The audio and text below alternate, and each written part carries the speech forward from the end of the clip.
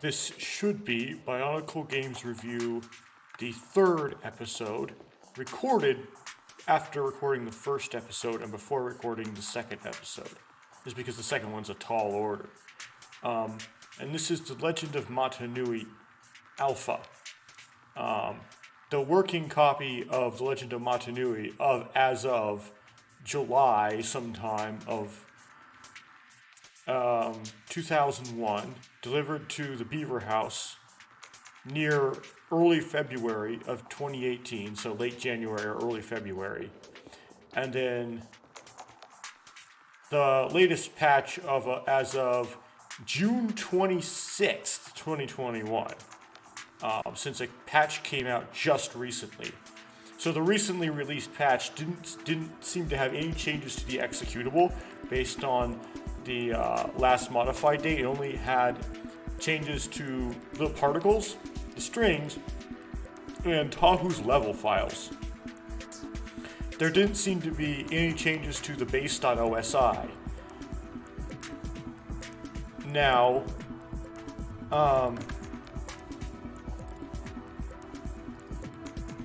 the Tahu's level still does not work as of last time I tried to record this game. So, there was no change. So the changes made to Tahu's level. Sirius the Shmoo group. Okay. So you need a program like okay. Cool. I'm just looking up what the OSI file type. So I'm still going to have to do an OSI file swap with version 0.007 to make Tahu's level still function. It's likely that the cutscene at the beginning of the level is what causes it to crash.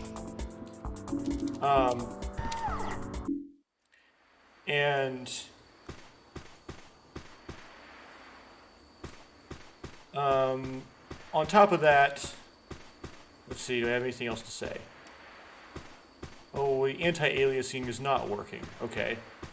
It just kind of decides to work or not work randomly. It makes me want to close the game and reopen it, but I won't, so this will remain authentic. Scattered throughout Mata Nui are tokens like these. These tokens are invisible to all creatures on Mata Nui except the Toa. Collecting tokens will unlock secret areas, so collect as many as you can. So, like I often say, there are no secret areas unlocked by tokens. They are required to unlock the boss, and in the beta, they will be extended in functionality to be required to move past the village. So they're not for secrets, they're actually required for game advancement.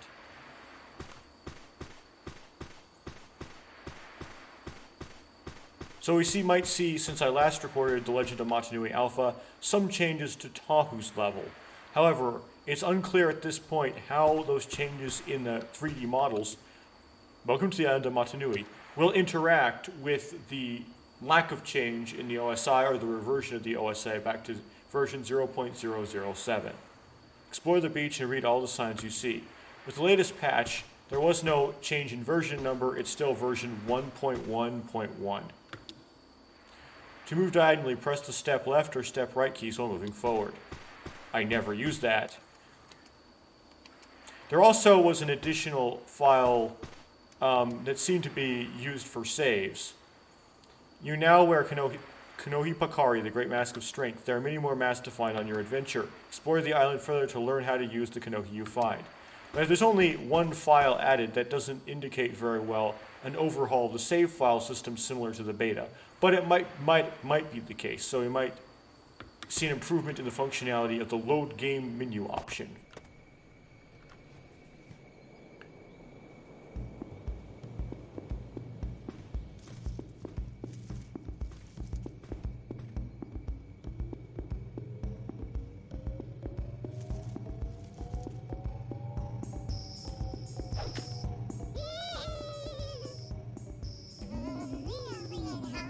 Please, put me down. What are you?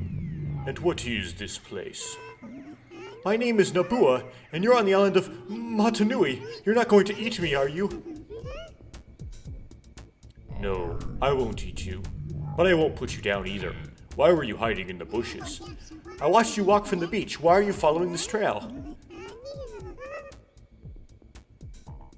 Finally puts him down. I don't know. I feel like I must walk in this direction. There is something I must do. What?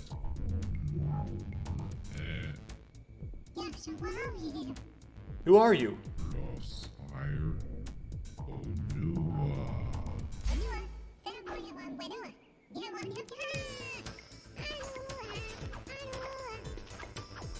I didn't talk over that because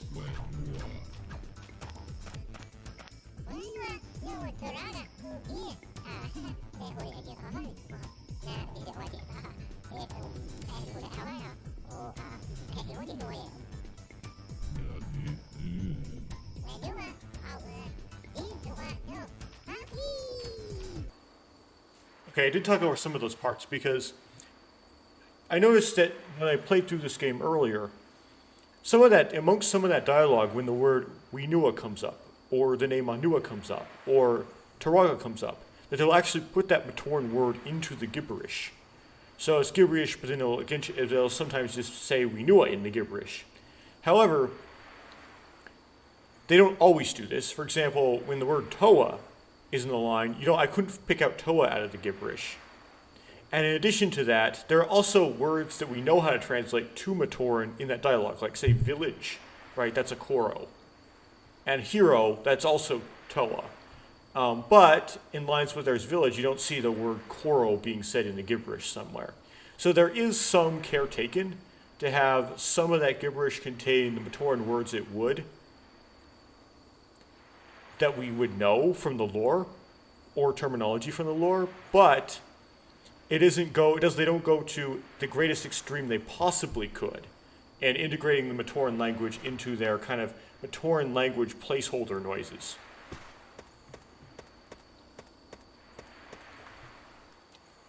Stop moving and press the jump button for a standing jump. Press the jump button while running for a longer jump. This is going to be about tokens again. It's going throughout my... Okay. So I managed to get this game to run at 1080p. But even though the game, like the 3D models are rendered at 1080p, those icons like the one that shows how many tokens you have, the one that shows how much health and energy you have, the one up here later on the lower left, that's what mask you have wearing and have activated and the one on the right which shows your weapon or elemental power. Those four things don't scale up. So they stick up the same amount of pixels as always. So at 1080p, which is a much more modern resolution than in 2000 and 2001 when this game was developed, those are very small on the screen. And if you were to game at 4K, they would probably be twice as small. If twice as small is a phrase that makes sense. Unlock the powerful elemental energies each Toa commands. You must find glyphs like this one. The first glyph gives you the power to throw powerful balls of energy. Use this power to heal creatures wearing an infected mask or creatures who have fallen under the influence of Makuta. Learn more about glyphs in the underground village of Onukoro. So, right before today, when my launcher installer informed me that there was a new patch for the alpha, I tried to do this very record I'm trying to do now and record the alpha. The problem, except I encountered various issues that made the recording somewhat of low quality and awkward. With that note, let me check the awkwardness. Okay, that's good. There would have been a small pause in the visual there for me doing that. One of which was, it was really crashy today. So I really don't have, and the new patch didn't do any changes to Onua's level. So I expect it to be very crashy still today as well. In fact, the Nui Jaga fight room was crashing, and the boss did not seem like it was completable. Even though nominally Onua's boss is completable in the alpha. So I'm anticipating having some serious issues later on in this level. I mean, I'm not looking forward to it. So this is going to be somewhat of a dumpster fire, but I'll try to make it as smooth as I possibly can, which isn't very smooth, as I'm not very skilled at this. So The Legend of Motunui was a game that was commissioned of Saphire by the LEGO Group that was designed to be the primary story medium for BIONICLE in 2001. At least by LEGO internally. Warning, bottomless pit. Some areas are too big to jump across. Look for platforms or find another route.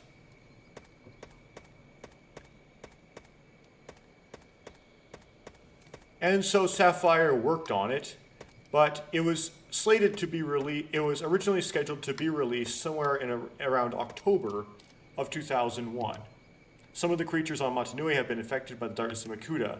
Marked by glowing red, these aggressive beasts can be healed with your elemental powers. Select your energy ball power and heal the creatures on the nearby ledge. The controls to select your elemental power are E and R on your keyboard. And you can remember that because WASD is in the middle, and E and R are to the right of WASD. The icon, such as that green ball on the bottom by that DG Voodoo watermark, is on the lower right corner of the screen, whereas Q and Tab cycle through the masks. Those appear on the lower left corner of the screen, and Q and Tab are to the left of the W and the WASD subset. And I have a nice keyboard that has raised bumps on my WASD. And this game is best, the alpha is best played with your hand on the WASD for movement as opposed to the arrow keys, despite the arrow keys also working.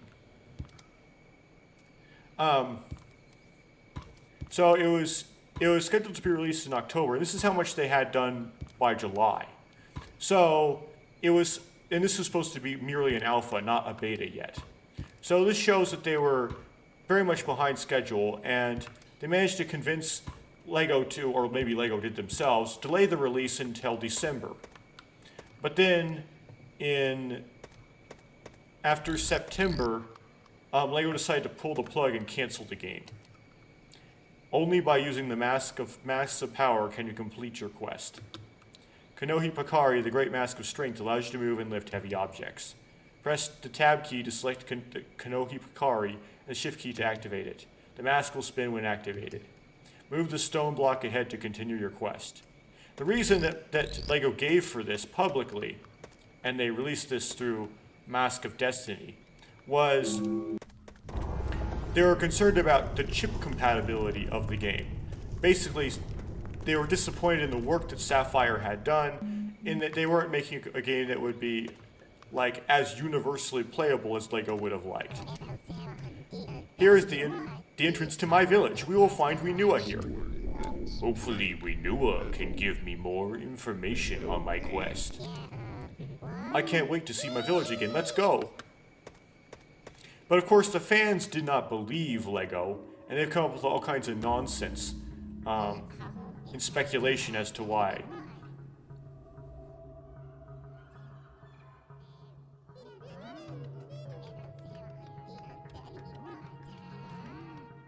I do know that the game does run perfectly fine on versions of Windows before Windows 10 on Intel embedded graphics.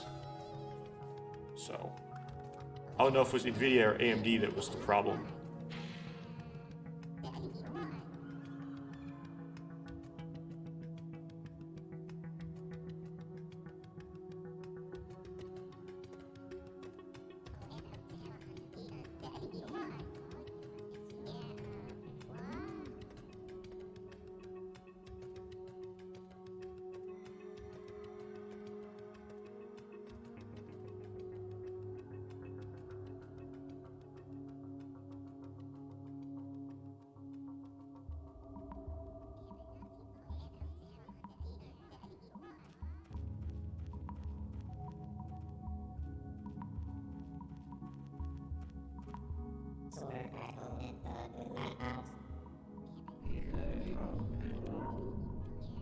In no pain.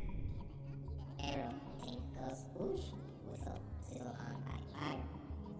Asphalt mess on ground is thud. Lightwood. Where would you draw this? Asphalt mess on ground with thud. Lightwood. Window game break. Sword hits. Thud with light out.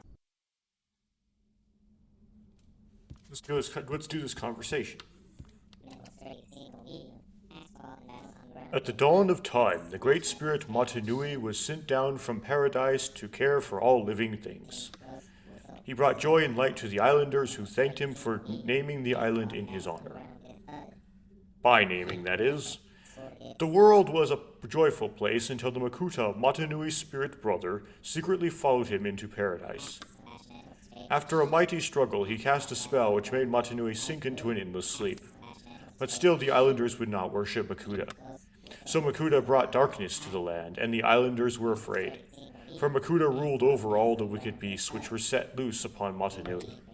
While Motunui slept, the islanders' powers and skills were weakened by Makuta's dark powers.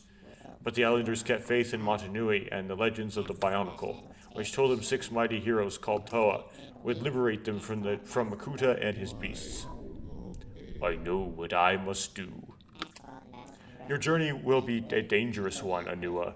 You must first learn as much as you can in order to prepare for your quest.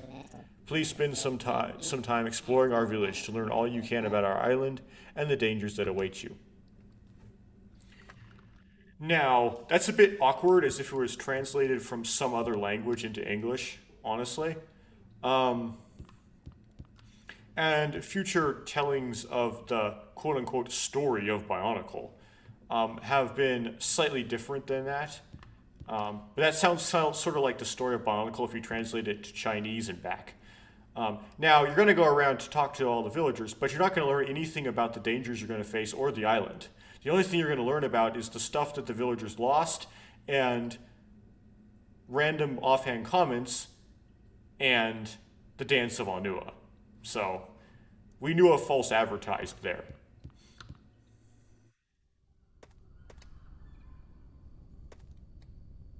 So anyway, this game was canceled in October.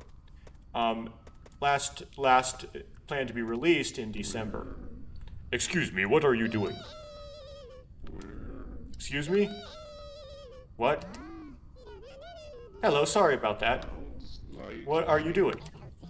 I am performing the dance of Onua. The dance of Onua? I am Onua. Then you should know this. I don't remember dancing very much. Can you show me? Sure, just do this.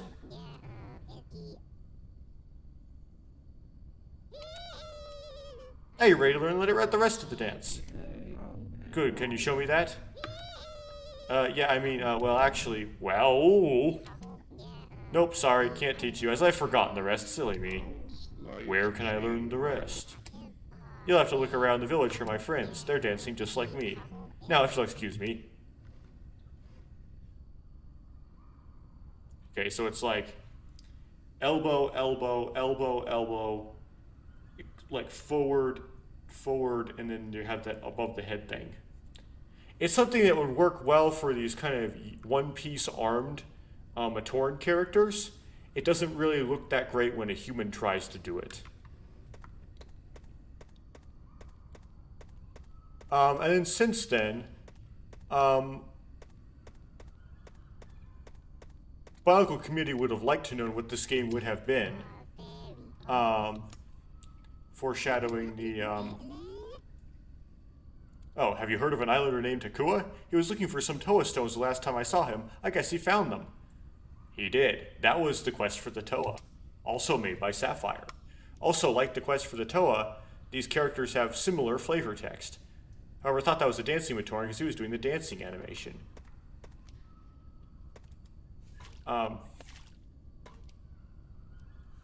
And since then, the only thing the fans got about the nature of the gameplay of this game and what story it would tell. I have lots of digging to do. Too bad I lost my miner's pick. Excuse me. It would be done by now if I hadn't lost it. Do you think you could help me out? Well, I don't have a miner's pick, but I do have a light hash rate GPU. That would give you half the performance. Okay. It is a dancer? So it's like being a Toa. Nope. The only thing the fans had about this game was some YouTube videos uploaded by a user named Deepbrick. Have you seen Dolly Wally? Who is Dolly Wally? My pet bug. I've been looking all over for him. Can you help me find him? I'll see what I can do. Thanks. Come back and speak to me when you find him.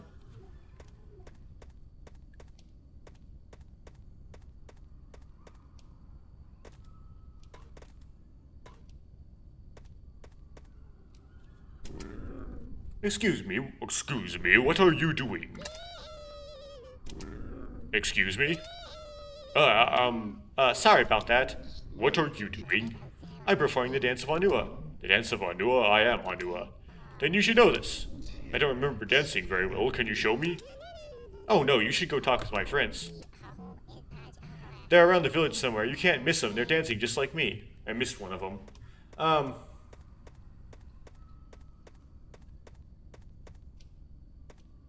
This guy. We really protect us from the Rahi. And what was depicted in Deepbrick's videos was what would be later known as the beta.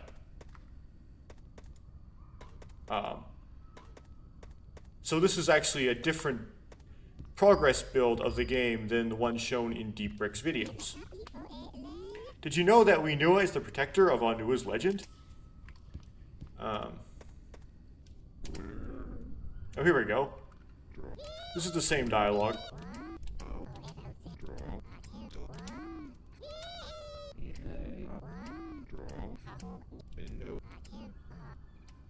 They find the third villager. And that was until somewhere before February 11th of 2018, somebody who got their hands on this somehow, gave the Biomedia Project / the Beaver House /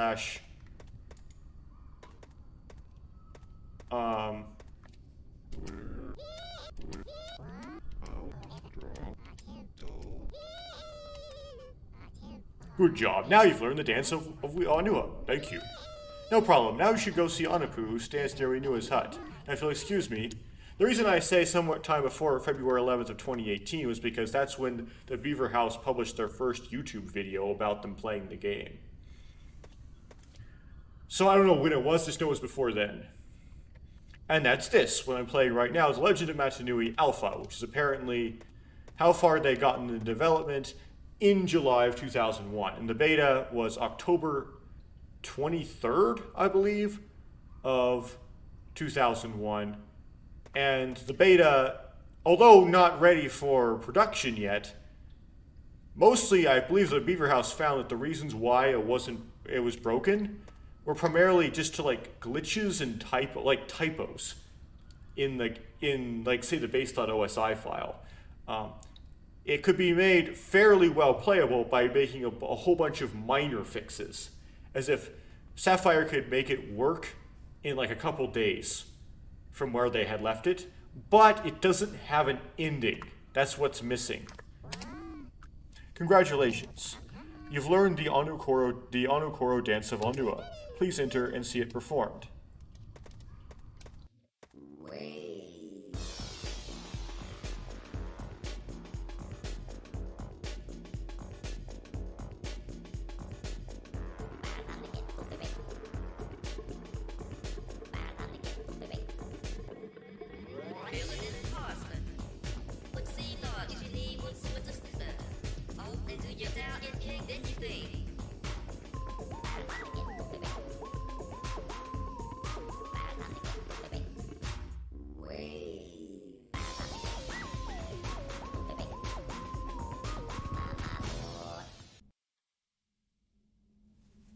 And this will unlock more Onua dialogue.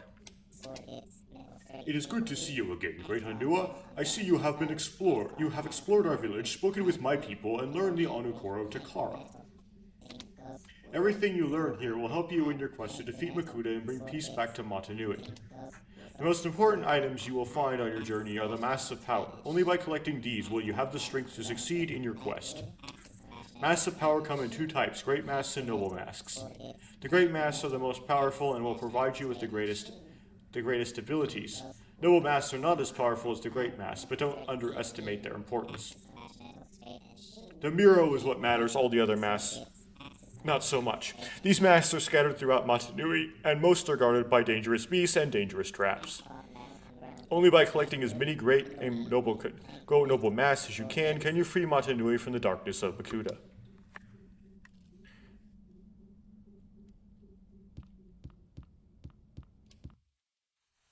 I believe someone asked Greg about this, Greg Farshti on BZ Power about this at one point, and Greg said that this game was supposed to feature, towards its end, a Shadow Toa fight. But, according to some word of mouth, he said, she said, that they said that he, whatever, ledge grabbing tutorial, when hanging from the ledge, move forward to stand up. You can also let go of the ledge by moving backwards. That Saphire really had no idea or no plans on figuring out what the ending of the game would be beyond what we're going to call what was going to be known as level 7, or the platforming challenges towards the end of the game, as it sits in the beta version. And so they really, as far as Saphire knew, they didn't know what they were going to do at the end. And this game was supposed to be the primary way of telling the story of the Toa specifically, but it wouldn't have told that story. And as you play this game, you'll tend to find that what Saphire made wasn't really a story game, meant to tell a canonical story. It was like an adventure game, meant to just be an adventure game. And its structure is governed more by gameplay mechanics reasons than it is by 16. Make sure I keep track of how many tokens I have, just in case I have to do like a warp. More so than it is about telling the story. There's a lot of elements in here that, with our current knowledge of the BIONICLE story, would be considered non-canon. We don't know if this game being released would cause them to be retconned into canon awkwardly or not, but they pretty blatantly disagree with other 2001 story mediums depictions, or the Word of God, or like later pieces of media that are more heavily regarded by the fandom as correct sources of media, like the Style Guide. Just a caveat on the Style Guide, though, it might have been that the Style Guide wasn't written until 2003, so it might have been that Templar was able to influence the Style Guide to actually have, not like that the developers made Greg write in there, but because Templar put that Vortex Makuta fight in Monog, it ended up in the Style Guide. You must remember, Great Onua, that the code of honor that guides the actions of all Toa.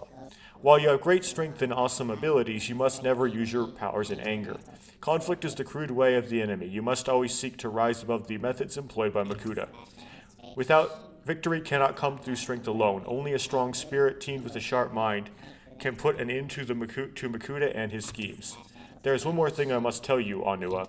The other Toa have arrived on Motunui as well. Only by combining forces with your fellow Toa can you hope to end Makuta's dark reign. Remember, together, you are strong. Good luck on your quest, Onua. I will now open the door that leads to the tunnels outside our village. Our hopes go with you. Yeah. And usually in BIONICLE media, there would be more emphasis on, say, the 3 virtues on a dialogue like that. So that dialogue is kind of like the right flavor, but not using the right exact words that would be used. Again, as if it was like translated into another language and back. Where is the miner?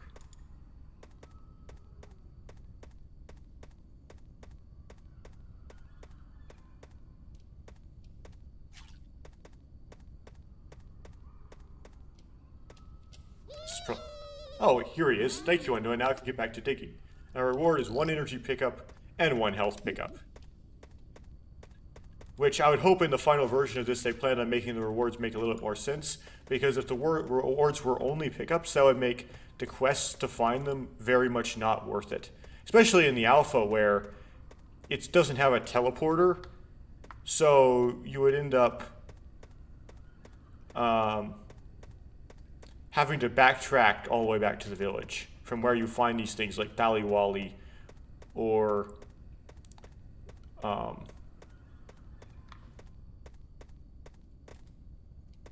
yeah, the exit is some sort of like obscure alcove you have to find.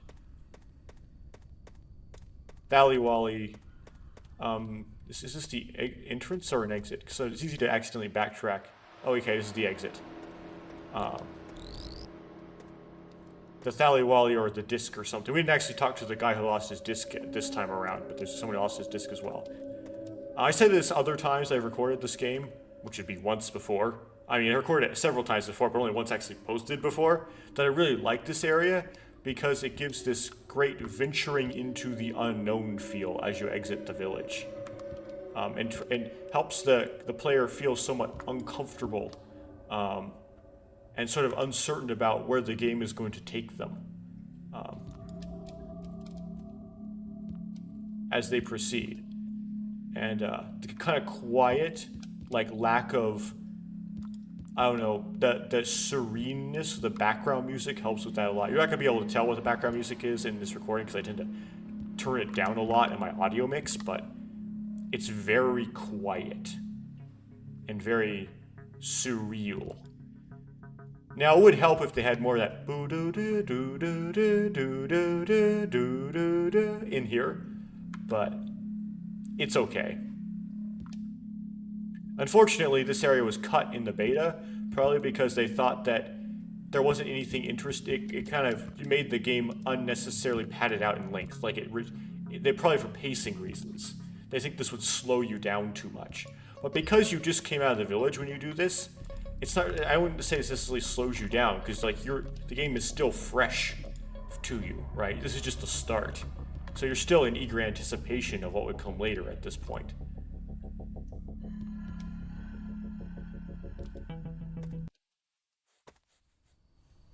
Okay, into the atrium.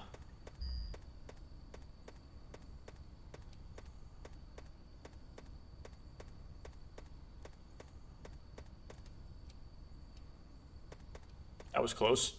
If you fall in, you have to climb back out in a specific place. There's a hidden underwater ramp. So don't fall in. Let's talk to Kapura. And he has his Minogue design here, which suggests because Kapura's set design differs from his design of Minogue, that Minogue got his design not from the set, but from early models from Legend of Matanui. As well as the designs for the villages in Minogue were taken from the 3D models that Saphire was using for the Legend of Matanui that were available at the time they were making each of their programs. So the alpha, so that's why fans think that the versions of the villages shown in Legend of Matanui alpha greater resemble those shown in Minogue than the ones in the beta. I am Kapura. Are you the Makuta? And Kapura is always like this. I am Onua, but I seek the Makuta. Do you know where I might find it? Veikama says the Makuta is everywhere, but it is hard to find. You must be one of those who fell from the sky. Veikama said you would come. What are you doing here? I am walking. Veikama says that even though I walk slowly, I may be faster than all the other islanders. Jealous says I am being silly. Who are Veikama and Jaller? Veikama is the Traga of Takoro village, and Jella sits at the right hand of Veikama during the dance of Tahu. I see. Where are you headed? Matanui is a large place. I would like to see all of it. Good luck on your travels, brave Kapura. Goodbye, Onua. Well, Takua beat you to it.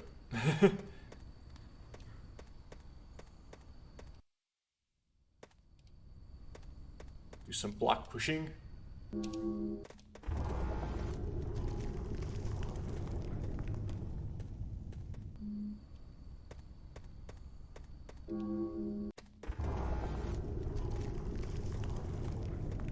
You use the shift key to activate a mask.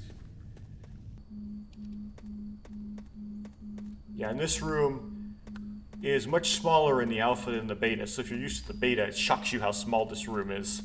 And if you use the alpha, it shocks you how big his room is when you play the beta. You have found the Kanohi Ruru, the noble mask of night vision. Before I even heard of this game, I did not memorize the Matoran names for the masks at all. I only knew like kind of the more meme-ish ones, like the Olmec was the mask of dimensional gates. The Calyx was the mask of fate, right? And some of the ones that are like the Avoki, the Hau, the Ignika, the Vahi, right? The big, most powerful or the most legendary of the masks. The Volatak, which I believe is the mask of stealth. Why did I go over here? I'm used to the beta. There's no point going over here yet in the alpha. That was a waste of time. Sorry. Got beta minded. Okay, let's go alpha direction. So, yeah, you see that there's platforms to go over here. You're like, why would you go over here? And you see there's a grappling hook up there, but that grappling hook is way too high to reach with your grappling hook, so you can't go over there. And so the only place you can go is direction you can go is this way. It hopes that somewhere along this way you find a place that extends where your grappling hook can be made longer.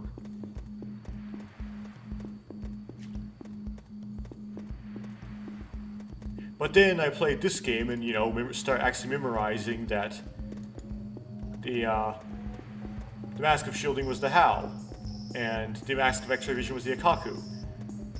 Well, I knew that the Levitation was the Miru because of LJ, but the Speed was the Kakama, Strength was the Pakari, and Water Breathing was the... Okay, everyone knew the Cow. Toa Onua can dig through some types of earth.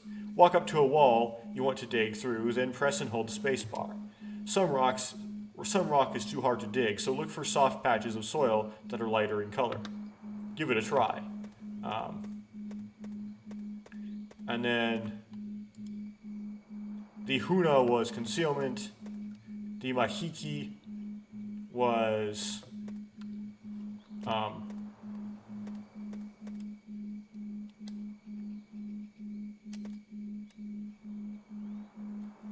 was illusion. The Rao was translation. The Ruru was night vision.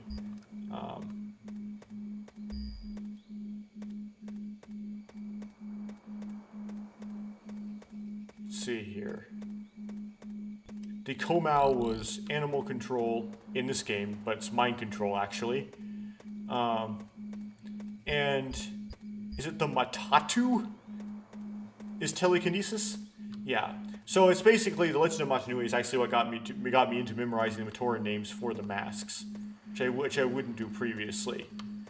For that, I think I know what a Seletu is. That's the telepathy mask, infamous for being a half and half ugly mask, as depicted in 2006, which gave very BIONICLE design language like masks. Now, will you crash? It crashed this morning. What was really afternoon at that time? Will it crash now? Please don't crash. Ah. Hooey.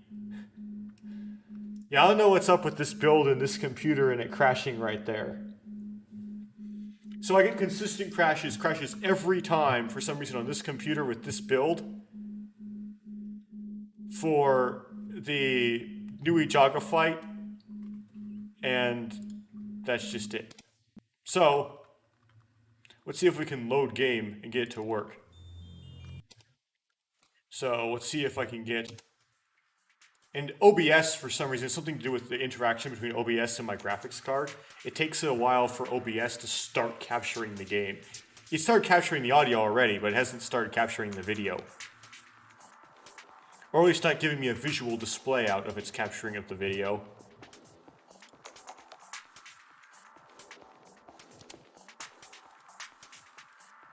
Oh, come on. There we go. Now let's go. Hope this works. Phew.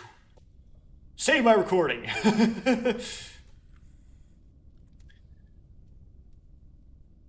That makes things go a lot smoother than last time.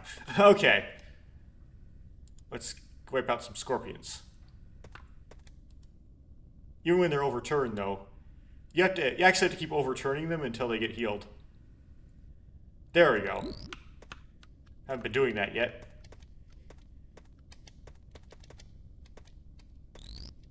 Otherwise, this will stay upside down, and like, if you walk on them, you take damage. However, a glitch happened when I loaded game. It increased the depiction of the size of my cache for energy and health up to 5, but it doesn't actually let me get those 4th and 5th health points. It just increases the graphic.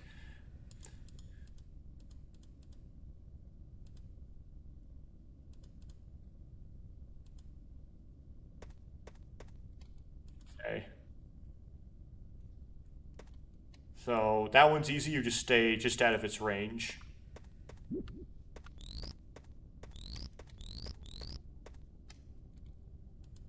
This one.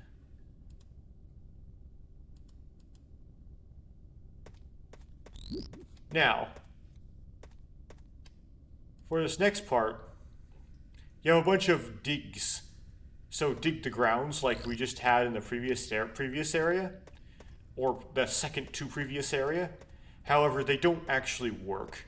So if I were to try to dig through this using the digging mechanic, which by the way is hold the W or forward key while pressing space, that's a control scheme for it, the game would just crash. So I know for certain it will crash. Just trust me. I don't need to show you. It'll crash. Sometimes you can clip through it by kind of jumping at it some weird angle. I'm just going to use the debug menu to go through it. So this is the first time I'm going to cheat in order to do something. It's just because it's not possible to do it because the game isn't finished and there is bugs. So to use the debug camera, we press the insert or 0 key on the numpad. We then use the arrow keys on the numpad to move the camera.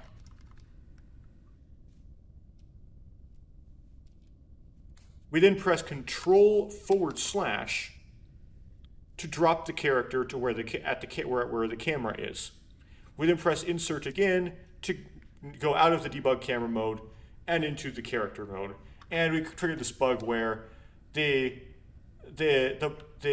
energy and health meter is in some sort of state of halfway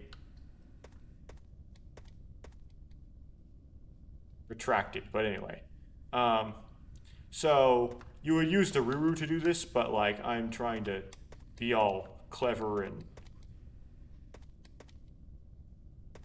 do it without using the Ruru, and I failed. I went in a circle.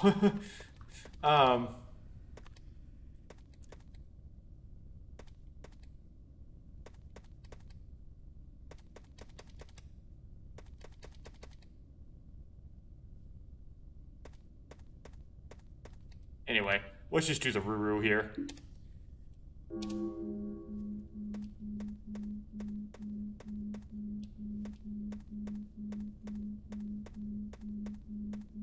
I would not make a very good blind person. Okay. You can use the distance the reticle is away from you because the reticle stops at walls to be able to track your way through there. Okay, then we're gonna have to. Now here we're gonna have to activate Ruru before doing the debug camera thing, because otherwise I'm going to be debug cameraing into a blackness. Okay. And then here you can follow the energy pickups if you run out of Ruru. So let's go through this door.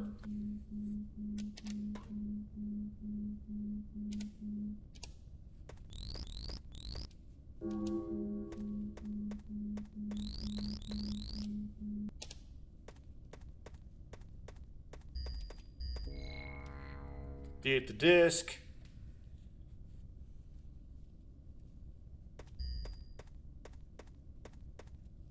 And let's debug through this door.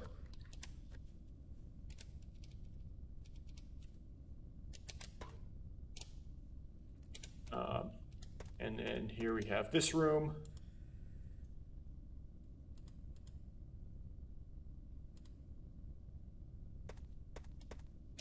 in which there's one little scorpion.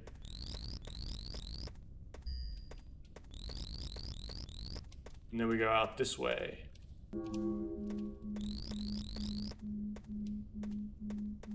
Going to the end here. The debug menu through this dig. Oops. And we talk to this Matoran. Thank you for saving me. I thought I was Nui Jaga food. Why? No problem, little one. As a reward for saving me, I will teach you how to shoot farther with your claw. See you around. Debug menu back through. Or debug camera back through. There we go this way. And that gets us out of the maze.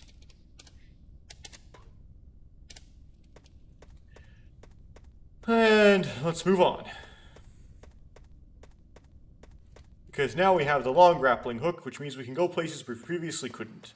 One of those places being up this wall here to our right.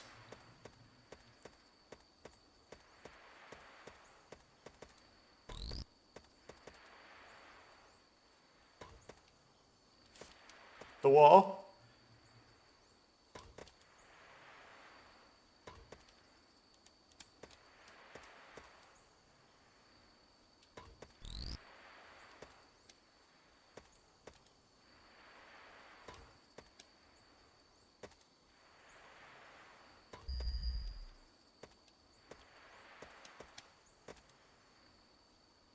That jump is near impossible in the beta, but can be done in the alpha.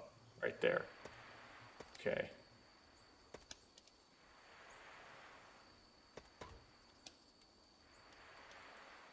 Let's try to grapple. Yep, I got the long grapple. Sometimes that will glitch out on me. Especially if you warp. If you warp to the Nui Jaga fight, that can glitch on you and you don't actually get the long grapple. That's happened to me. Okay, keep going.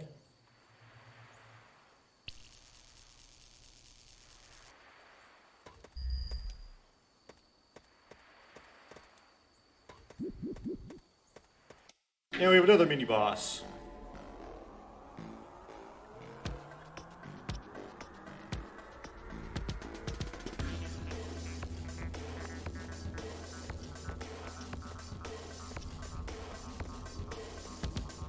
Don't get too close to it, just throw balls at it from a distance and stay at its range. I lost 1 health due to not being completely out of its range. And that's it. Oh, I walked into his last ammo. Great.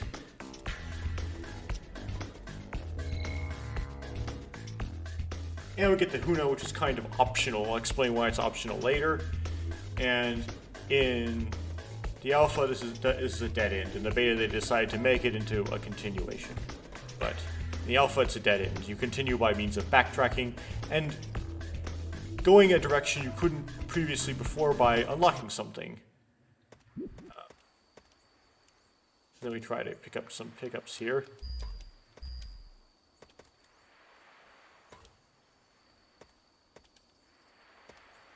You don't need absolutely every last one of them. Should be fine.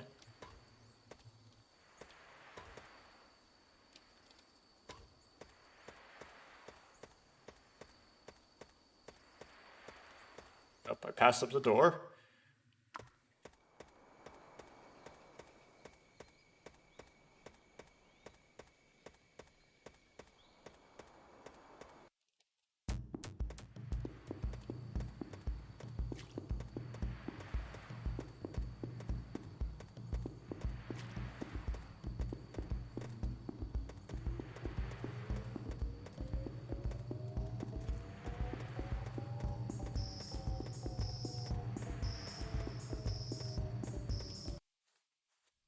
Now we're back at the atrium.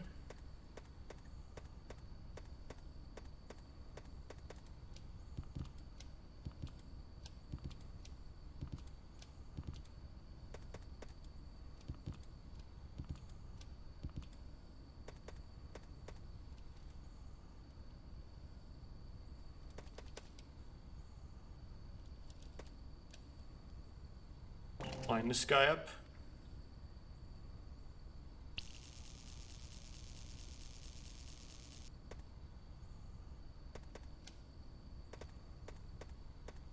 Health, actually can take some health. For some reason it gives me 4 energy even though I couldn't, I don't know, maybe it's because that was a respawn or something. Found the Thaliwali.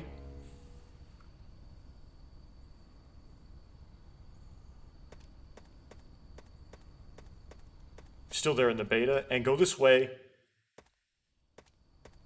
which leads to this room.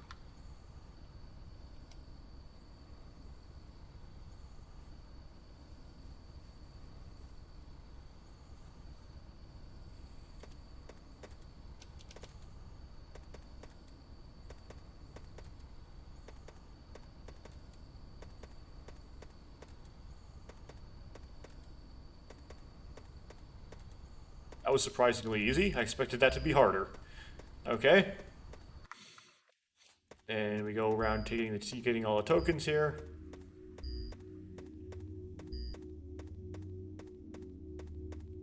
Already over 60 tokens. Means we don't have to go out of our way probably to get extra ones. Because you need a certain amount of tokens. I forget how many exactly in the alpha. I think it's 50 in the beta to get into the boss. Well done, mighty Onua. You have overcome many obstacles, yet even greater challenges await. Explore the secrets behind the doors that ring this chamber. Only by solving the riddle of each can you unlock the door to the Makuta Nui, a massive earth elemental created by Makuta to slow your progress. Once you've outsmarted this creature, a powerful artifact, the Makoki Stone, will be yours. Good luck. So we have... That's the way we came in. Let's see here, there should only be one open door, not multiple. If multiple are open, that's going to probably cause a crash later. It's a bad sign. Okay, good. Let's go in the only open door.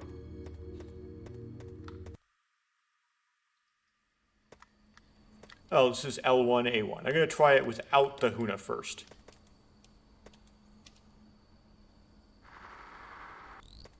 It takes some skills to do this without the Huna.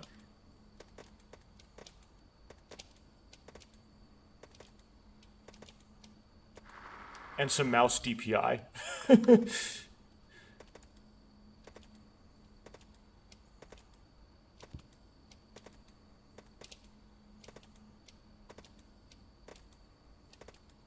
It's even worse in the beta because a bat attacks you right at the end. Okay.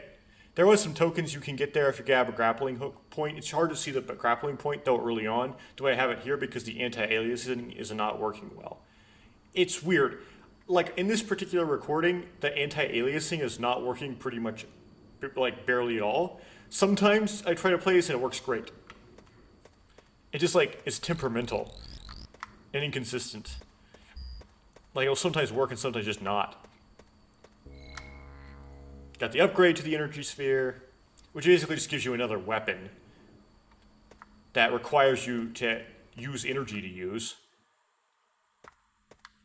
Into the Ruru room. There's nothing to the left. Goes to a platform with nothing on it. So we're going to go to the right. I mean, there's nothing to the right. Sorry, and we got my right and my left mixed up. There's nothing to the right, so we're just going to go left. Matau does not approve.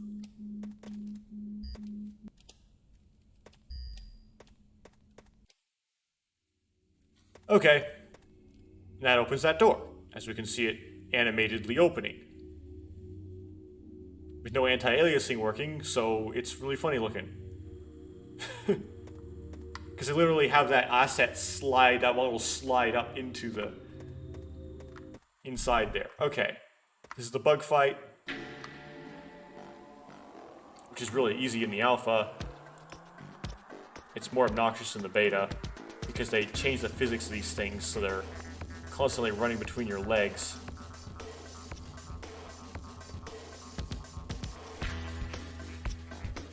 At least they don't disappear behind the aliasing.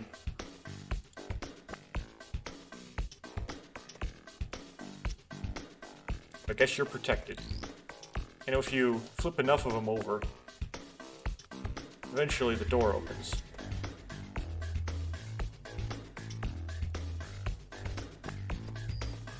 It opens a little bit more and a little bit more with each one you flip. And if you flip enough of them, then eventually it's all the way open.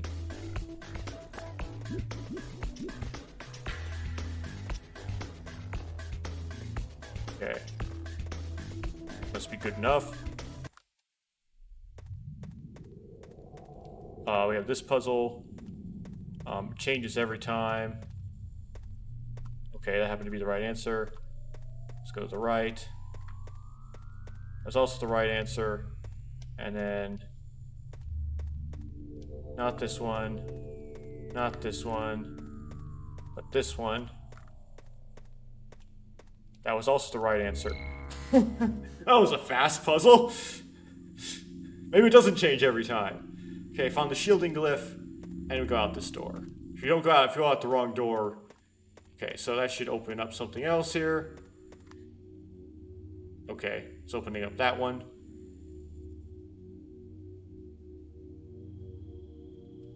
Let's grab some energy off the top here and then go in it. Oops.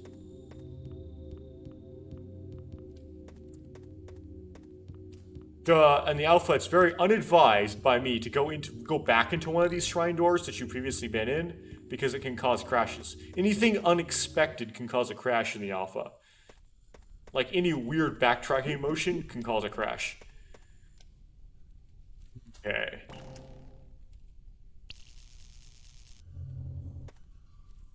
This is the earthquake challenge, I presume, too. You pass this, you earn the right to the earthquake glyph. If you stay on these too long, they will shake and fall down. That's the idea.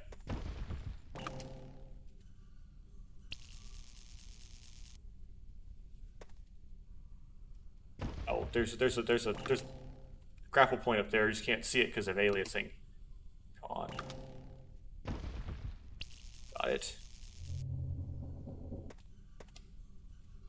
Get you. And right on there. Good. That's a checkpoint. There are grapple points up there, but they aren't really that useful. But you can use grapple points to do this if you want to. I just jump.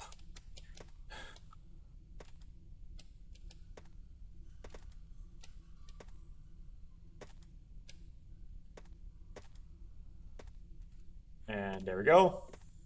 That's way more obnoxious in the beta because there's bats, but there aren't obnoxious bats in the alpha, so we're good. Now we got the earthquake glyph. And that should be all the glyphs.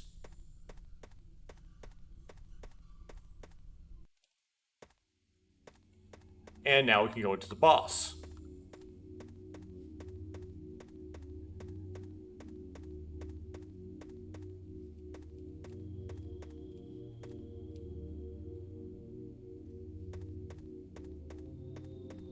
The door's closed now. Okay, I mean, we have all the glyphs, right? Yeah, okay. So let's queue up Earthquake and hit it.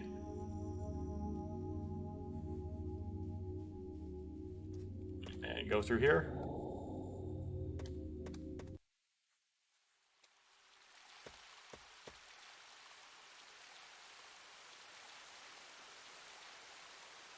Now, sometimes the boss just doesn't work. Don't know what causes that to happen. Usually it happens when you warp into the boss, and when you... Well... It crashed.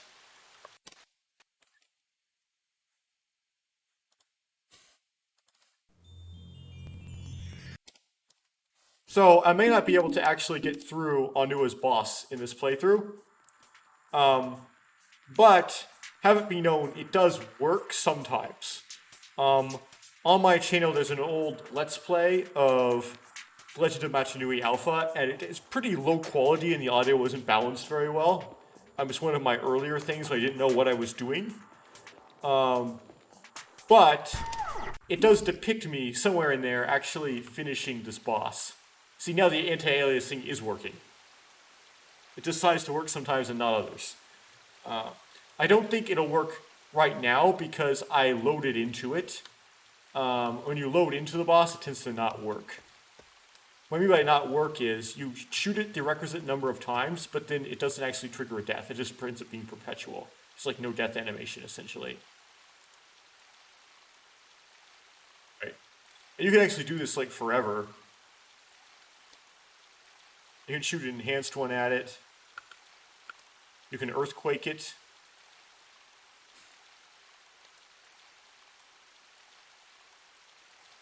So you just give it a whole bunch of guff, and it doesn't matter. It just will just take all of it and never die, basically.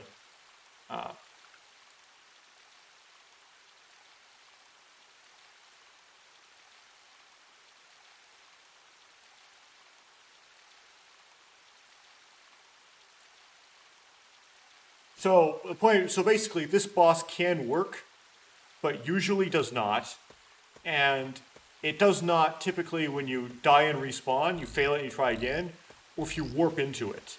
Because I got into this by loading up a save file, it's likely not going to work either. I'll play it for a few minutes and see if the death animation happens, but unlikely that it will happen. So if it doesn't happen, I'll just move on to Gali's level and leave this behind. Because I don't really feel like I'm obligated to do it if it's like broken. You know what I mean? It's like, I have to get lucky with it and so on. But if you want to see it be completed, there is an old video on my channel where it is completed at the end of the video. And it's also completed on one of the Beaver House's long plays. I don't know which one, but there is one where they actually do it.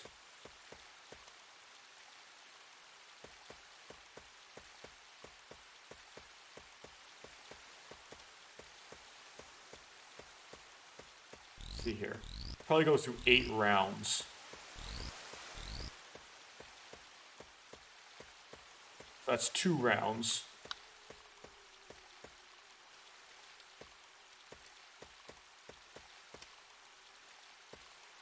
Okay, it's a 3rd round. Okay. Shoot it once at the beginning of each of the pop-ups 8 times is what I'm going to do and see if that does anything. And if it is going to do something before the death, there is actually like a precursor. It's like a pre-death animation. Oops, I missed my opportunity on that one.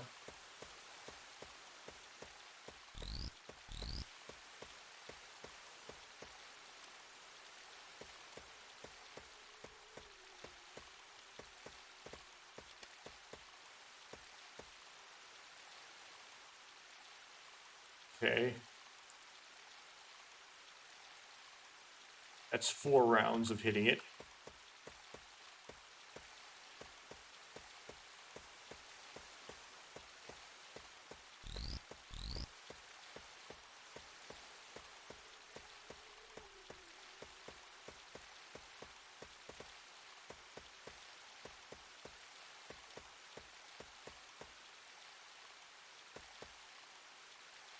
There's 5. Oh, nope, still 4.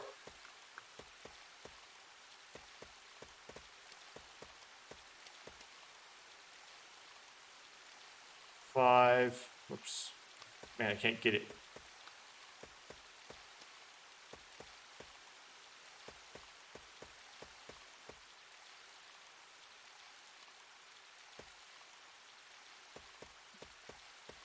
Okay, this is interesting. I'm unable to get it now. Let's try this.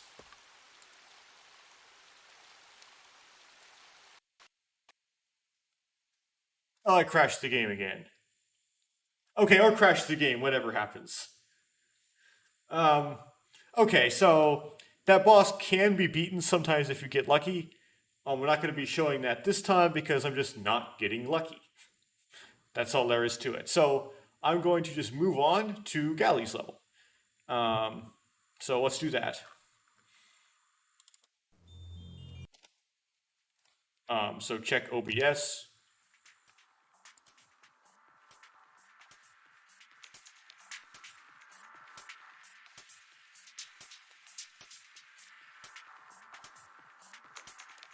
I'm waiting. I don't know what's recording now. I don't know if it's recording the menu or it's recording a black screen.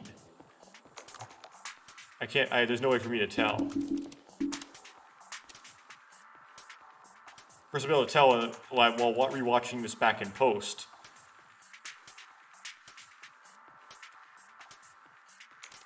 There we go. Okay. Let's go. That background got a little messed up.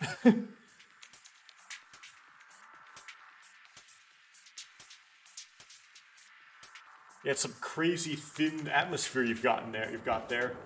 There we go, there's some atmosphere.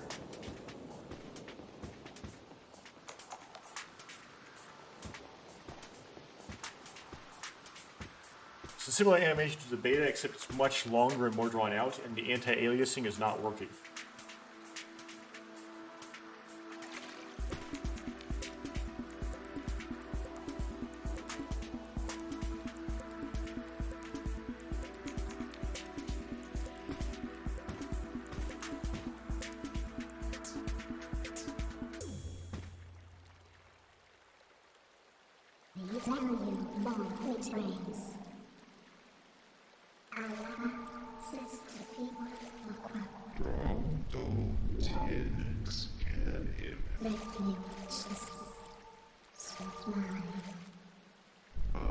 Light chain rattle.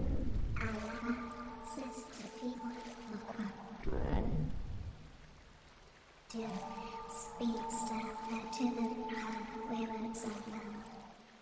Window pane.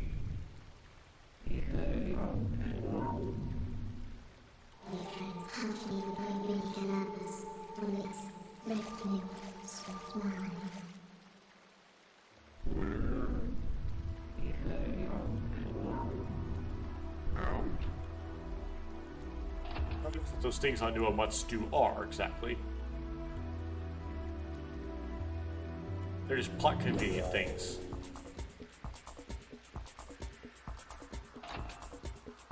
Where would you draw?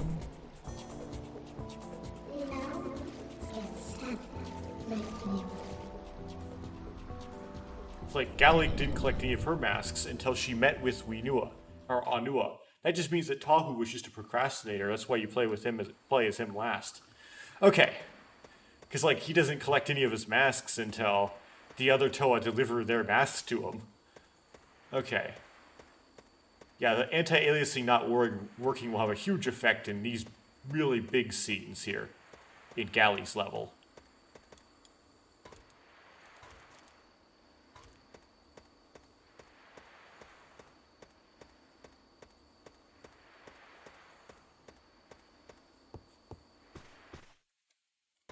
This level's very time consuming, so I'm going to be kind of rushing through it in an attempt to make it less time consuming. It's going to be a lot of walking.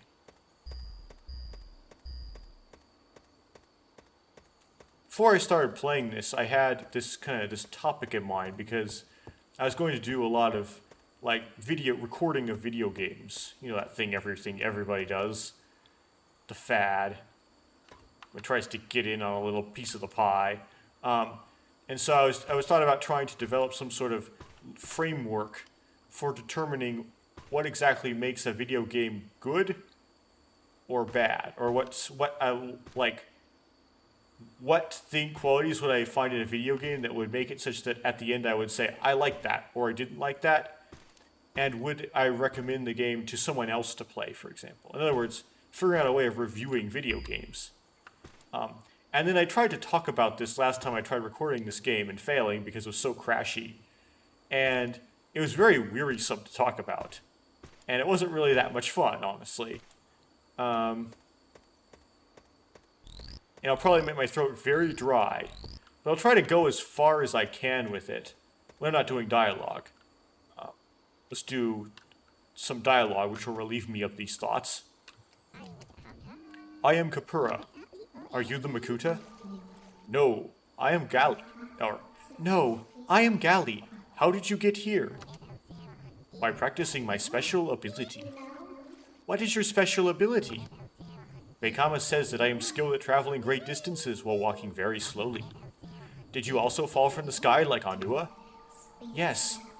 I am also looking for the Makuta to put an end to his dark reign once and for all.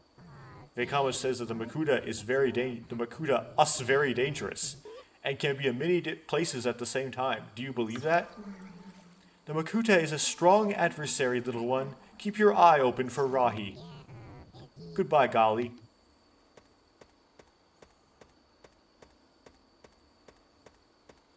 Okay, let's keep going. Getting's here.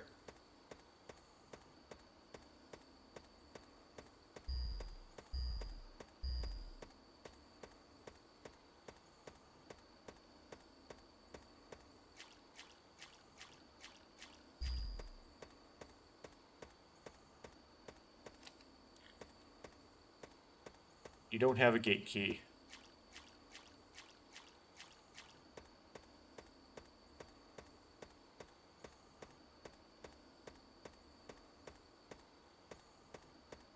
No fall damage in this game, so I can just do this. You found the missing Gakuro Gate Stone. I wasted some time doing stuff in the not the most optimal order. Okay.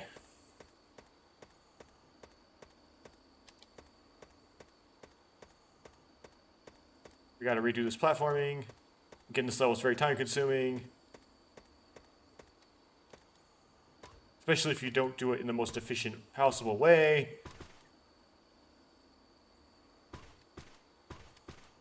Yeah, it's not as time consuming as Onua's level and doesn't have that dialogue you have to do. Because Onua has all that Dance of Onua stuff where you have to talk to the Matoran and talk to Whenua. But there's a lot of walking you have to do. It's like going for a hike. Good way to describe the beginning of this level is going for a hike. The end of this level, well, that shall not be described.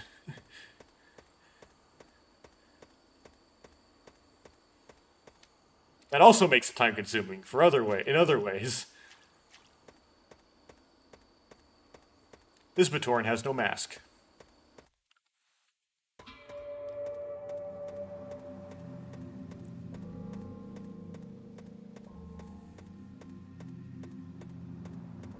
Lots of walking.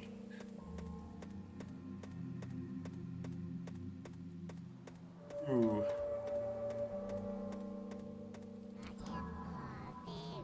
Did you know that Nokama's trident is made of the bones of the Makuta fish?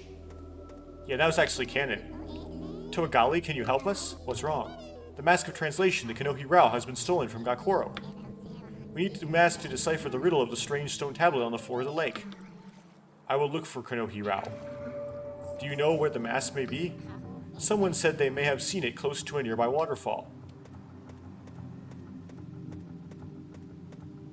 Yeah, we'll get there.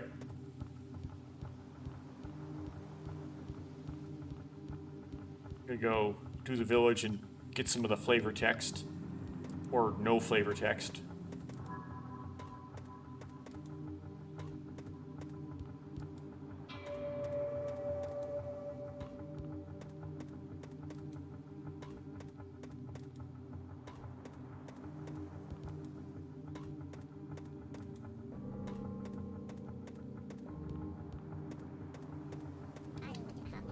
Have you seen the other Toa yet?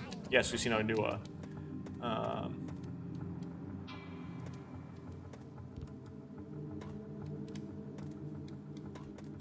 How do you get this? You don't. It's impossible.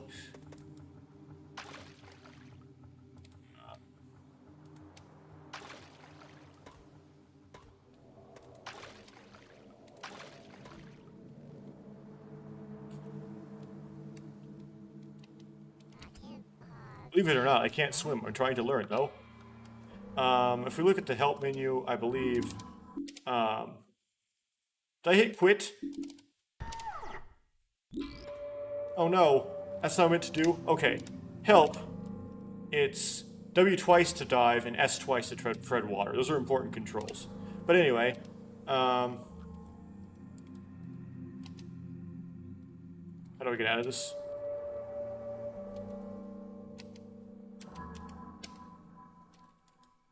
Oh, space to continue. I'm pressing space, it's not working.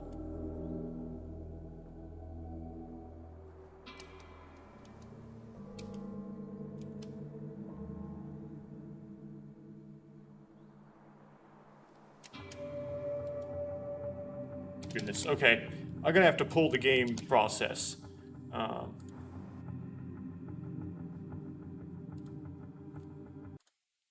So it's a bit annoying, but I'll have to do it.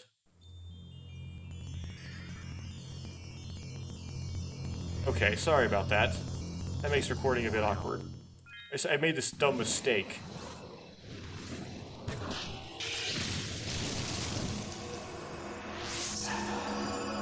Can I play?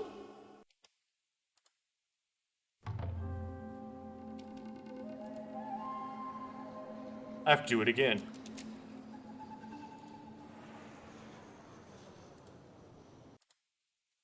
Okay. Let's try to run the game one more time. Okay, cool.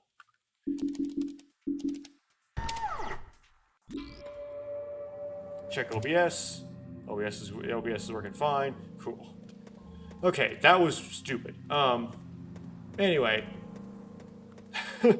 The, SS to tread water, WW to dive. That's the point. I have to do this all over again.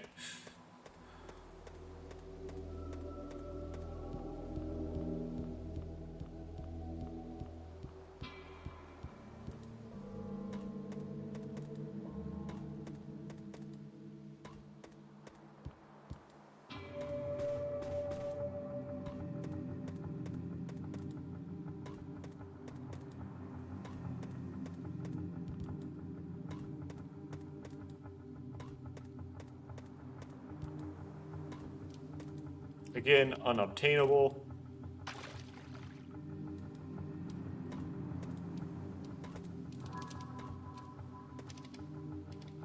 Oh, well, this is a problem.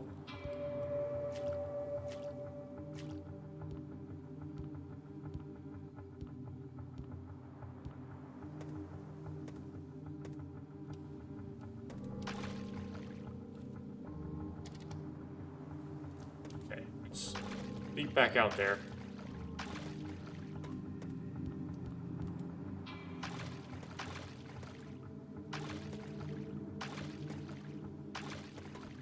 Okay. Let's look over here.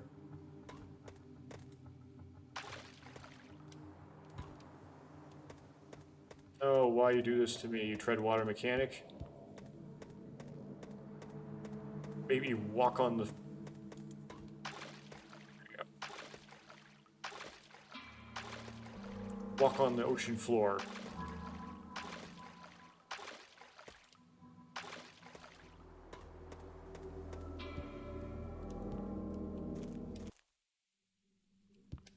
Okay, so Nokama's hut.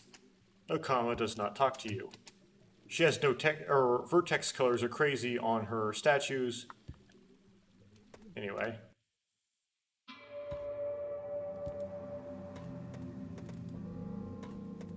Over here we have one who can't swim.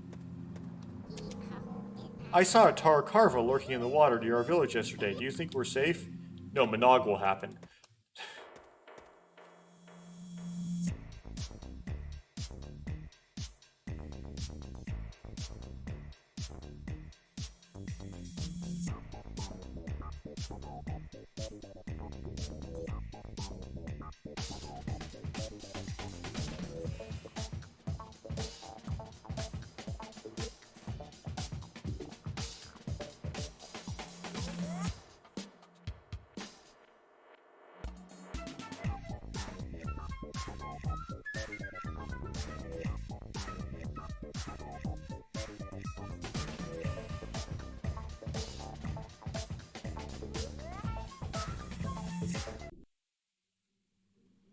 there's a little bit of a story in that, Takara.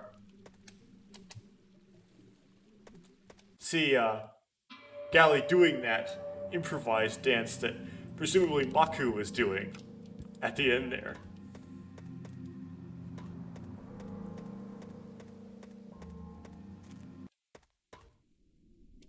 Accidentally went into the Takara pit. Okay.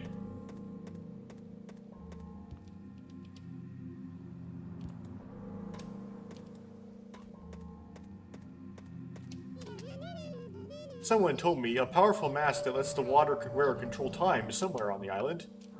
Yes, it's on Tahu's level.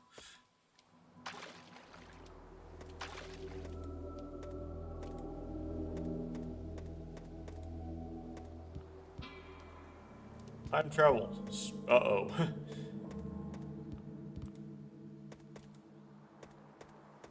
Didn't start with the pretext of that not existing from the start. It like let the door wide open. It didn't really turn out to be that much time travel, or if at all, in the final canonical BIONICLE story that we know.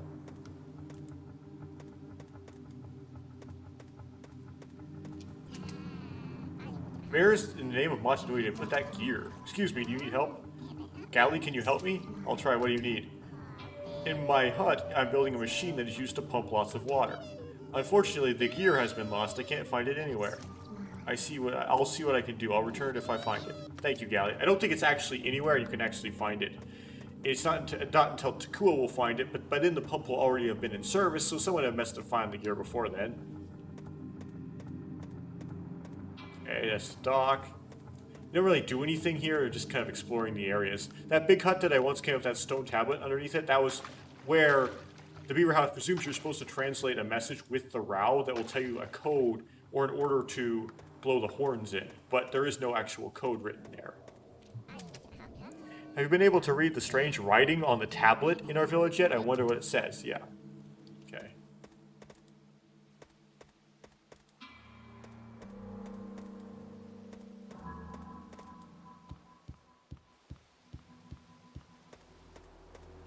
And we have Suva just kind of hovering. Can you help me, Great Gali? I'm an excellent disc thrower. Unfortunately, it seems I lost my throwing disc. If you find it and return it to me, I'll give you a reward. Okay, so that's that. Let's go get the grappling hook. So no tasks there, just exploring. Man,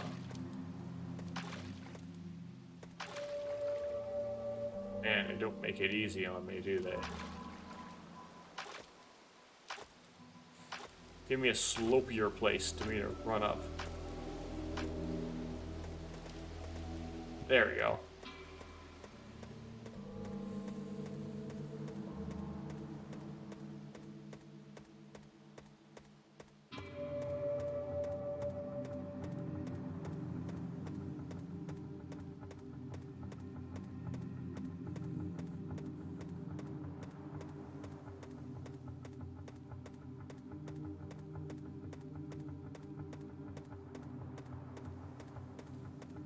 So while I'm taking this big long hike, I guess I'll keep discussing this. So I thought that there were three. I know something that like sometimes Matt Pat talks about. I haven't really looked into what he has to say about it, like at all. But there seems to me, at least from my observation, which is very little because I'm not actually into the video game culture very much, to be three main reasons why people play video games. One of them is not crashing of video games. Gee whiz. Well. And those three are life, liberty, and the pursuit of happiness. No. They are, I guess we would call it, like, social, achievement, and, well, stories. Right? Okay, here we go. It's recording now. We're gonna load. Okay, we just had to load in there.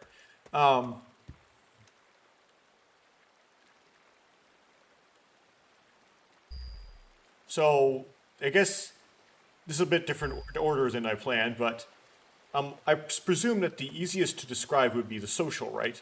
It's basically using a video game in place of a board game. Because what's more fun?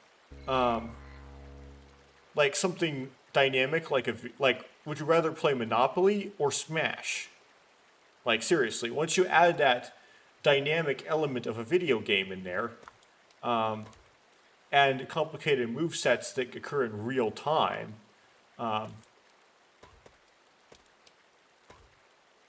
you come up with something that's just, I don't know. I don't know how else. I can't. I mean, you expect me to explain like why it's more fun, and fun is a very difficult thing to describe or understand, and so it's like I don't know why exactly you can make something so much more fun if you make it. Why that ceiling is so much higher. I don't want to hit any of these because they could cause the game to crash. I'm actually not sure if that's still the case or else they fixed that. Okay, it's... whoa. Okay, so now I have the grappling hook. So now I can go get the row. Take the long journey to go get the row. But it's much more fun if you can make something much more fun with the capabilities of a computer than you can with just cards and cardboard, right? So that's where games like Super Mario Party, Jackbox, Smash, Super Mario Kart, games where you play against TF2, Overwatch, Halo, and whatnot, right? Those competitive games. It just takes the place of what board games did. But they do allow you, did previously, they do allow you to do online multiplayer, which allows you to do them even when you can't meet up in person. Which makes it so that it's possible to make them take up more of your time because you can do it in more instances than the instances of you meeting in person. And also, a lot of these are sports games. You can compete against one another at how quickly you are at moving your fingers, and utilizing electronic games as opposed to how well you can move your whole body in sports. And so these cut into the appeal of sports. Both of them, appeal to your ability, wanting to beat your friends in some competitive, or just other people in a competitive real-time thing, using at least some of your body, at least using your fingers. And it's kind of unknown how, I haven't really seen the statistics on sports recently, how well the existence of video games is cutting into the necessity of sports for the competitive-minded person. It doesn't seem like it would cut in that much, because they don't really replace. If you liked sports, or would have liked sports, then you would continue to like sports, even if video games exist. After all, sports are much cheaper.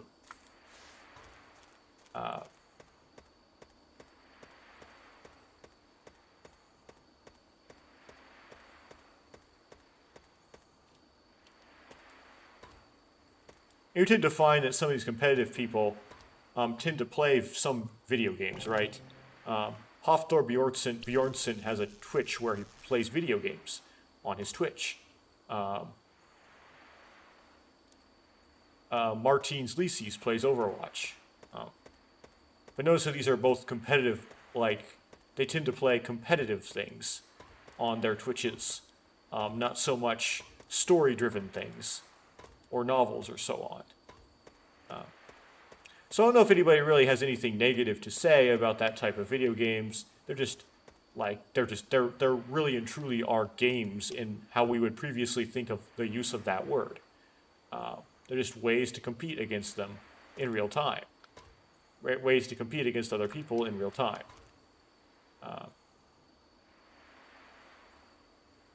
That's all really there is to it.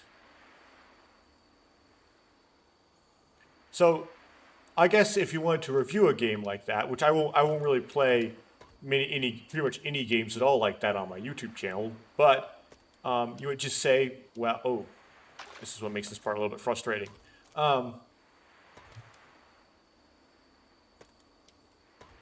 You would essentially try to review the rules set and the move set in the game, and what kind of skill ceiling it has, and how well, if you were to beat someone at that game, you would feel like you beat them fairly. Like, right. So how much the competition is a competition, and how well it appeals to your competitive nature. Wow, I got these out of sync. I guess I'll have to use that intermediate platform, which is put there just in case these things get out of sync. There we go. Nice little attention to detail by the game. Not nice how this part got dropped in the beta.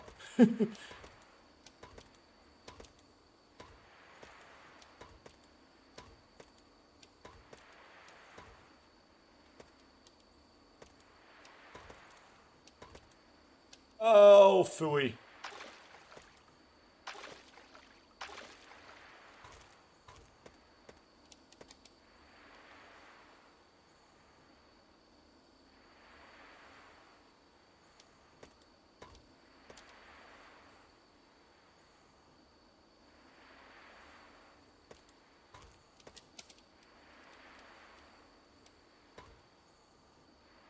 All this platform is useless.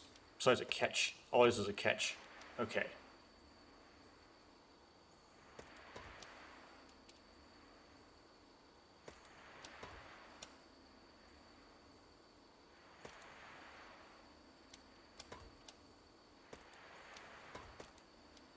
Just hope for the best.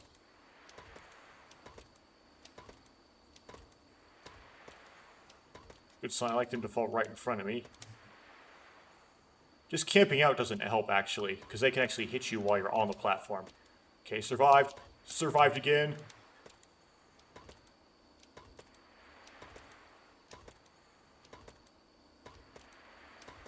Okay, third time's a charm.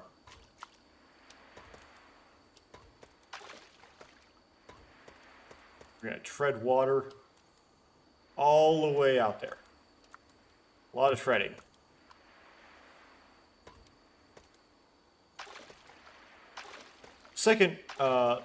So basically, I haven't really got here yet, but to review games that are supposed to appeal to you in the same way that, like, physical sports are supposed to appeal to you, you basically kind of review them on basically how well whatever fun they create imitates the fun of games or the fun of sports. Whatever makes sports fun.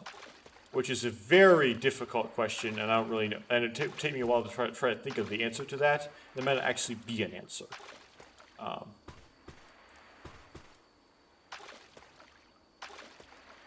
So, what other kind of reasons would you... So another one I mentioned is one called achievement. And this one, I only have a really negative and, I don't know what I would call it, grilling, harsh way of describing. It's a bit of a fun rant to do, so I guess I'll try to do the rant. I've done it before. I've done a slight variation on it. I got the row. When I did the Legends of Matanui beta for the first time. And that's in your real life, in your real world. You're trying to accomplish certain things so that you can make enough money to buy the things you want because you think those things are going to make you happier. Okay, so you try to work in the system that's generated by whatever country and society and culture you happen to live in to try to achieve some vague thing we describe sometimes as success, which is the ability to obtain everything you ever wanted that exists on the earth, or whatever. Right. This, like, quest for contentment, which, with the disregard for God, will be destined for failure, but whatever. As you go about this quest for contentment, that will be never ending and again destined for failure, you'll find that in order to the system does involve some irrationality of people and somewhat unpredictable, and you'll feel sort of like you can't win, and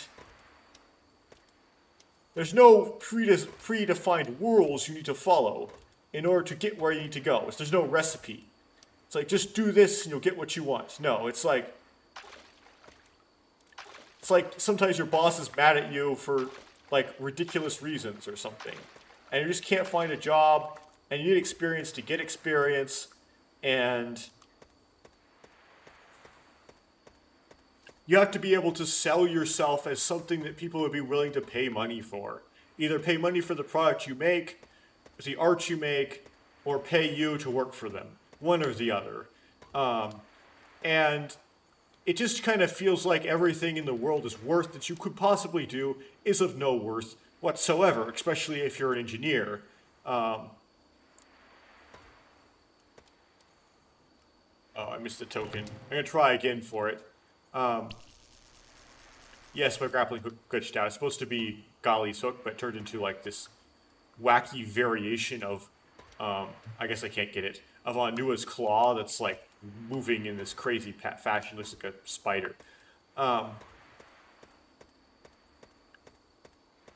And everything seems to be against you.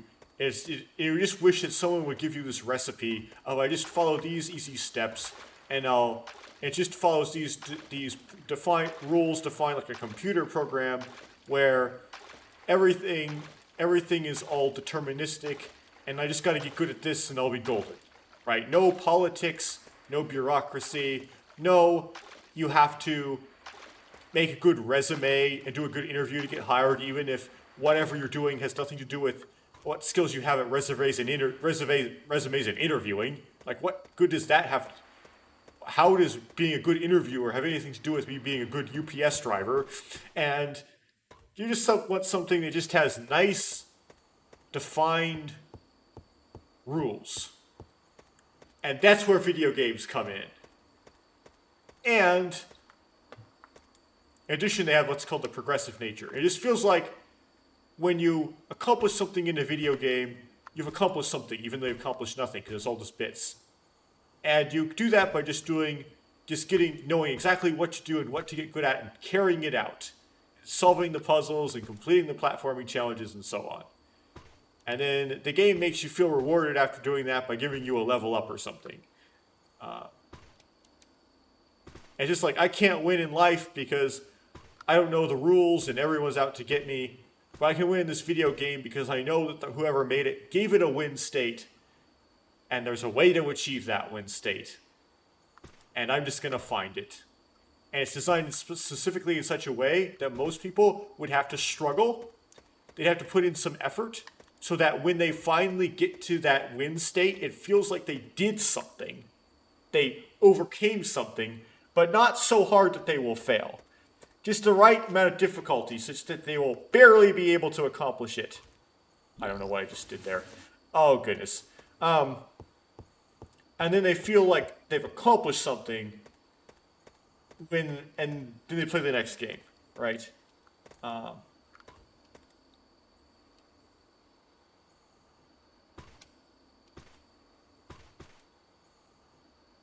And you think, well, not everybody who tried to play this was persistent and made to the end. Not everyone.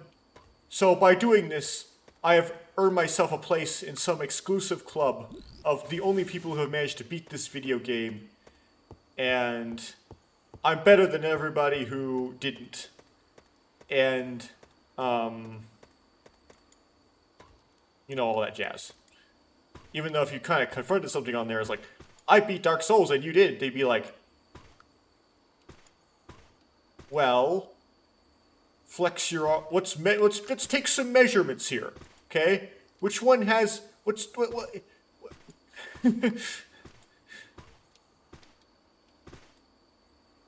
Anyway.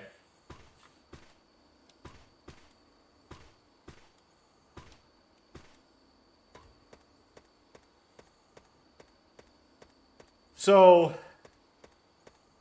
that's another way that video games sell. And if you were trying to review how good a video game was, then you would determine how well it would appeal to that crowd for those reasons, right?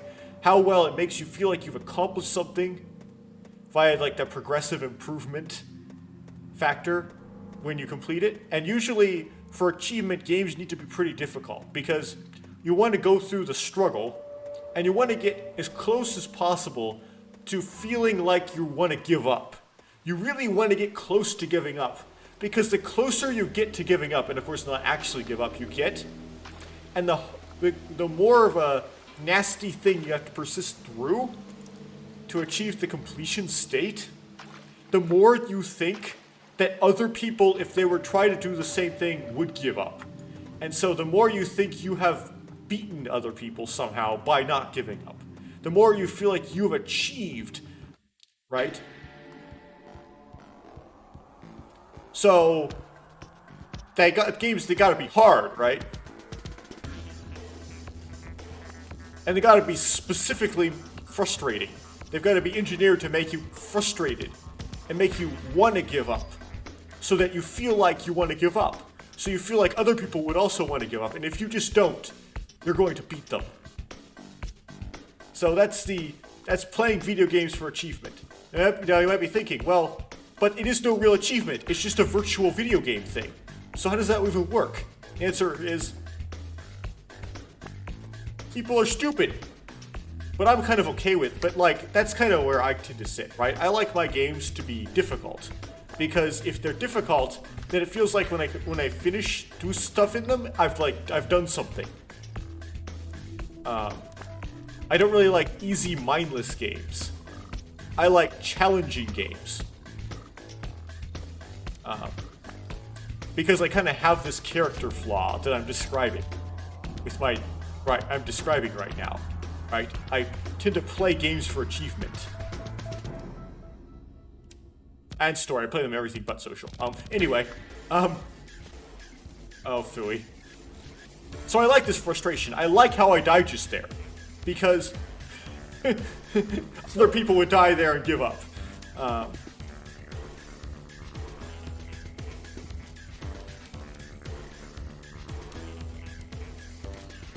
But I will eventually want to overcome this, right? I don't want to die always.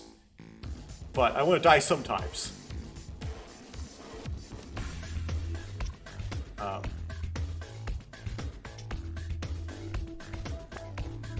Oh, phooey.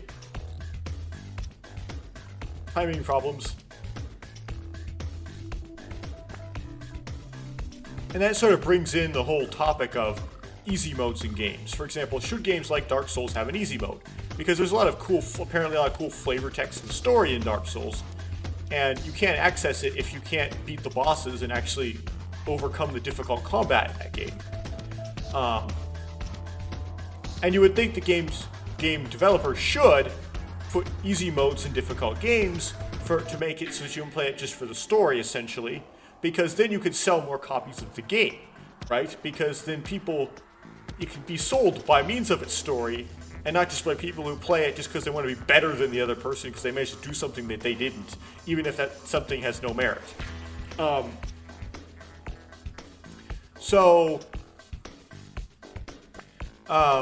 But I'm one of those people that, well, like rationally, my rational brain would say, yeah, there should be difficulty modes such that you can sell the game to more people and more people can experience the story, right? And if they want to achieve, they can if they want to, but it should be optional. However, my knee-jerk reaction was there not to be easy modes because I don't want to be given that option.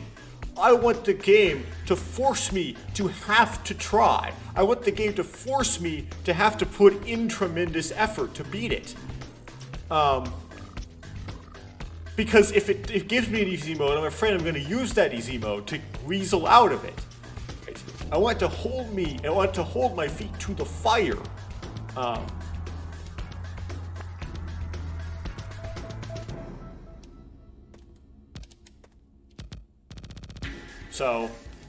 And I want to make it so that everything's equal. Like if I say I finished this game or I beat this game, it always means the same thing.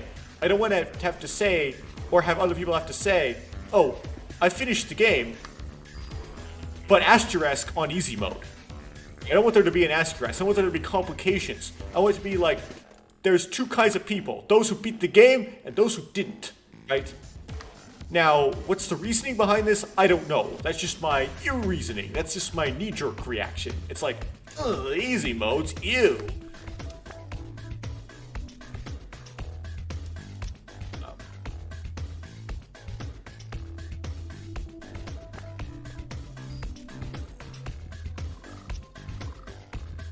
It's like, which musical instrument did you decide to play if you were to take classes on it? Whatever one's the hardest, obviously. So. And that kind of brings up the whole issue of, you know, is something worth, is work worth something even if it doesn't accomplish anything good for anybody else? The answer is it doesn't. Straight up, it does not. Work in itself has no value. Achievement has no value. Unless that achievement does something for somebody.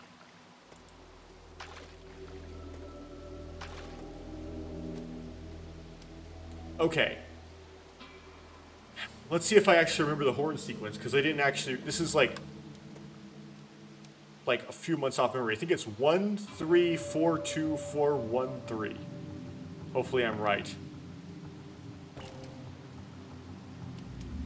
1,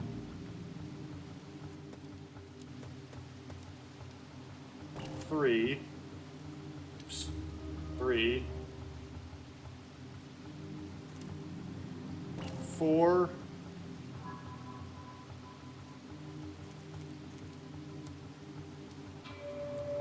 2,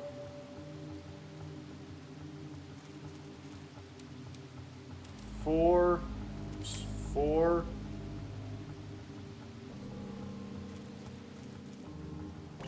1, 1,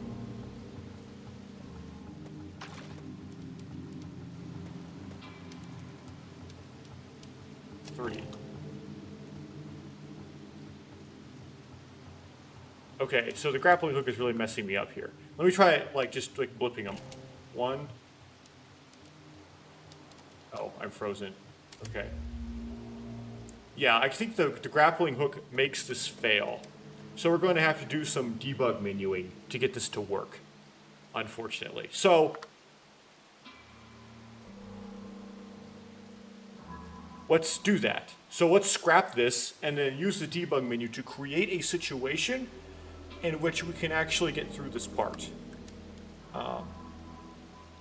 So I'll pause the recording and then do that, and then we'll be back here again without the grappling hook. So, yeah. I made it sound like what I intended to do was just kind of play up to where I was blowing the horns, and then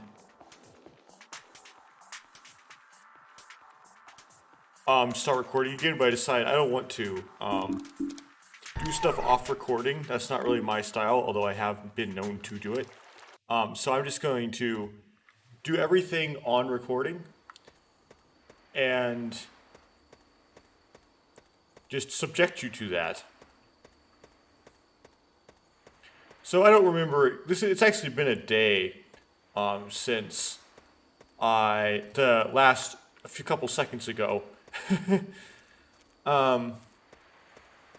And in that time, I've thought a little bit more about this whole subject I was talking about, which was, I believe it was playing video games for the purposes of achievement.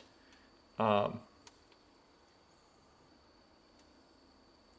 the negative connotations thereof. I'm turning the brightness up on my monitor. That's what was going on there. Because The Legend of Motunui is a very dim game, unfortunately. You know, on that note, I'm gonna lower my blinds again. Okay, after minimizing my room ambience, let's proceed. And I don't know how familiar you all would be with Ecclesiastes. Don't alienate people too much, but then I also want to make sure that subject matter, that's not something that should alienate people, I suppose. What's this?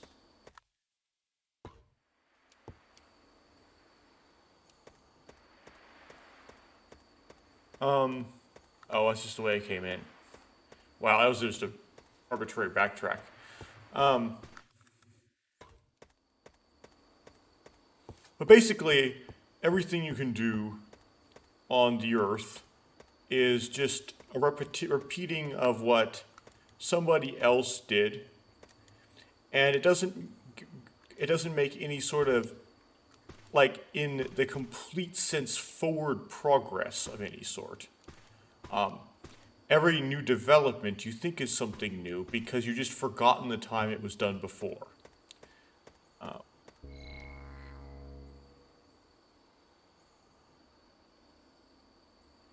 And this can be somewhat of a tough pill to swallow, especially because, like, some of my, like, rabbit holes I tend to go down is videos and discussions made by surgeons and medical staff.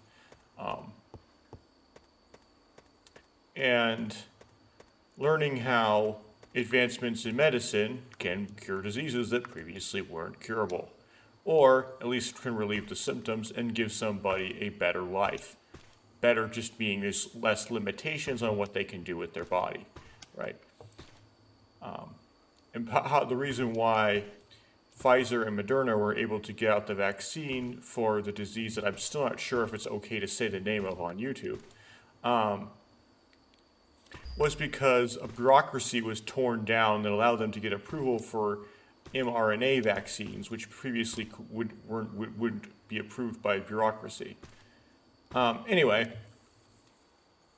and I sit here and I think, well, how is this something that's not new but yet has done before? Obviously, it's using concepts that people have previously used, but there was a time when inoculation as a concept wasn't something exercised.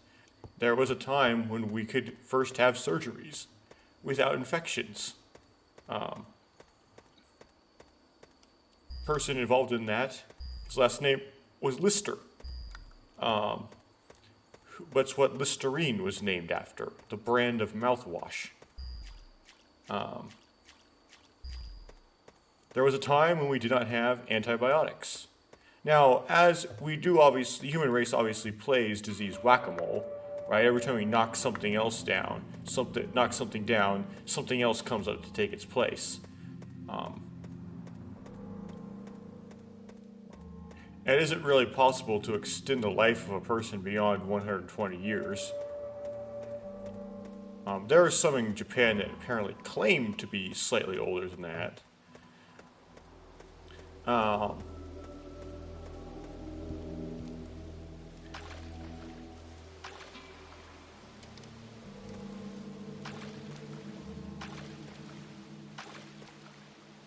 But, I mean, that is what, we don't usually use the name philosopher, but an ancient Hebrew philosopher once said, right, is that everything is some sort of variation on something previously, and basically everything we do is vain and futile and just kind of no significance, essentially.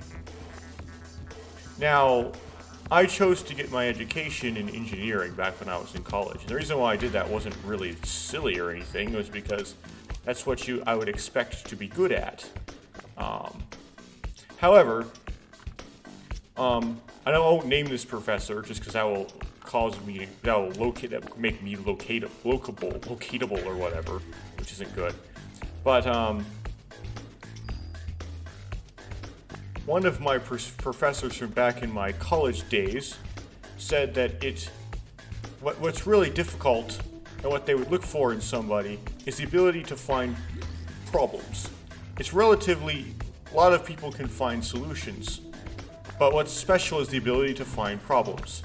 To which I would say, well, if you have to find it, it's not a problem.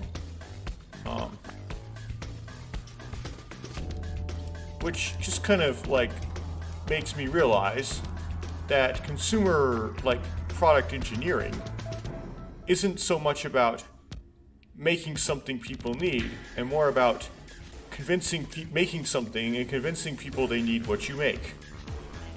Okay? So if you decide that what you want to do for your career is be an engineer who works on consumer products, then you have to realize that you have just chosen a career of trying to convince people that what you made is worth it, is something they need. Or at least part of an organization that's doing that on, like, that you are a part of. I, like, personally am completely satisfied with the state of tech, I guess, as it stands right now, and that includes mechanical and electrical. I don't have any desire for a computer that's, well, I do have a desire for one thing, and that's faster internet. But anyway, for me specifically, that's an infrastructure issue, not an engineering issue.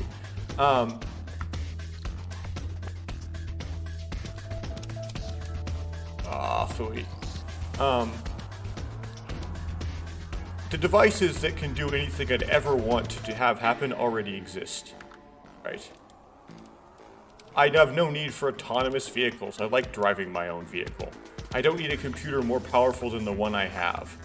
I don't need another generation of phone. The iPhone is like the worst example of this, where there's no reason why you'd ever need a new iPhone. So Apple has to make things go obsolete intentionally.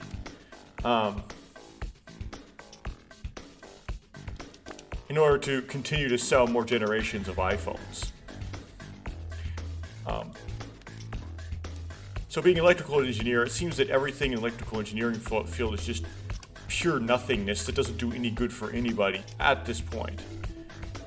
It also feels like physics is complete, meaning as far as practicality is concerned. And this is something that tends to be often proposed and proven wrong. So I'm setting myself up to be proven wrong by making statements like this, but we obviously haven't been able to mathematically model every phenomenon that's observed, right? We haven't been able to mathematically model dark energy and dark matter in any sort of, I don't know, conclusive way.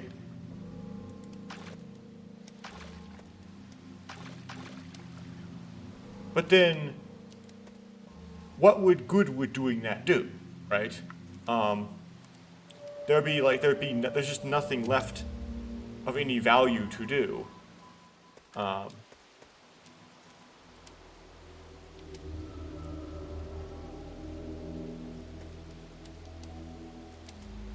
So the reason why I brought up medicine kind of at the beginning was that just seems to be one of the things where it's hard to swallow that that's actually meaningless and vain. Whereas something like STEM, it's very easy to swallow that it's meaningless and vain, right?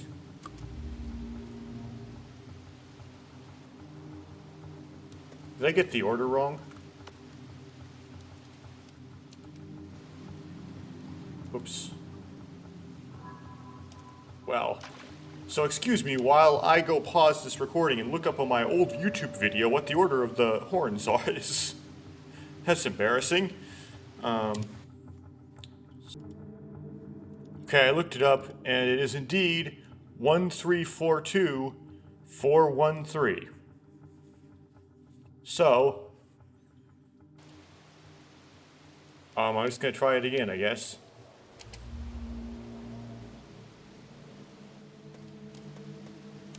It's 3.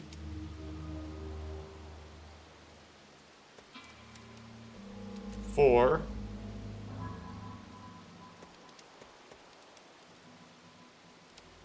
2.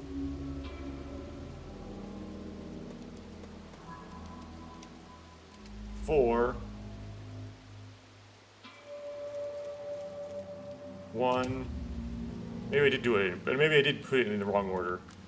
Maybe I had it right in my head, but not wrong in practice. Okay, 3.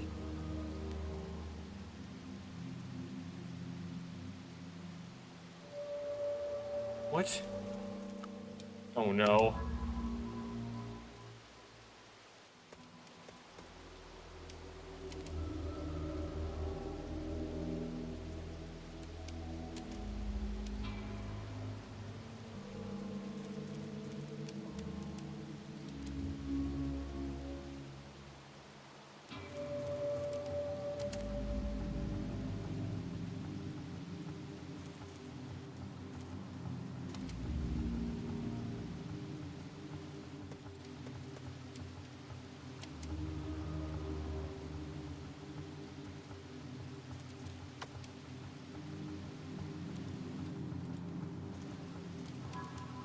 Do I need to give myself the row?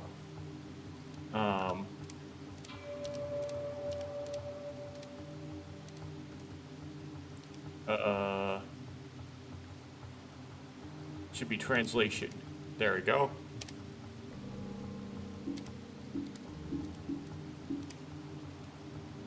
I'm gonna look it up one more time and then come back to this.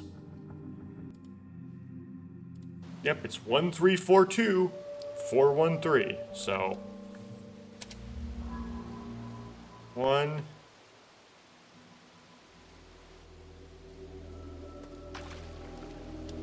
Okay. 3. 4. 2.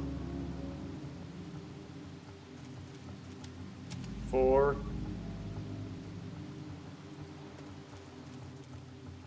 1.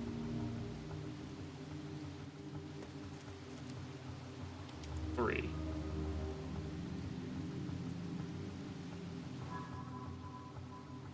It's just not activating. Well, that's really odd. That's all I can say. So what I looked up was what the code was in the beta. I'm going to go back and see and look up what happens when you put in that code in the alpha. So I went and watched my old alpha playthrough for Gali's level, and yep, nothing. I didn't do anything specifically special. I just hit the horns.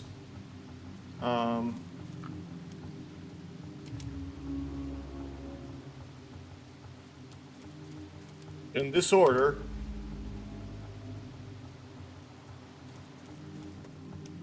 I was wearing the roux at the time, so it doesn't matter which mask you wear.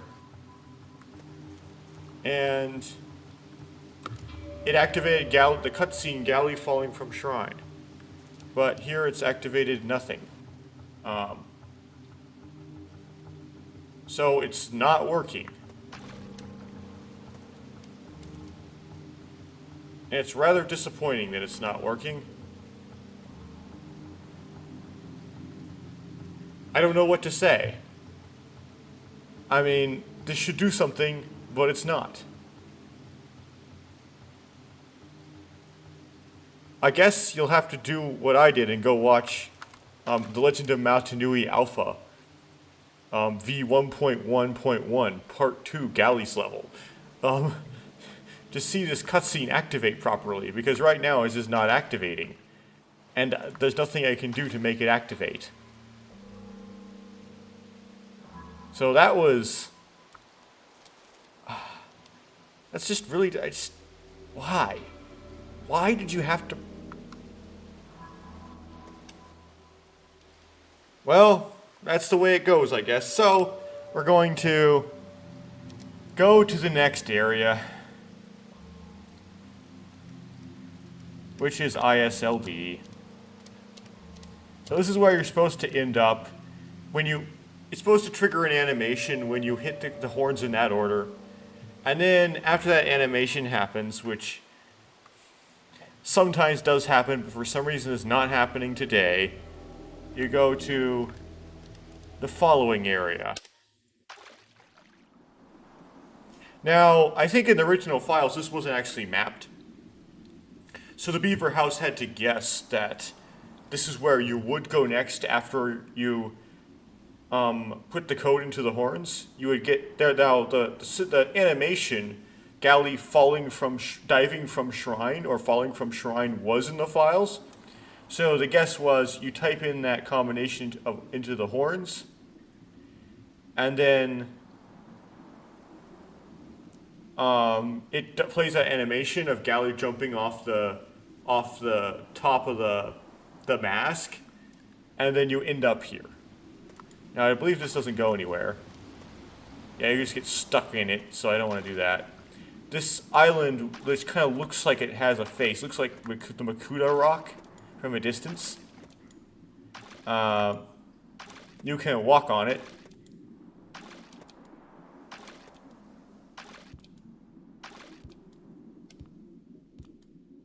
That's something for you in the audience, you in the comments to look into, is why the horns weren't working on this particular setup. So you can actually walk on this. There isn't any pickups or anything though on it.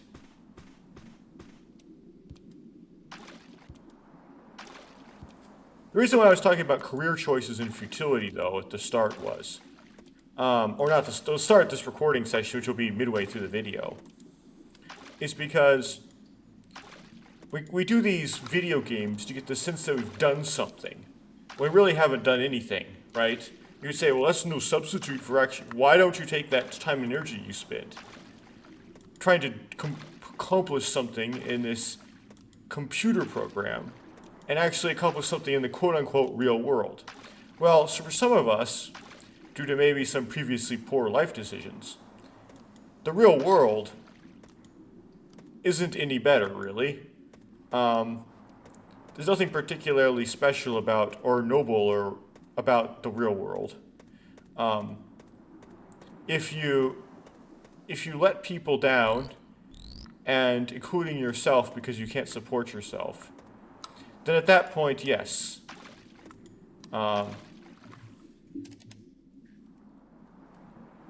You have failed, and you have failed at the hands of video games. Nevertheless, we shouldn't be too big a stick in the muds and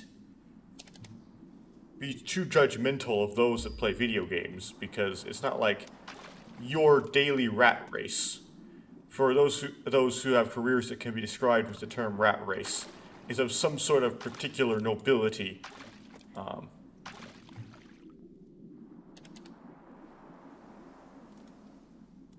Anyway, so I guess some takeaways from this would be,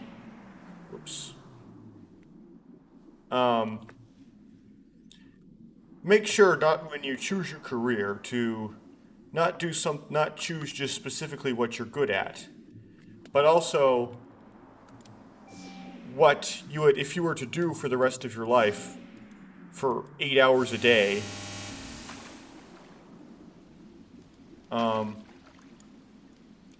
you would feel like you're actually accomplishing something. Otherwise, you can get siphoned off into excessive use of video games, or drugs, or alcoholism, or something like that. Because what you're doing doesn't seem to be actually saving lives. And second of all, if you want to accomplish something, it might help to make it seem like a game as much as possible. If you're trying to teach children something, it helps sometimes to give a progressive structure to it, and break it up like a video game does into small progress tasks. For example, the video game doesn't say, yeah, you finished the game merely. It also will give you finished that level. You can now go on to the next level. It gives you this progressive, I'm going to say progressive overload, but it gives you makes this progressive nature.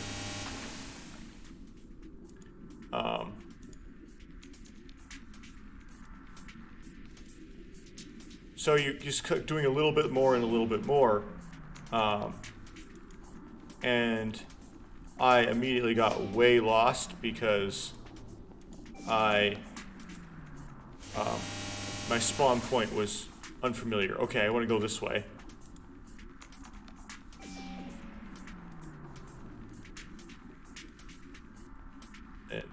up this way.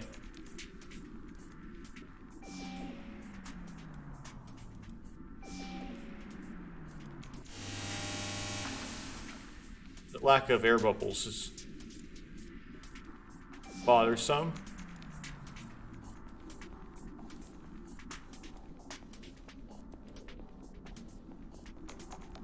There we go.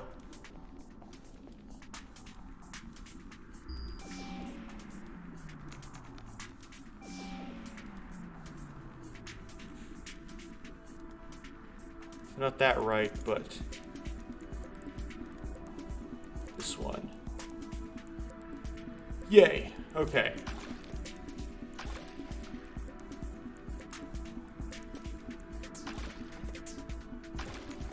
And I might like add to that video games may appeal to the people who tend to like structure, who like to have a kind of clear, defined, like this is what I'm supposed to do,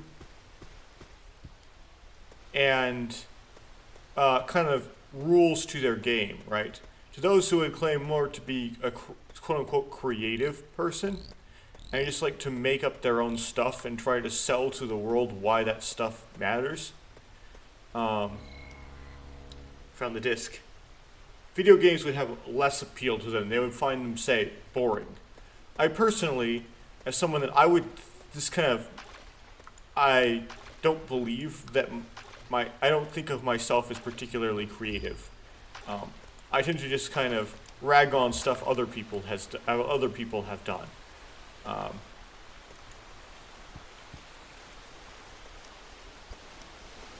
So you have this Tower Carver just kind of floating up here. It tends to like to study structures of things, and it tends to be a completist and that kind of mentality, which I have really nothing positive to say about. So anyway, to move on from that subject, we're going to go on to stories, and that's where things are the most complicated and the most interesting. But before that, I got to discuss what's happening here. So, if you see how that boulder is slowly drifting? If you activate the Picari and then you push against the boulder will start to slowly drift, which is probably a little bit slower than it would intended to be if in a final build. And you would think would eventually fall off the end. Although it just stops there. And then presumably the water that is on this level would drain off into that bottomless pit down there. And that would cause something to happen that would allow you to get through this door. It looks like something will slide in some direction. There's also this little hole here, which probably supposed to play some role. But this mechanism, as far as anybody can tell right now, doesn't work. And so the only way for me to progress here is just to debug camera through this door. Man, it's such a shame that those horns weren't working. That's really disappointing me. It's probably because it was like screen resolution modding.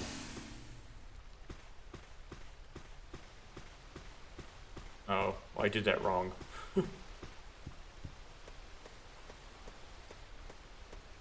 Well, like, dig up some old, ancient, poor quality YouTube video of mine to see that done.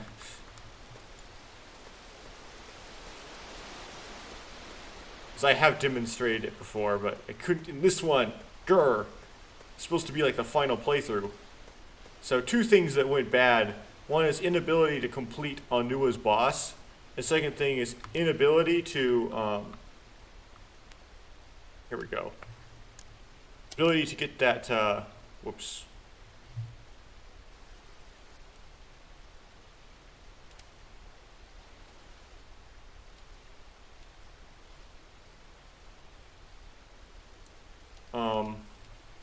Inability to get the horn thing to work.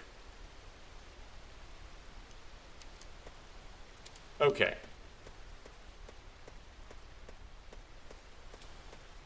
Yeah, where the most crazy stuff comes in is when we talk about playing video games for the story, because video games are a relatively recent way of conveying a story. Stories as a concept are ancient, right? And so now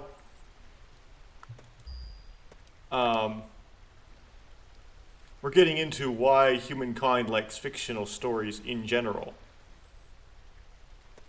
But that's usually where there's the most to talk about when discussing a game, is the story. And I would suppose that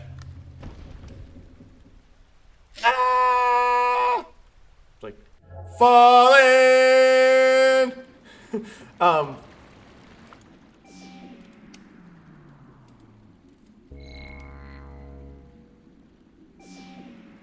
What even? What is going on?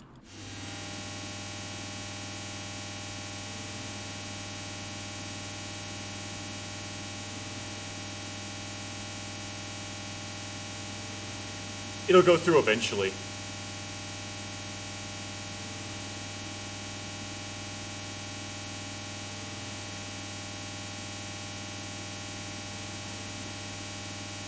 Yeah, this is just one of those alpha things that happens. I believe it should resolve itself.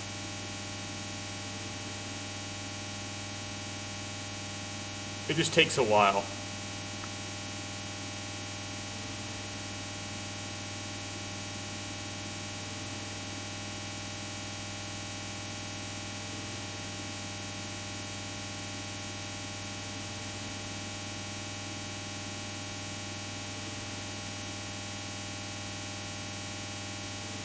Or not.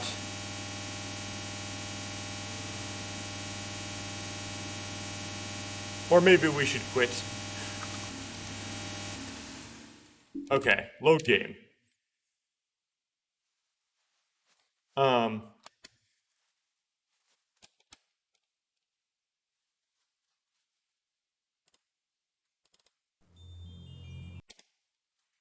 Okay, take the recording.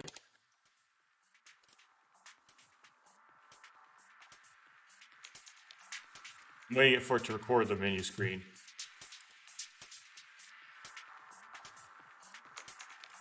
Come on. There we go. Okay. Let's load. Now let's look through our mask arsenal. Is the cow in here? No, it's not.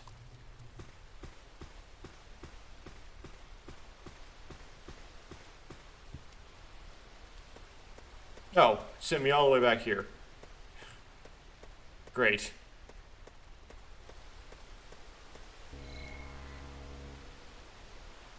It's also probably reverted my token count.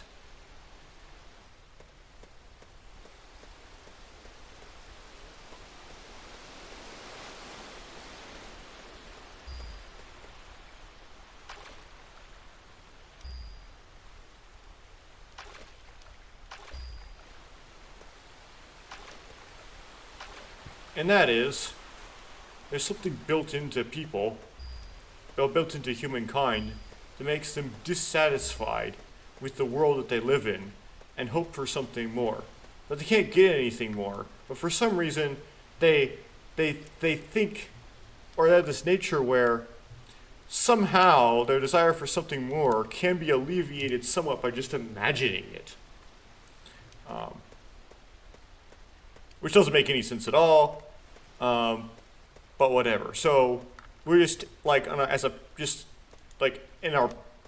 pastime, in our time spent any other way, imagining worlds that are different from the ones we live in, and situations which we would want to explore, and how exactly we would react to those situations should they come up. Which leads to the very soon conclusion that... Oh, now this glitch happened. that the stories we would consider good, or the stories we like the best, are the ones that we would most likely try in our heads to write ourselves into. Meaning, yeah, what would we do if we were in the situation that the characters in the story were in?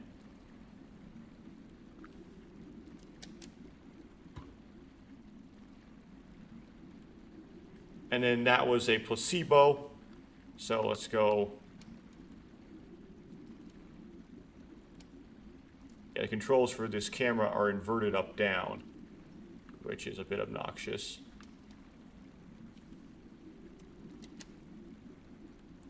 Okay. And then that's also a placebo. So then we're going to, whoops, here.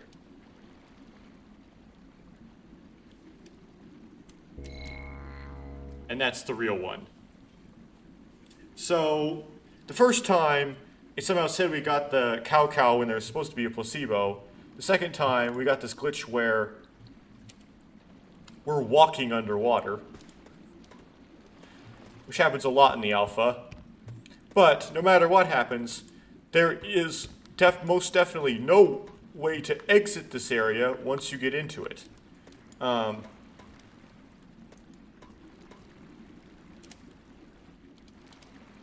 It's just the Saphire didn't program in an exit. So there's just no way out, essentially. You would think it would be here, like a door would open in here somewhere, like because there's a ledge here. But I mean, there isn't. So we're going to have to warp to the next area using the debug menu in order to progress. Oops. Oops. This menu. Okay. Warp to area. And what we're in right now is Imwat. What comes after Imwat is Shrine. It crashed, by the way.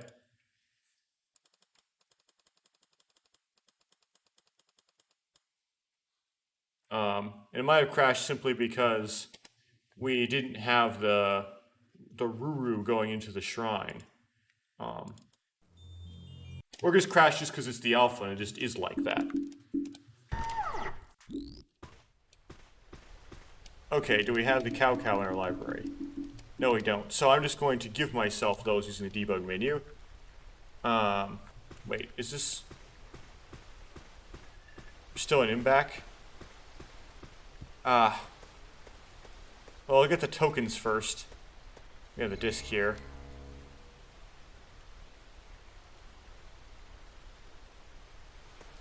Yeah, but apparently you can't save in the cow room. It just doesn't save. Okay. We've now gone through this room 3 times. The Gali slow walk glitch.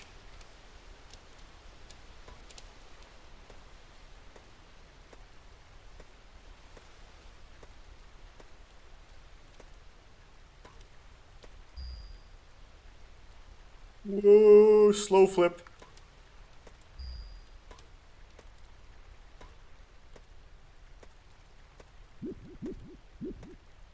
And now we're going to warp to the shrine.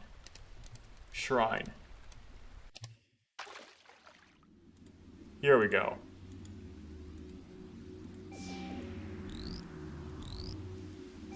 I forgot to give myself the cow. And as such, mass, come on, water, home, we're going to move, queue it up, and we're going to activate it. Okay, good.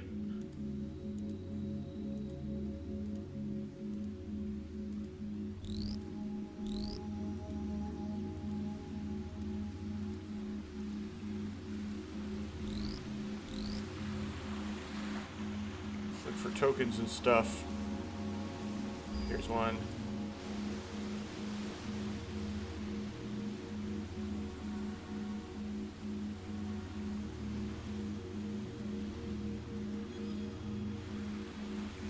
Another one. Now we're back to the start. And let's jump out of the water and progress. So now we would theoretically be able to talk to Nokama here if that worked.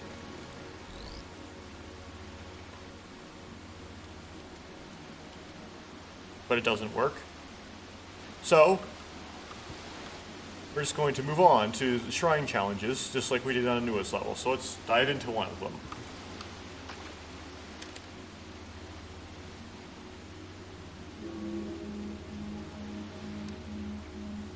Get down in there. There we go.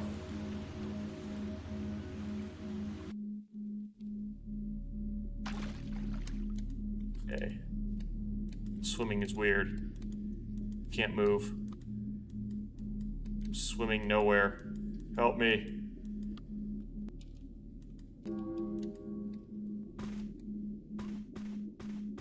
Okay, well, let's swim underwater then. Don't appear to be drowning because I'm underwater. I'm not swimming. Yeah, you drown when you swim. You don't drown when you're underwater, you see.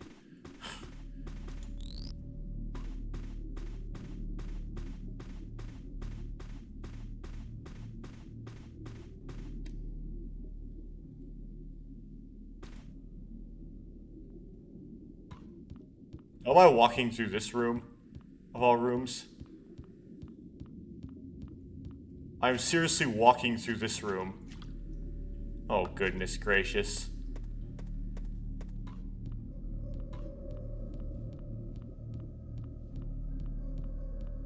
What? No.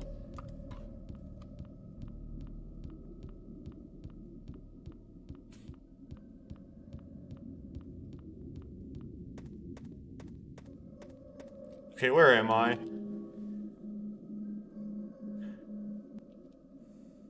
GLY3, can I work back to where I am? Or do a go to start position or something? Because this is just... We can't be walking through here. There we go. Okay.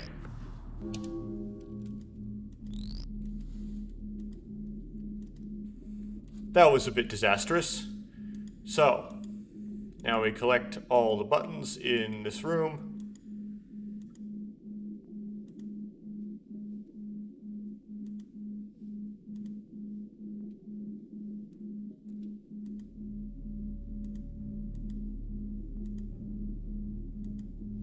Find the entrance to there.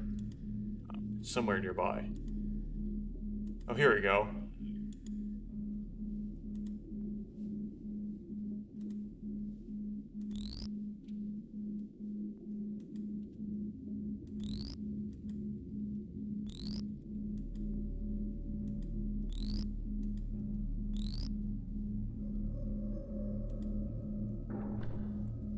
Cool. And let's go back out.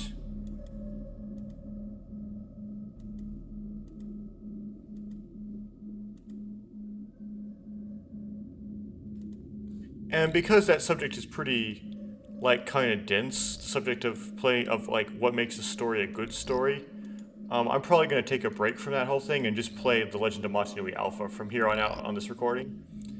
And just have fun with the game. So I don't get too tired. So that's enough of the philosophy for now, I guess. Okay, there's 2 buttons.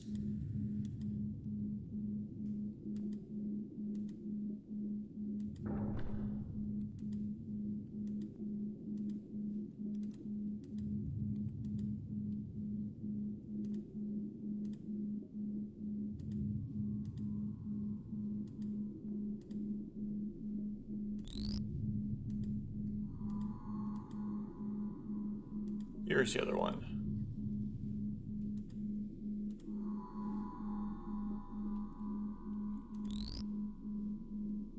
For some reason there's the energy sphere upgrade symbol lining the walls.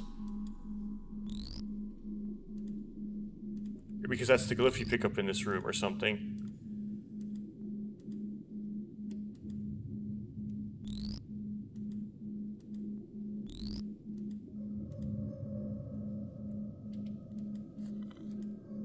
Tokens in the ceiling. Up the spiral staircase. What? What did I even do? I'm gonna have to do that all over. I just phased through the wall and out into the open. I don't think I could phase back in.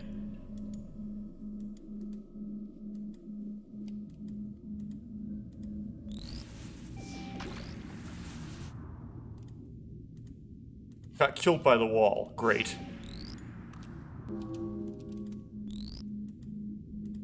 Okay, we'll do that one first this time. Maybe I just ran out of... Either that or I ran out of, Or actually go in the same order because it's right here. Ran out of air. I didn't notice. I would have gotten some warnings, though. No, I would have gotten warnings if that was the case.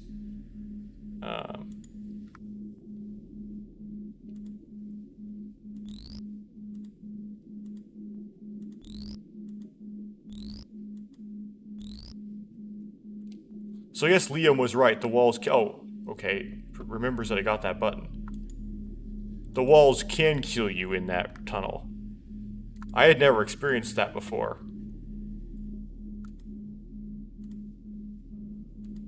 Okay, here we go.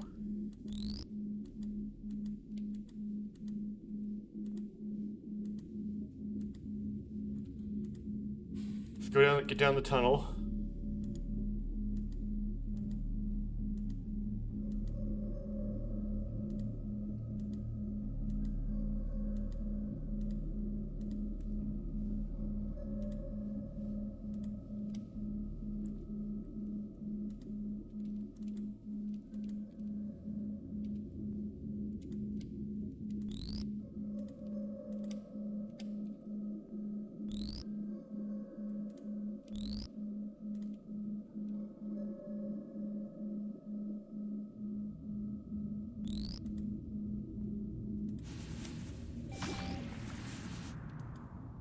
Yeah, I never experienced that before.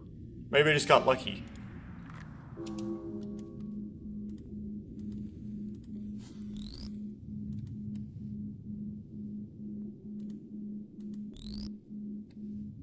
Why did it go backwards?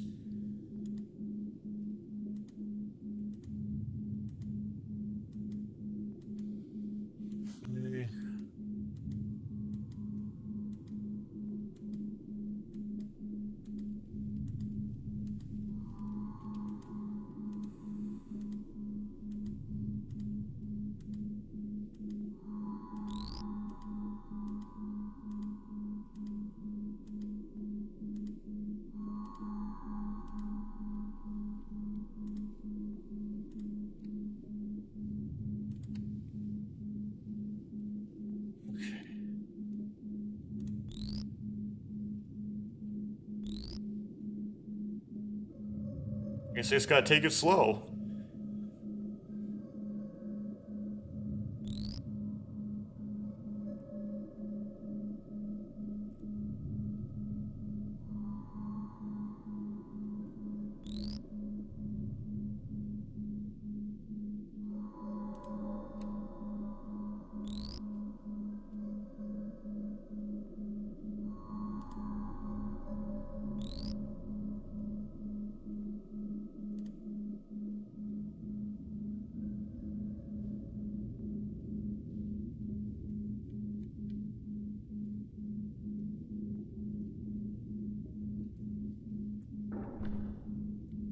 Oh, good, I got it.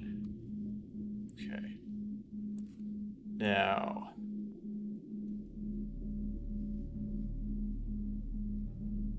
not die on the way out.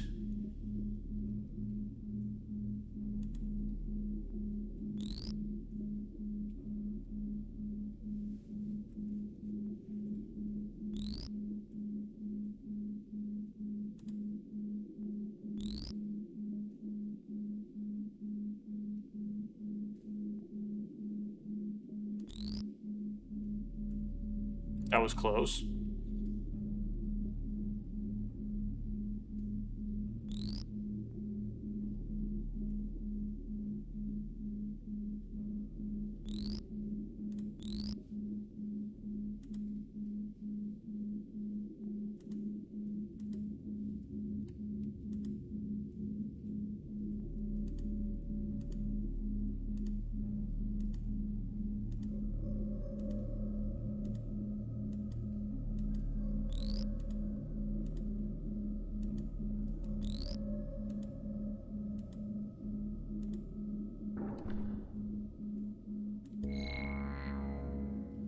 Tsunami glyph, which is not the upgrade to the energy ball glyph.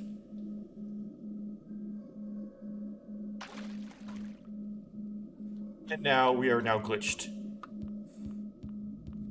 Great. Well, to solve this glitched movement problem, we are now walking in an area we're supposed to be swimming. I'm just going to use the debug camera to go to the exit. If I can find it, that is. It's kind of difficult to find.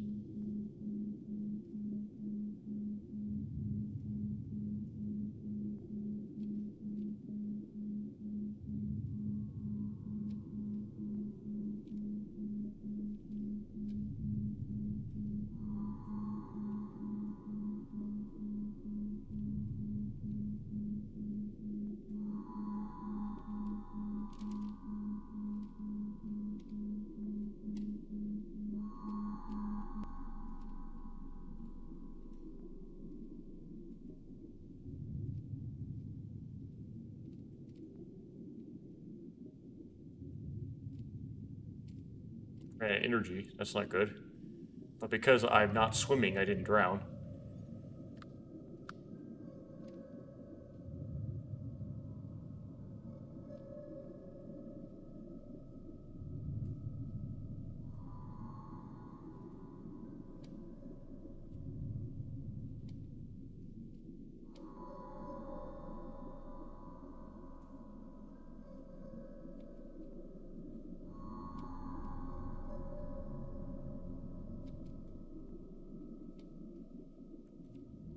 The entrance.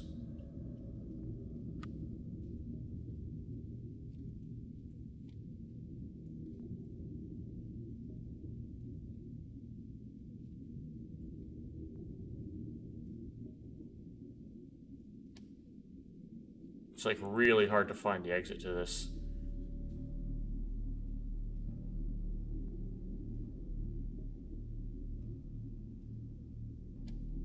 In the beta, you just drop down. It's much easier.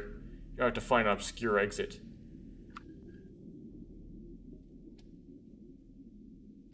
No, it's towards the top of the cavern.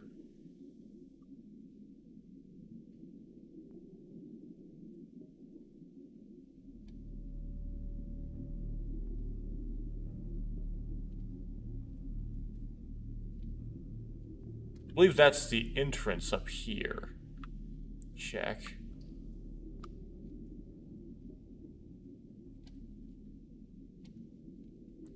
Terrain, feel like the entrance. Yeah, that's the entrance. Okay.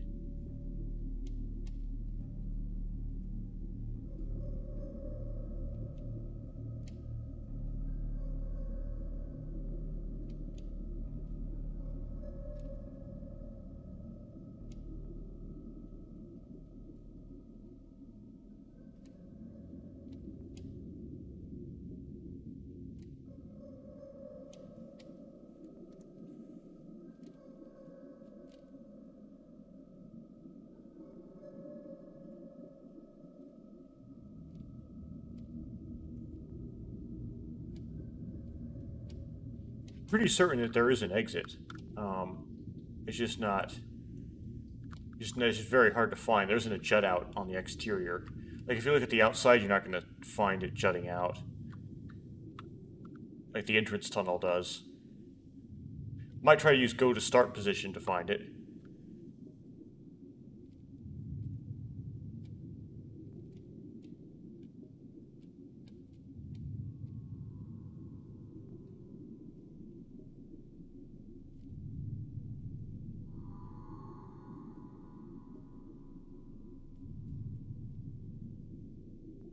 Yeah, we'll try that. So, they used up a lot of recording time, but we're gonna do go to start position.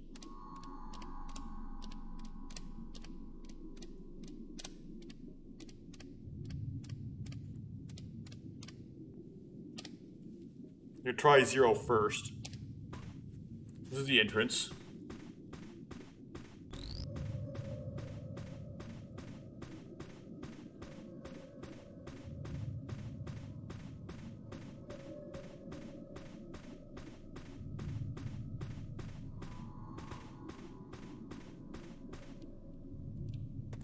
So that's drop from the entrance tunnel.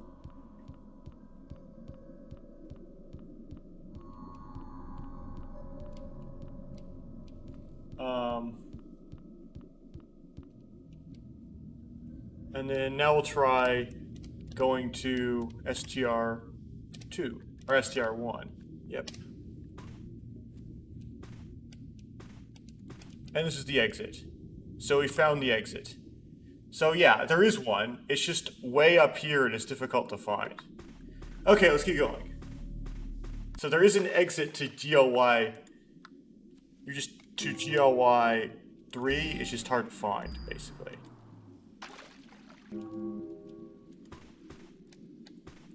Whew.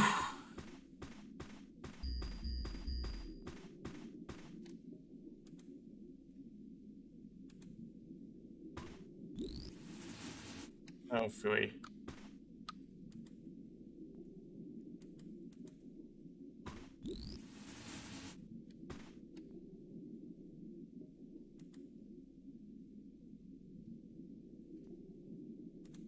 This is a you can't jump twice glitch.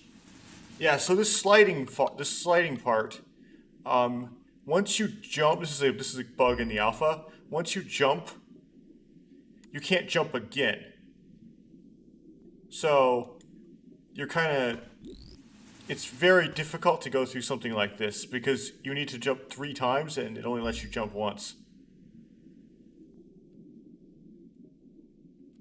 Try to skim the wall through here.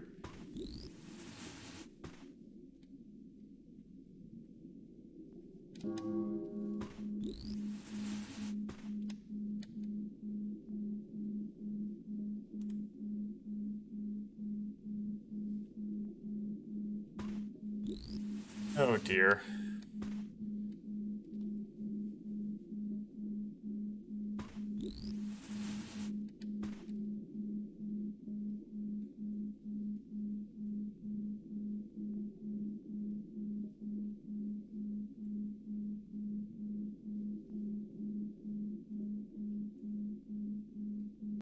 There we go, got through it. Cool. And we dropped down off that waterfall. And now we return to the shrine. Yay. Now I want to go into a different one than the one we first came in. I don't know which one was the one we came in. But let's try this one.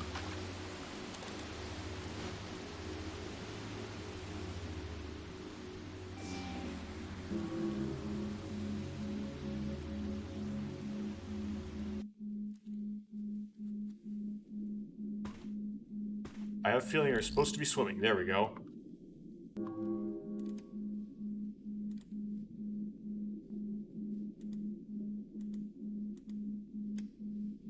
Okay. I recognize this problem. There's this crazy area.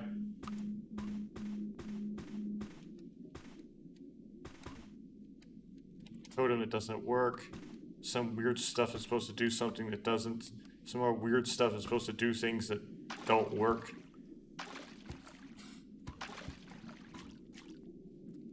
Big cavern. We got the glyph, though. Text overriding the other text.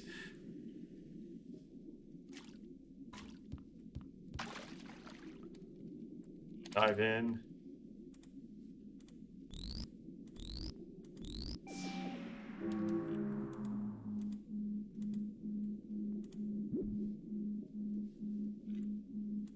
Here.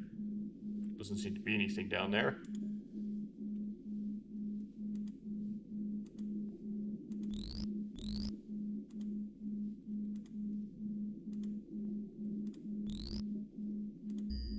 Tokens. To a dead end, but at least we got them. I mean, there's something there. There's tokens. Okay.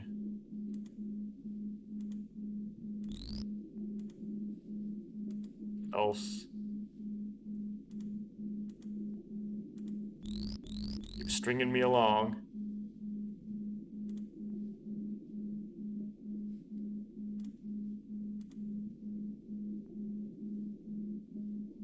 Dead end. Didn't you give me? You gave me a dead end there, didn't you? Okay. Let's go back up.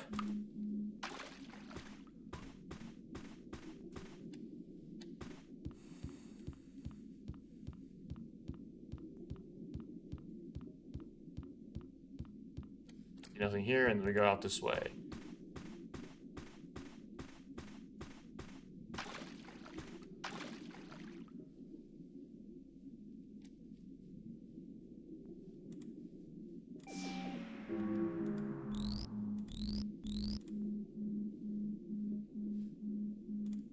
This dead end, nothing.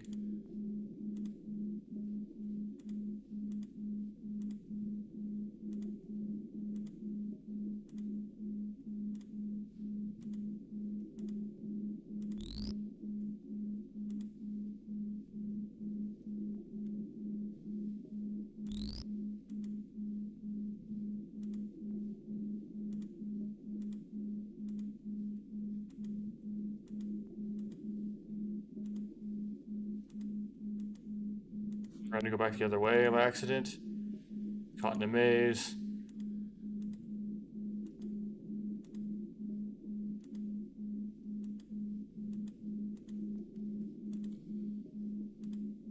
Like disorienting mazes where you could be turned 180 and not know that you're going the wrong way entirely.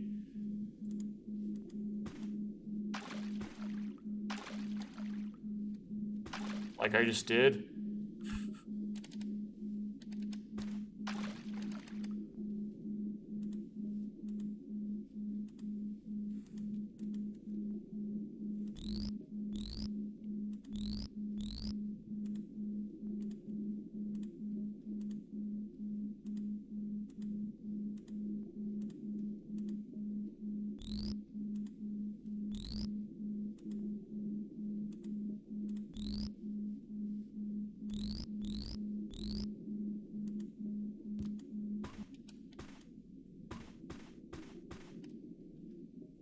Oh, here we go.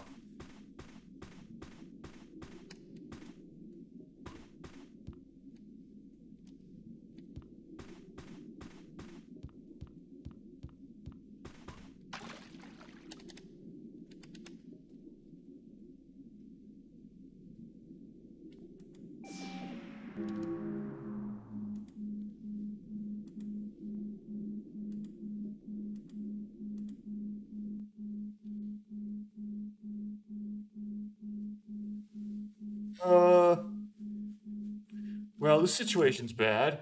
Oh, okay.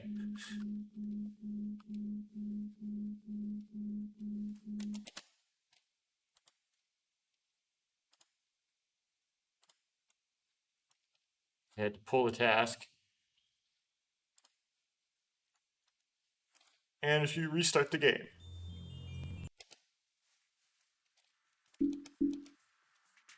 Okay, is OBS recording it? No, it's not. Come on. Record stuff.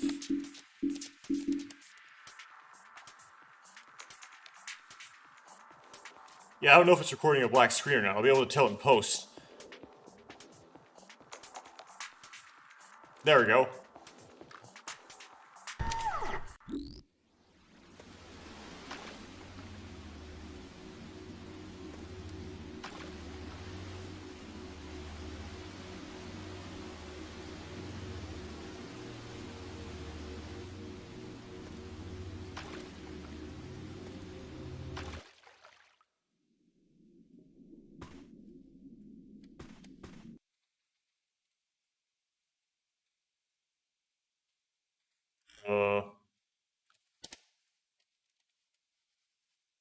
Let's try again.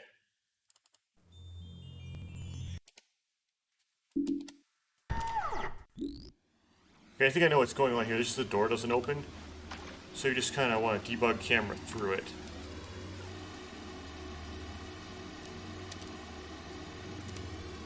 Okay, we're in the we're in the shrine, but the door doesn't open. That was what's going on there. Okay.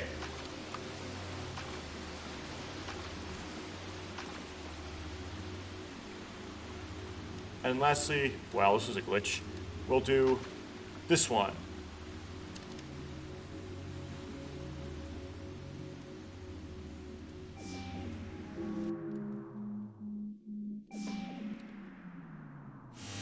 Oh, I don't have the cow queued up.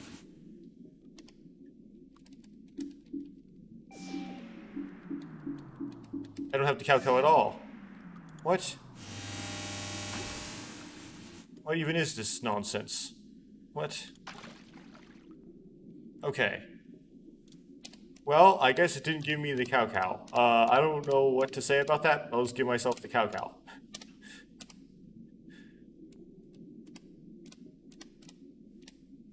Okay. Now I have a cow.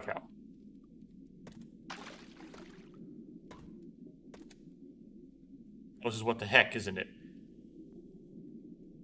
Oh no. This is impassable entirely in the alpha. Okay, so just trust me here. It won't let you jump twice, which makes this completely impassable in the alpha. There's no way possibly I can complete this. I have to skip it. This cannot be done. I'm sorry.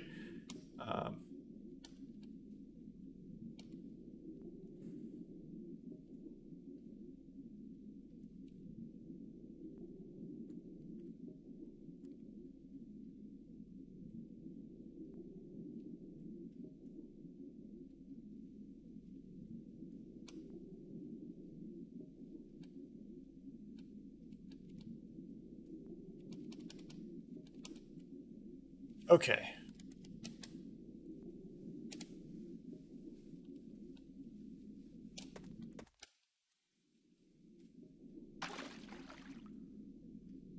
Okay, so the whole bottom of this is like a joke. There's nothing down here.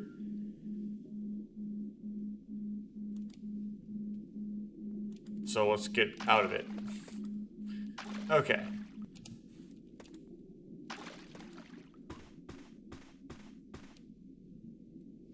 Well, let's look over here, see if there's tokens or anything, but I believe there isn't anything important in here.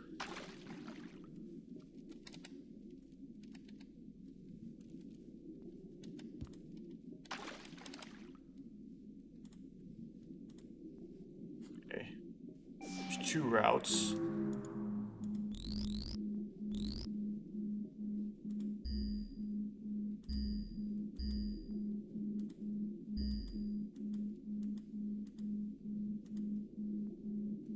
There's this route. Which has just tokens. That's the only thing down here is tokens.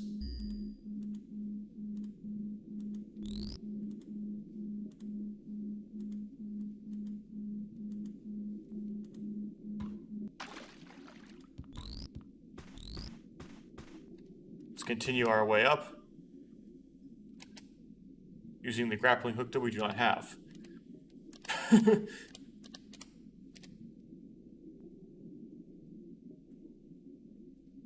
Sure.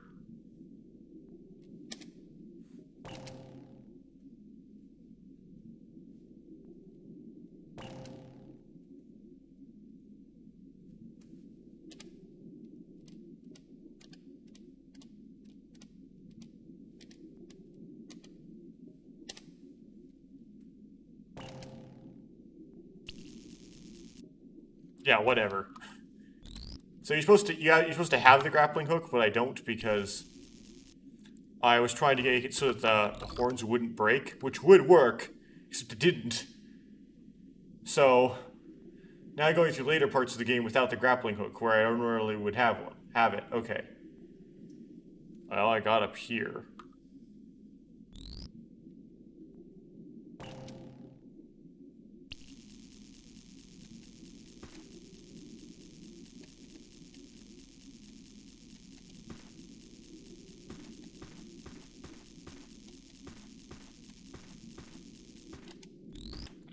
Okay. That was awkward.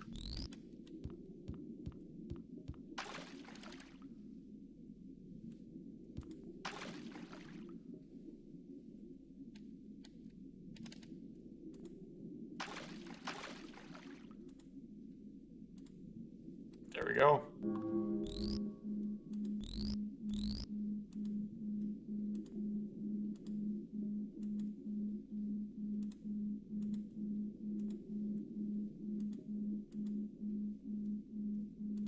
So in here somewhere is a glyph.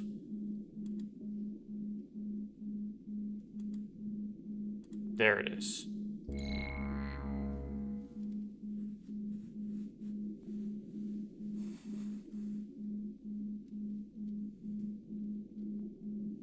Very slowly acquire the glyph. Okay. And here's the exit, right. And it crashed.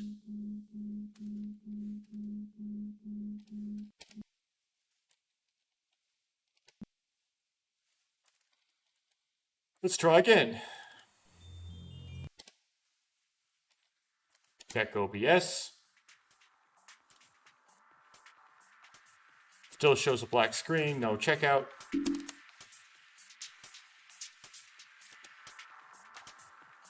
Check OBS again.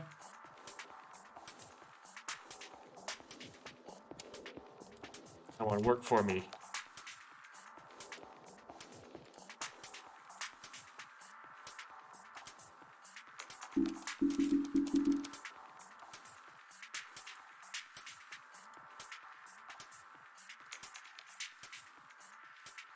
Okay, got it. Load the game.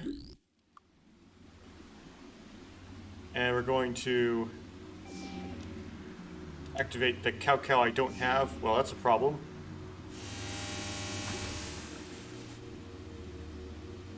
Okay, well, first thing we gotta do is get myself here, then I can swim for the surface. Whoops.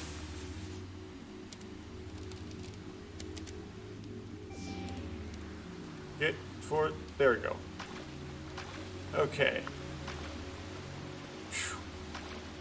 Got to do that. Okay, so do we have all the powers now? We have Energy Ball, Typhoon, Shielding. Okay. We do not have the mass, so we're going to have to give myself the mass. We need water. And we need translation. So that should give me all of the mass. Cool. So let's go into the boss door now, which is down below.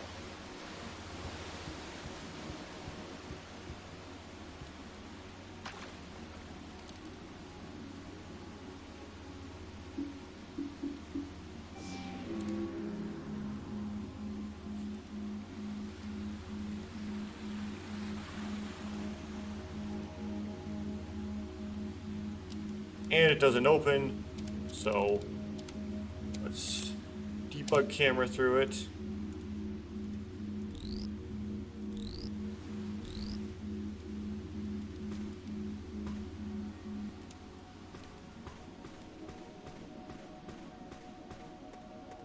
Let's walk all the way up to the top.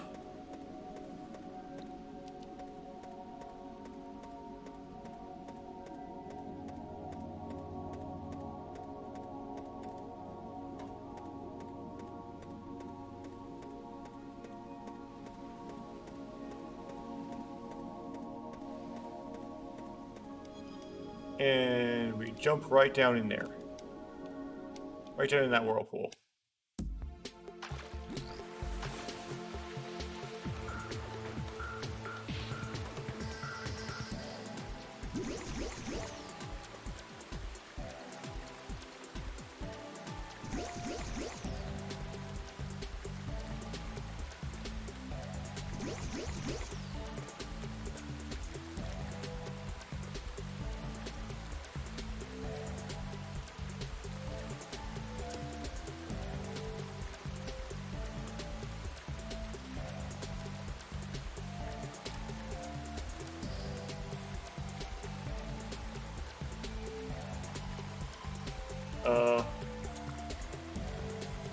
This is what happens during Gali's boss in the alpha.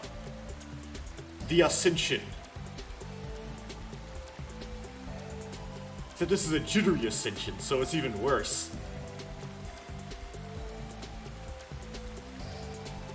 Oh, now we're really ascending in double. What's my frame rate? I'll be Alt-Z.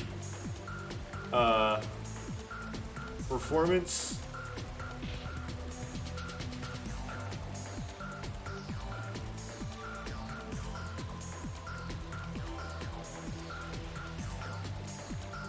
Let's see if I can get the Alt-R. Okay.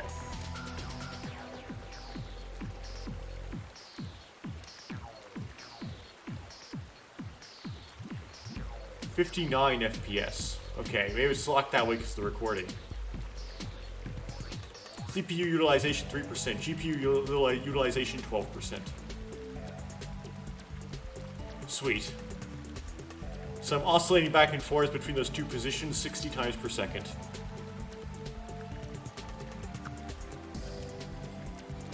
Well, there's Gali's level, folks.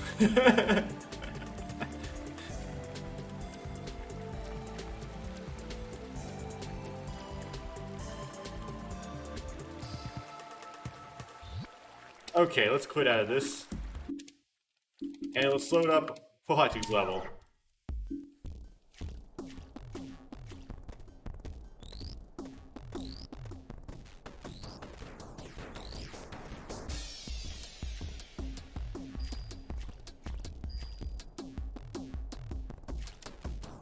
Oh, we have no weapon. Okay, that's funky.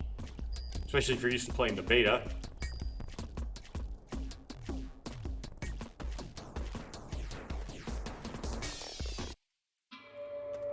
Here we're at the village.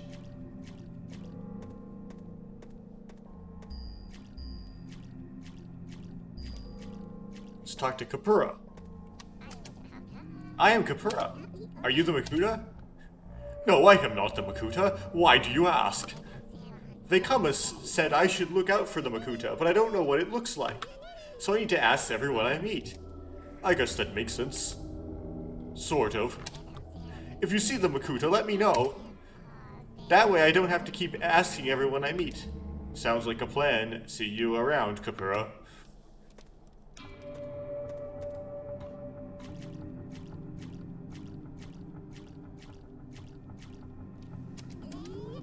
Can you help me, Pohatu?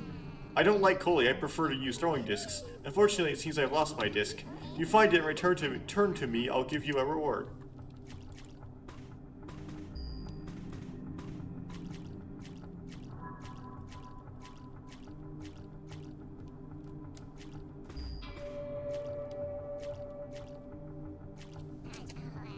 I wish I had elemental powers at my command like the Toa. I'm tired of all the dust and boulders here. Why don't I live in Gakoro? Because your skin is brown. Hafu is an incredible athlete. He is skilled at both disc throwing and Koli playing. I believe that this is Onua's hut. But it won't let me go in, so I won't.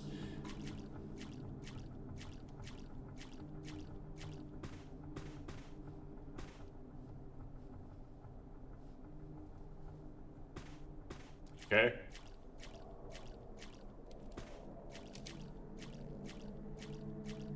Get those tokens though. Oh, here they are.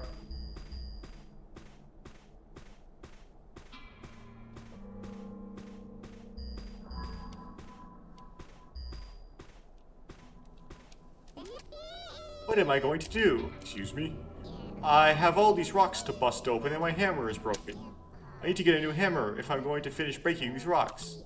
Taraga Onua won't be happy when he finds out I didn't do what he asked. I can help.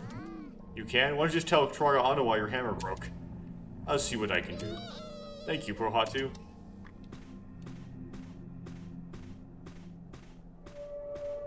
I mean, what's Taraga Onua gonna do to you, really? Bust your head open with a hammer?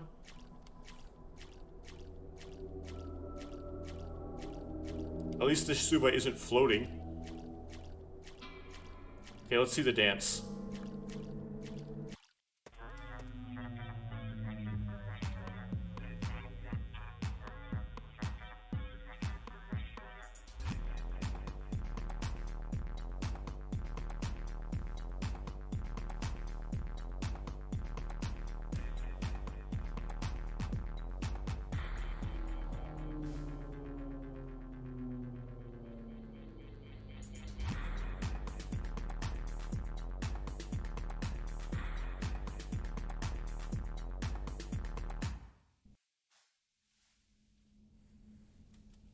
Okay, now let me interrogate Onua's hut, but Onua has no dialogue. At least his mask isn't rainbow colored this time. Okay. Let's go on to the rest of the level. Which may have to go back towards the way we came in.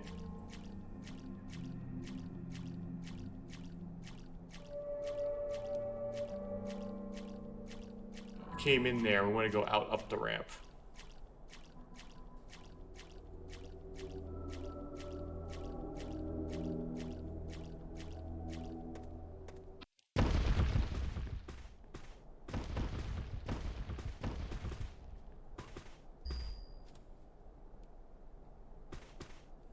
Okay. I lost health, that's for sure, though.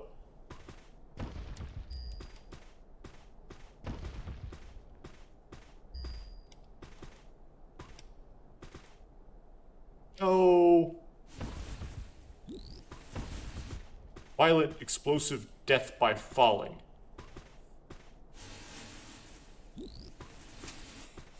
That was picture perfect.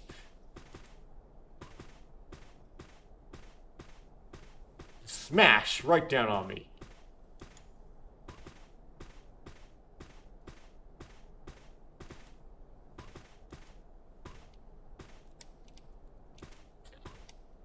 This time. And get up there before the boulder comes down and makes it impossible. Let's go this side.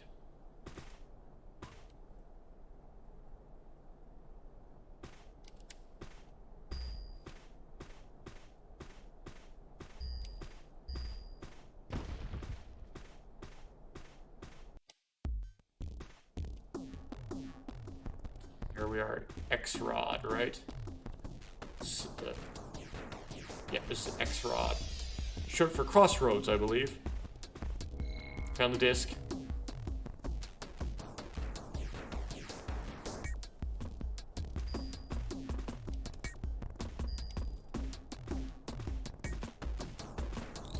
This is where you go when you get the Kakama, which I do not have yet. Let's go this way instead. I believe we go...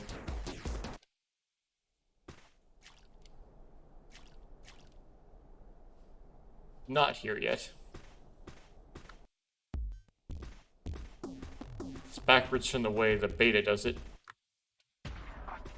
Okay, here we go.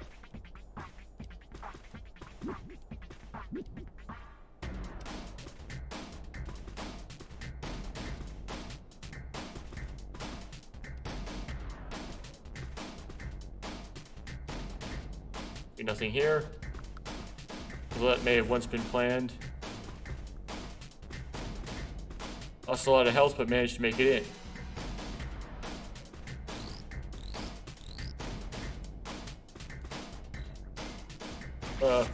Whoa. This poor sap has no dialogue.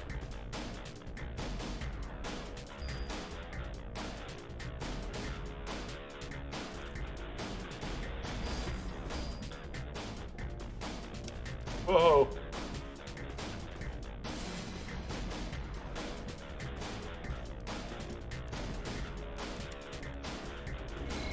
Come out.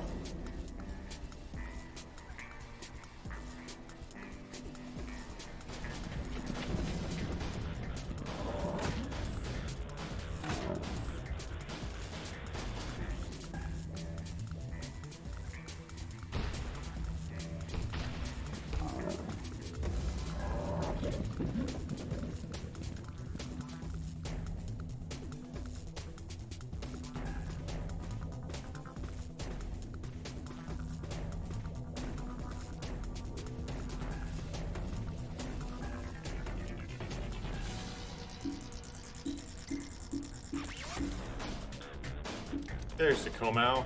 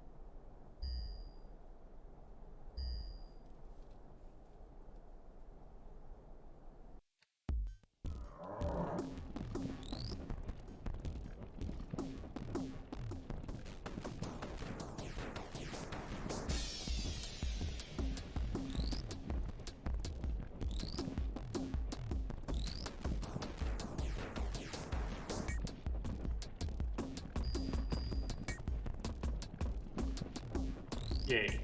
EPI for the win.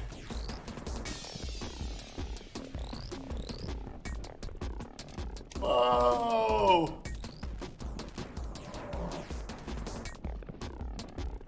Oh, okay. Well, this is nice, I guess.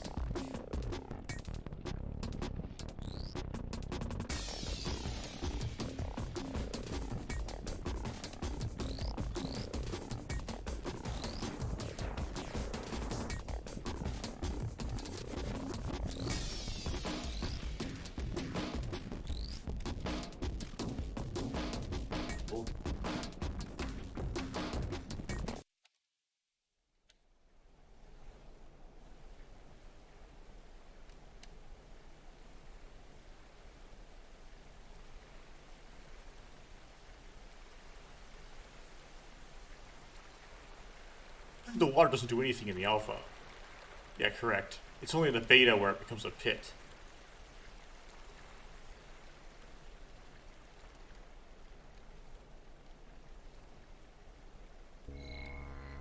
Yeah, I got the energy ball.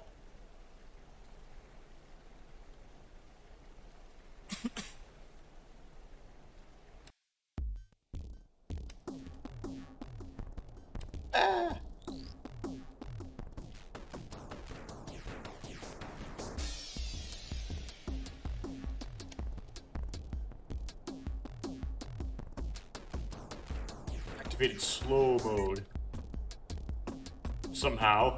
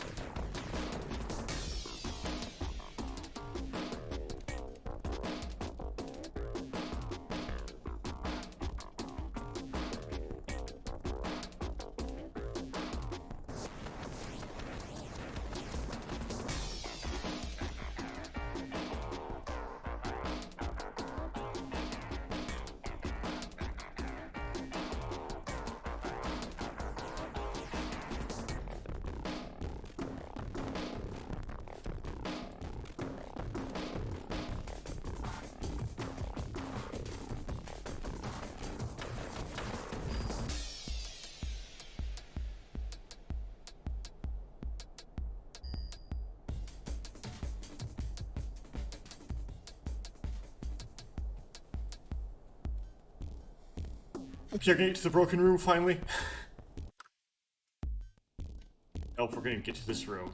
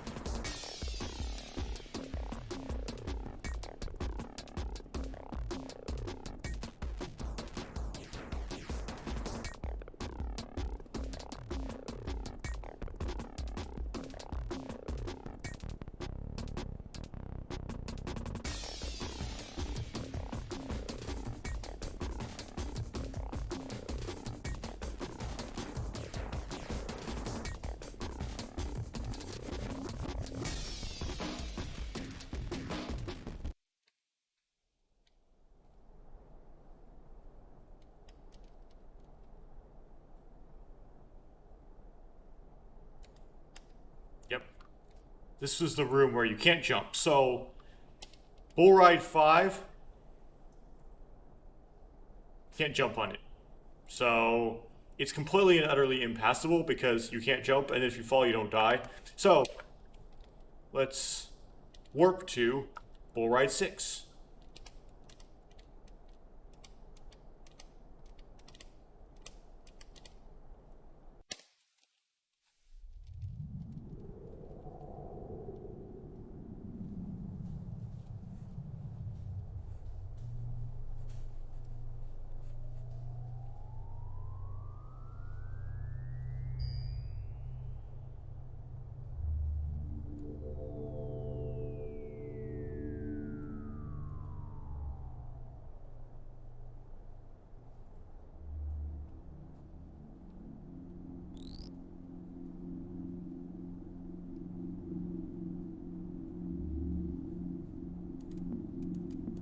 The jump doesn't work, so better keep that in mind.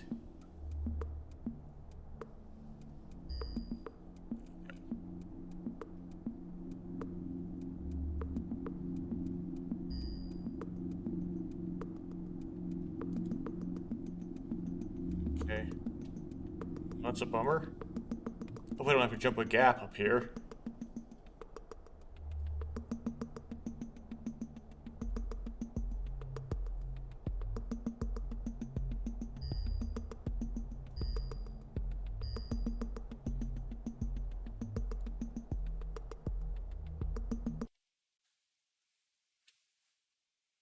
And I crashed.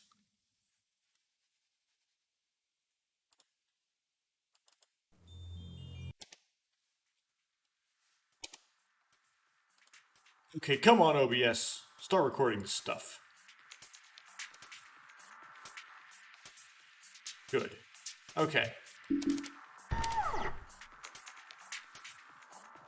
And it crashed again.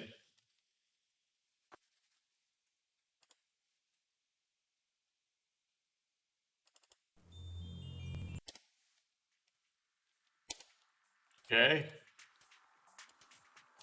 Start recording my crashing. Cool. Let's try to load again. And it crashed again. Okay, I'm going to take a break from recording this game and come back to it some other day.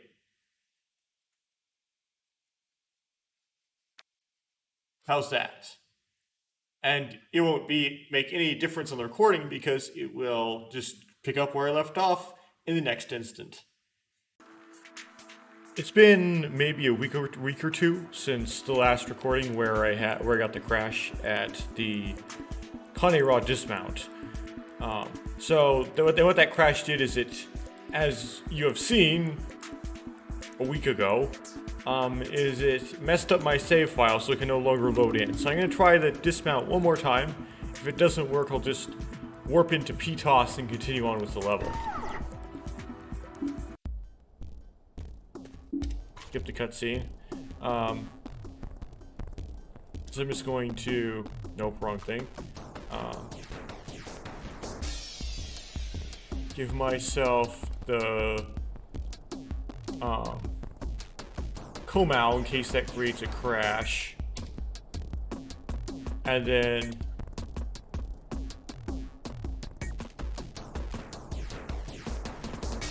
I don't think we got any glyphs yet, so... Just delete out. I forgot how many tokens I had so far. It's been a very long time. I could have rewatched the old footage. I don't know, I didn't because I was lazy. So, we're just going to warp. Let's see here. Bull Ride 6 is where I want to go if I want to retry the dismount. Well, that just crashed on me.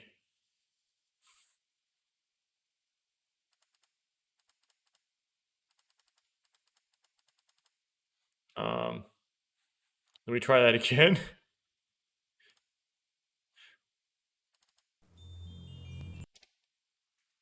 And then I have to wait for OBS to pick up the picture, which I don't know if it's doing yet. Can be slow at doing this.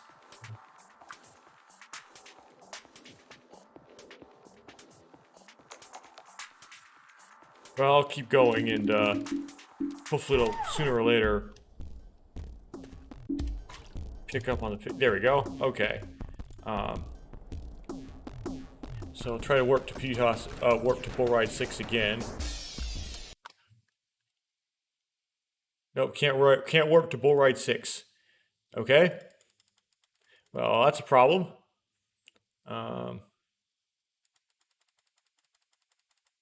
Having a hard time getting the. There we go. So now we're gonna try warping to PTOS.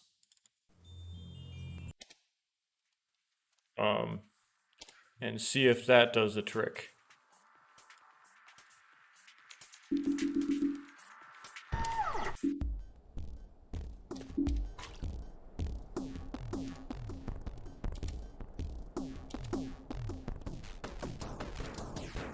Okay.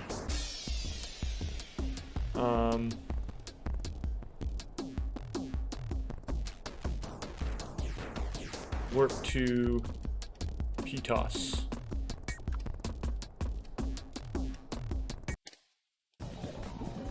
Oh, okay, we get to dismount cutscene, so that's good.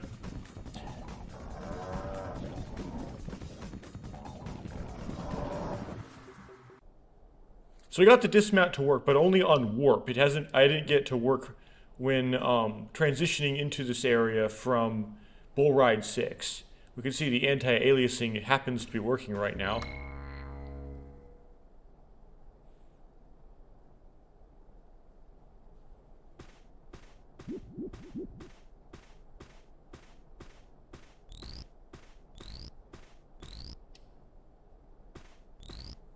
And there's nothing on those platforms just outside the tunnel, so we're not going to mess with that. Then we want to jump over here. This is where I pick up the Coley Ball, which I won't bother with because the reward is trivial. Now, we don't have the Komau, so I'm going to give myself, it was a debug menu in case not having the Komau can cause a crash later on. Okay.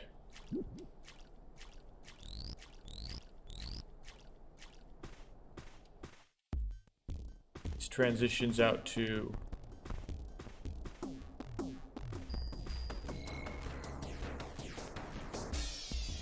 I already got this on recording, but because I warped back in, restarted low and warped back in, I don't have it yet. Yeah, again, I also lost all my tokens and didn't go back to check. We need to queue up the. Oh, it didn't actually give. Oh, yeah, I remember the alpha doesn't actually give you the Kakama. You can pick it up, but you don't actually get it.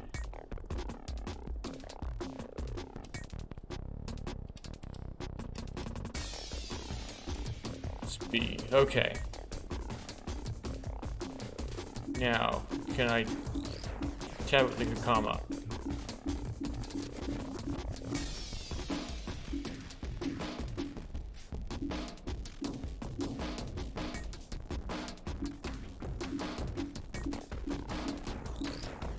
What? It still didn't give me the Kakama.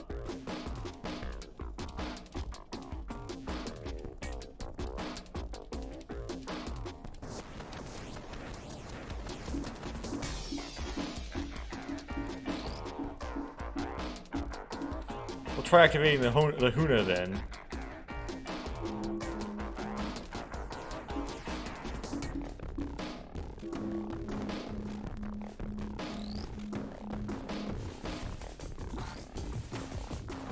Okay, now do I have the Kakama? Why can't I get the Kakama?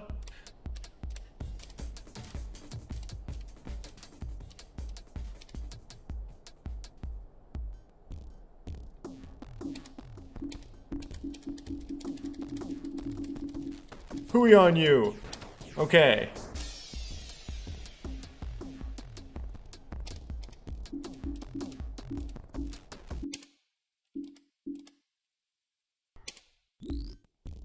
Okay, now do I get the Kakama? Yes!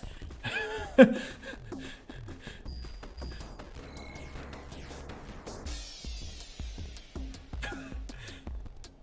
was ridiculous. Okay.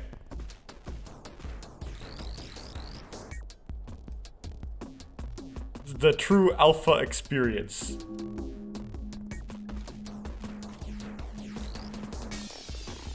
Phooey.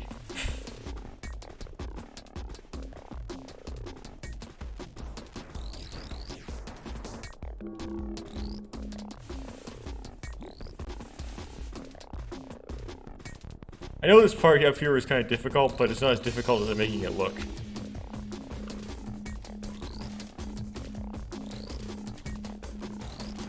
Okay.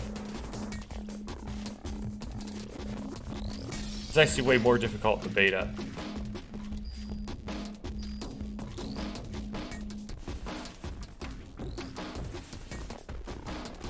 What happened there is I ran off the edge before hitting the jump. Because I underestimated the size. I forgot to turn the mask on.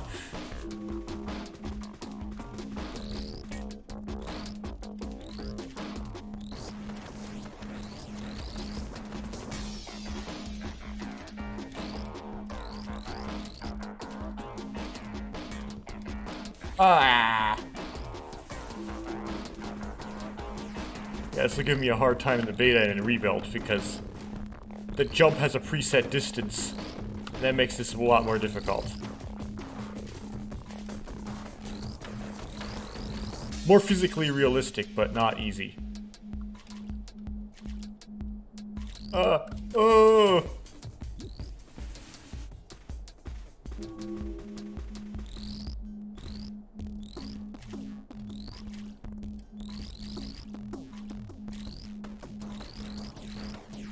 Here's the hard one. Got it. Here's the shouldn't be hard, but I'm making it hard one. There we go. My anti-aliasing is suddenly not working. At least not well enough to really cover that instance.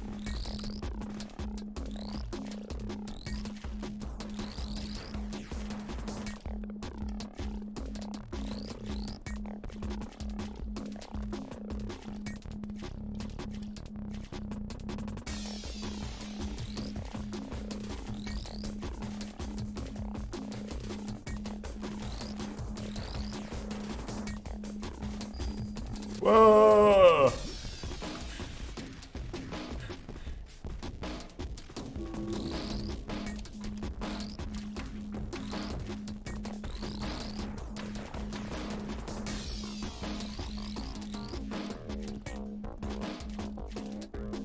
Oh, phooey.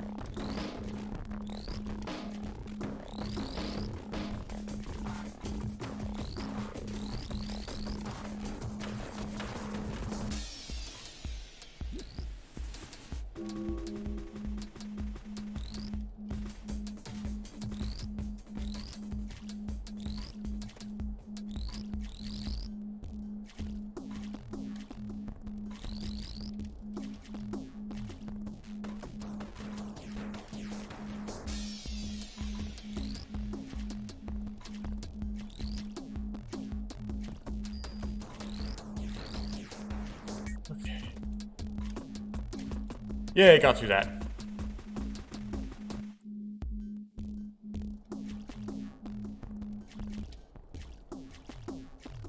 Okay. Just like all the other Taraga in the alpha, Onua has no dialogue, right? Yep, okay.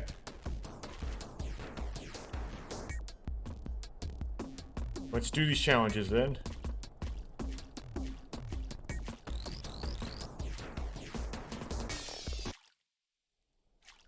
There's a race here that doesn't... Whoa! Whoa! That doesn't work.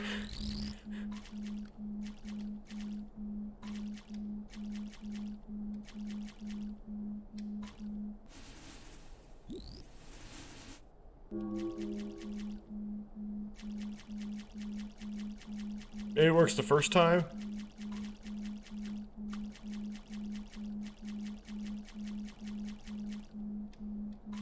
Oh, he just goes to there, okay. Whoa.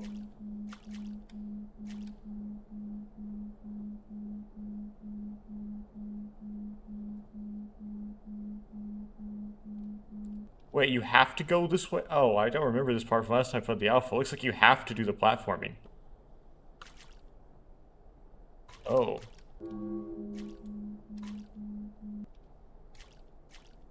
I think in the beta it's a shortcut. Like, you don't have to do the platforming. You can just, there's like, you can just take switchbacks. The platforming is a shortcut to skip part of the race and cheat, basically.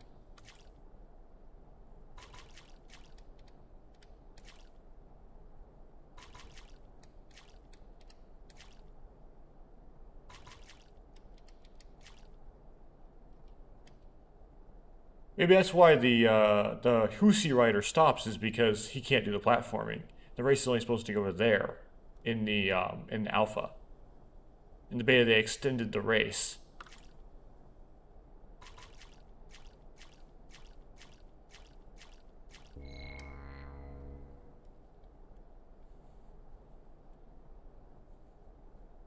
Let's continue.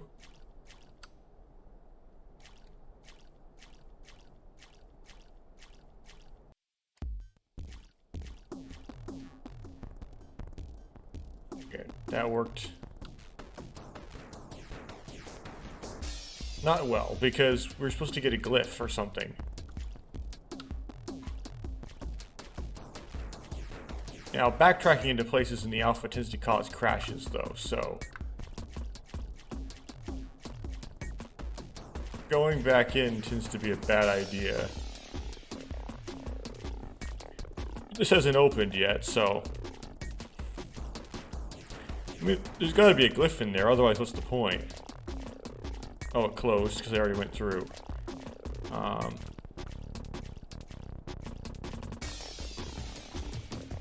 Let's go into this one, then.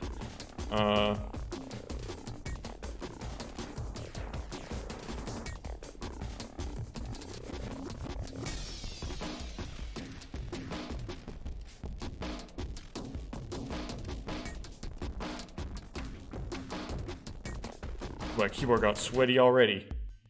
Okay.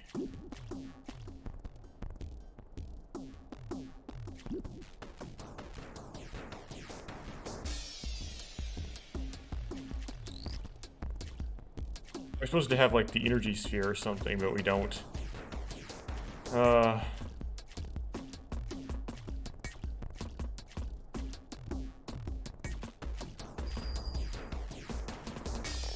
Yeah, you're supposed to be able to shoot. Well, time to cheat again. I don't know why it has to be all of them, or not, all or nothing. Okay. This one. There we go.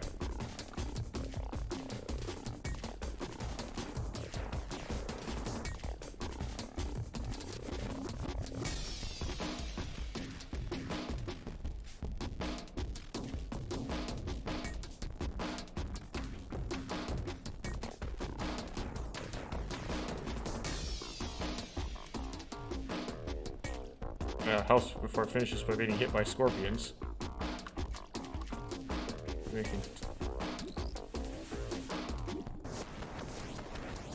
No, rewatching cutscene problems. Okay. Get rid of the scorpions.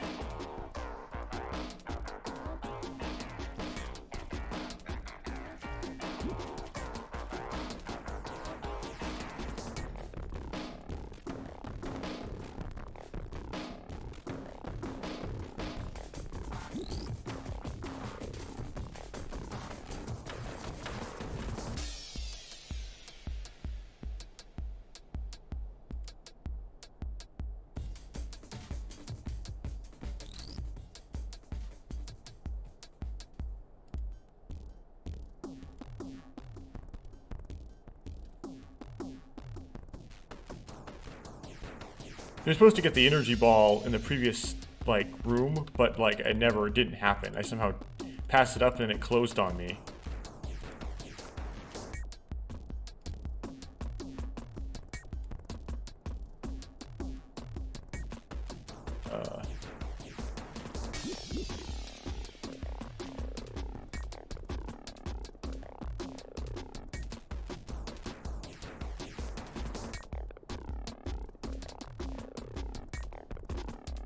Oh, are you supposed to get on the bull ride?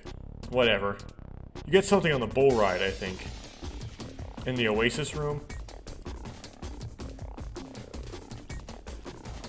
You jump through the hole and then you encounter a glyph. Oh, it has this in the alpha too. Okay.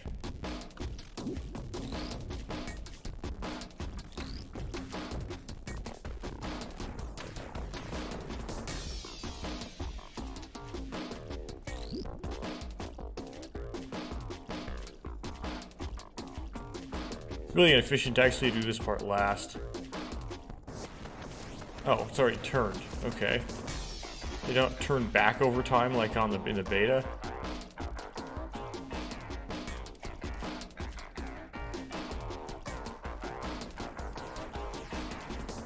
If I flipped all the targets, why isn't the bridge? Oh.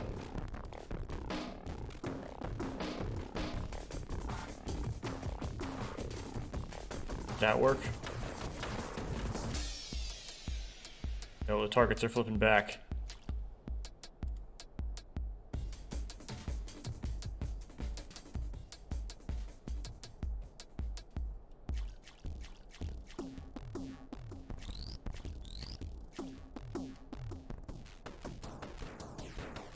Shh.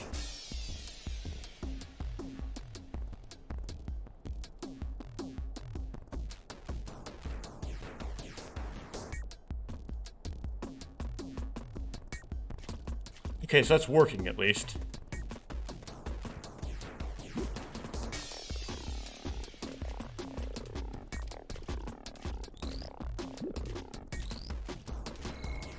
Okay, got the shield glyph.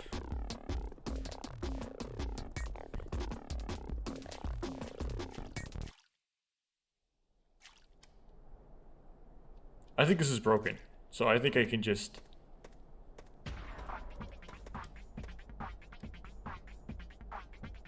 Util just exploit its brokenness.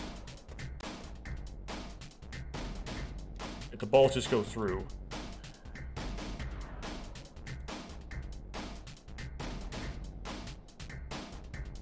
Oh. Oh no, no, it doesn't. No, it doesn't. Oh dear. Oh dear. Oh no.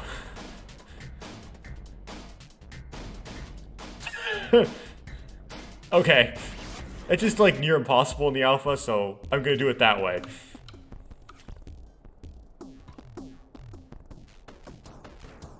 And the next would be the boss, but of course I don't have enough tokens because I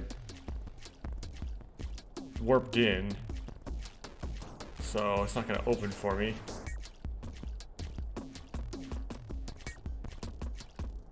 Yeah, let's see if it opens if I give myself enough tokens.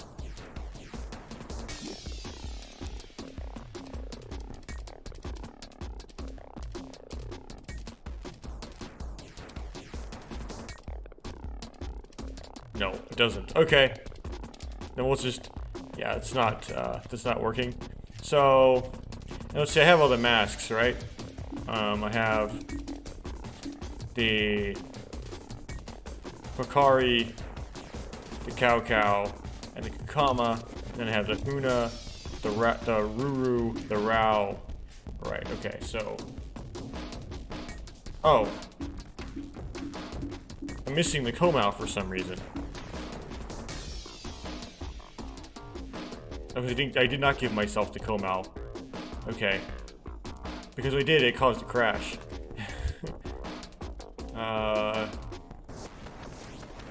Animal control. Okay, do I have it now? Yes, I do. Now does that let this boss door open now that I have the Komao? No, it doesn't. Okay, so then I'm going to resort to debug menuing through this, or debug cameraing through this.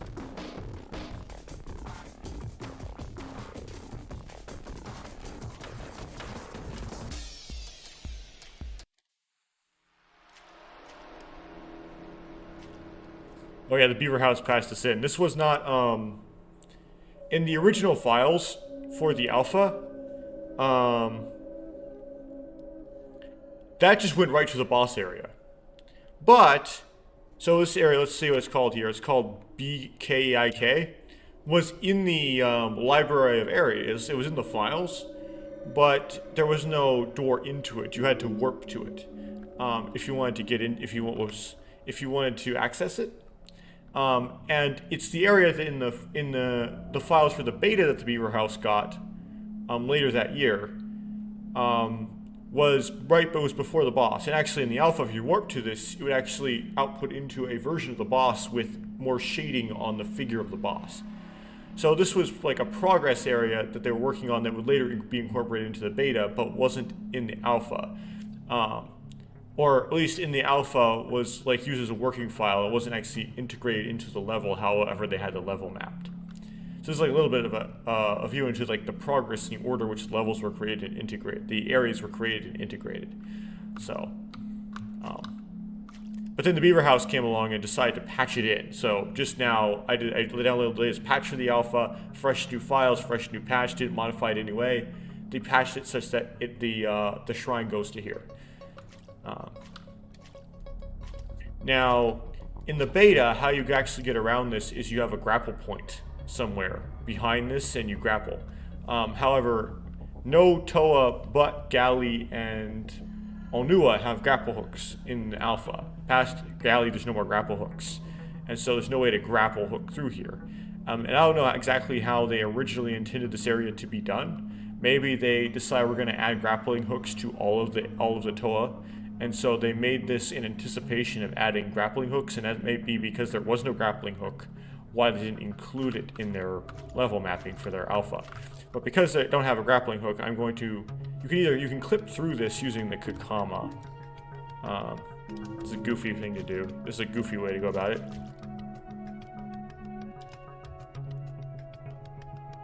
It didn't work.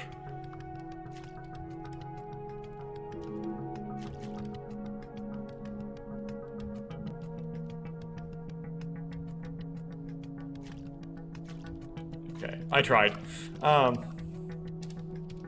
That's supposed to do it that way anyway, so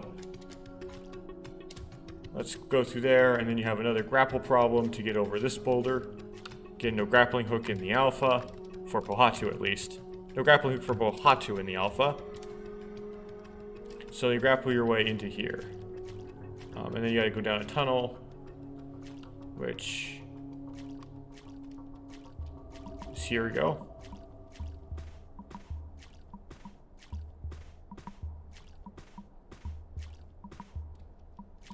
And then you would grapple hook across. Now, I'm noticing that in the alpha here, there's a little intermediate platform that isn't in the beta. Also, I don't think that boulder's in the beta either. See, I have a suggestion that the way you do this, the boulders originally had a different mechanic than they do. Than they made them into in the beta, because they decided to remove this boulder in the beta.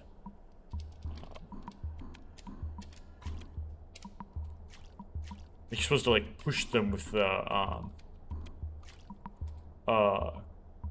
Pakari or something like that.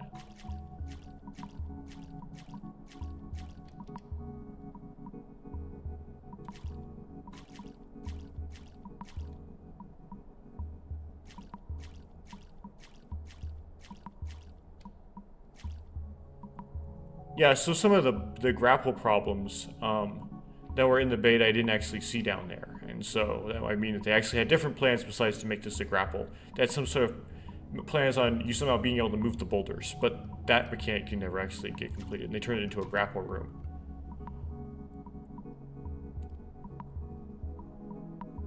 Oh, we actually haven't got to that part yet. We'll get there. This isn't the exit, this is actually... yeah. Yeah, because in the beta they turned this into a grapple problem to get up there. Here it looks like it's a platforming problem. So, I guess they just decided they needed to add grappling to Pohatu's level. And so they repurposed this room to be the grapple room. to validate, to like justify the existence of the grappling hook in Pohatu's level, and they like redid it to be a grapple problem, but originally it was supposed to be some sort of boulder moving problem. The boulder moving mechanic not being developed yet. That's my impression I'm getting.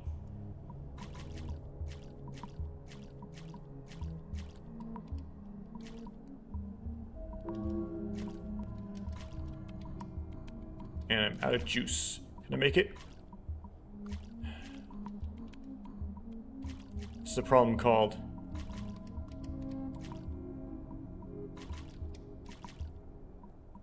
no energy, because my energy cache is too small. And actually having no energy and not being able to replenish it is a game bug, because that's actually that's a soft lock. So I'll get around. I'll use the debug menu to give myself energy.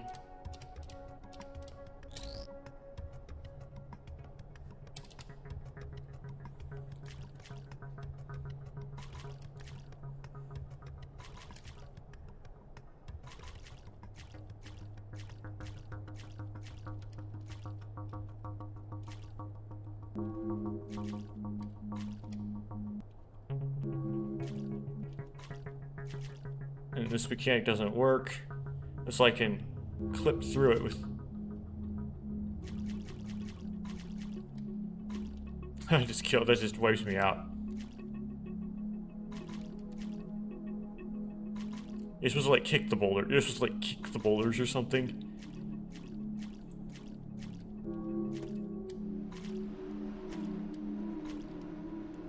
Okay.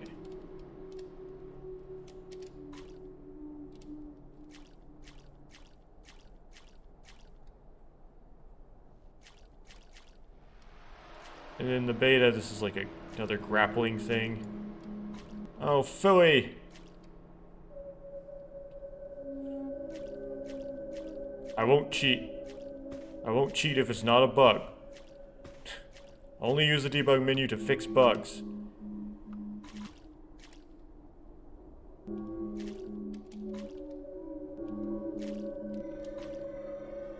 This is a bug. Use debug controls.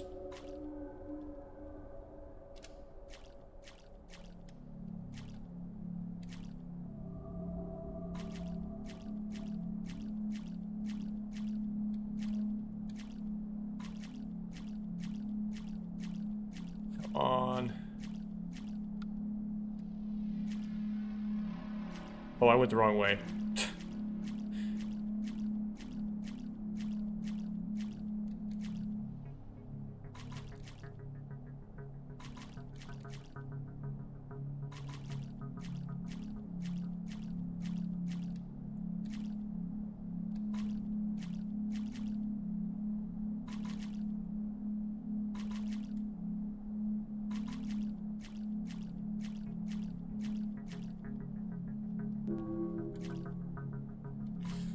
Wait.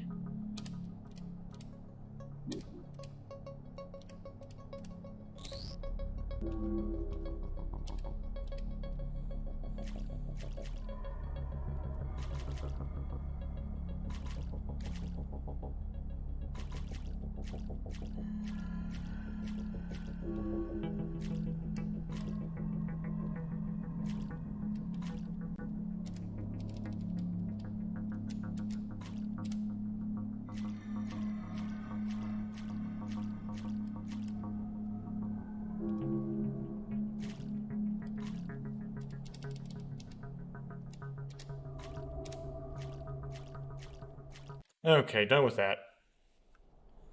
Let's queue up this one. Get ready here.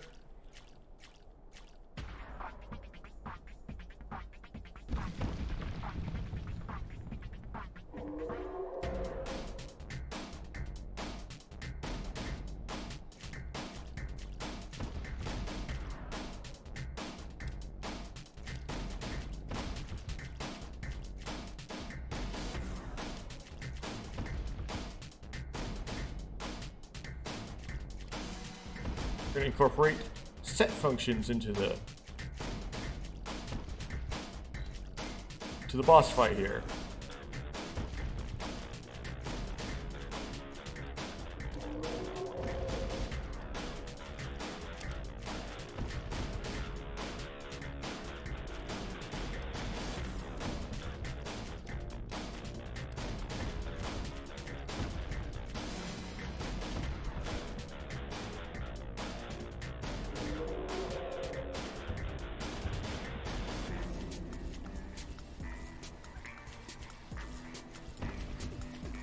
Energy back here, that's good.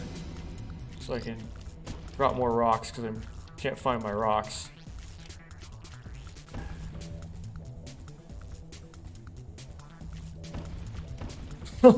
That's convenient.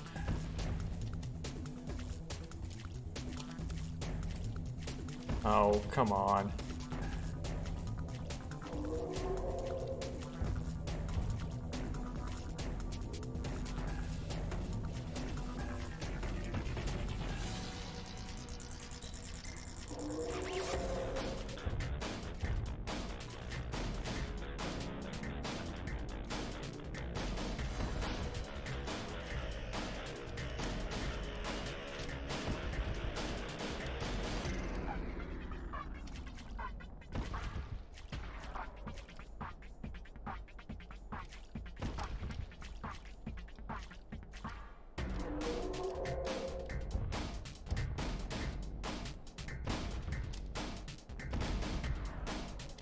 Oh, way to get toast.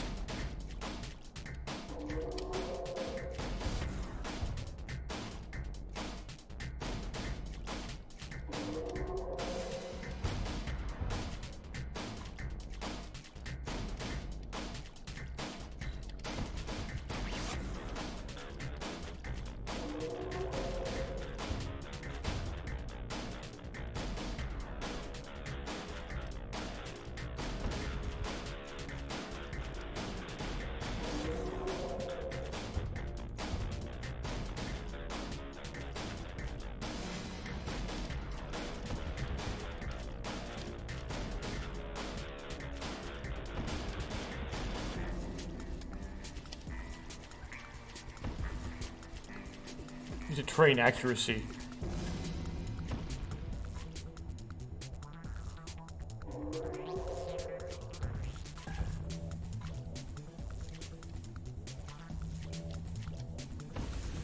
Oh, phooey.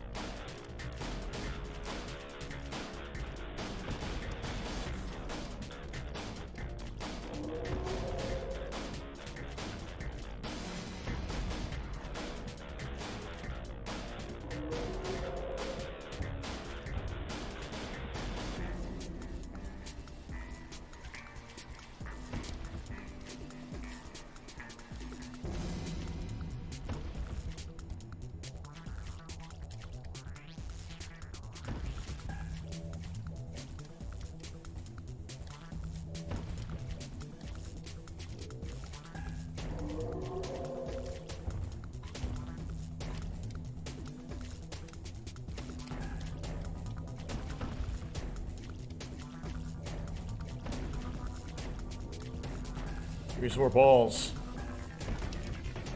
Oh, I got hit.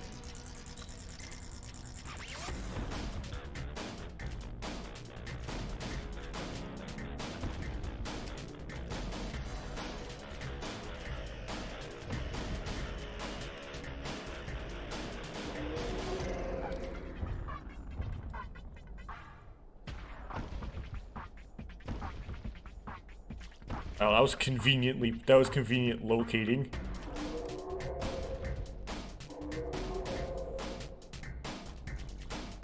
Okay. I'm done. Okay, well, rip.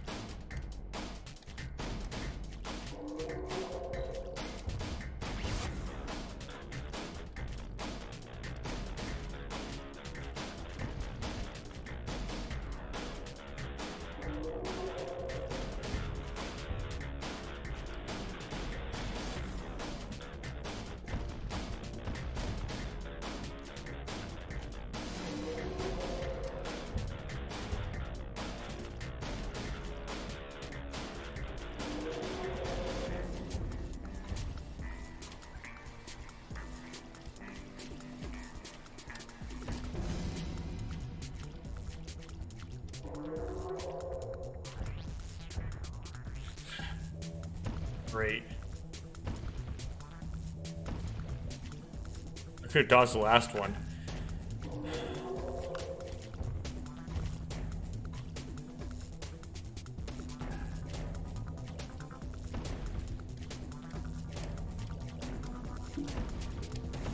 Oh.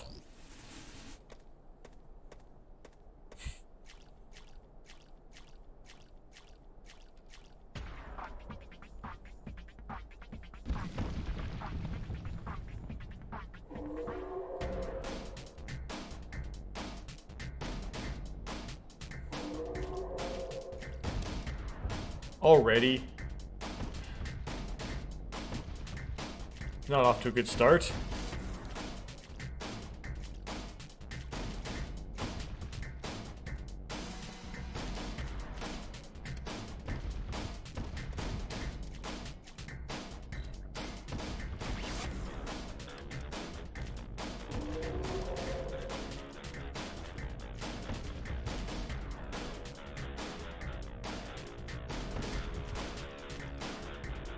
Where'd the coolie balls drop?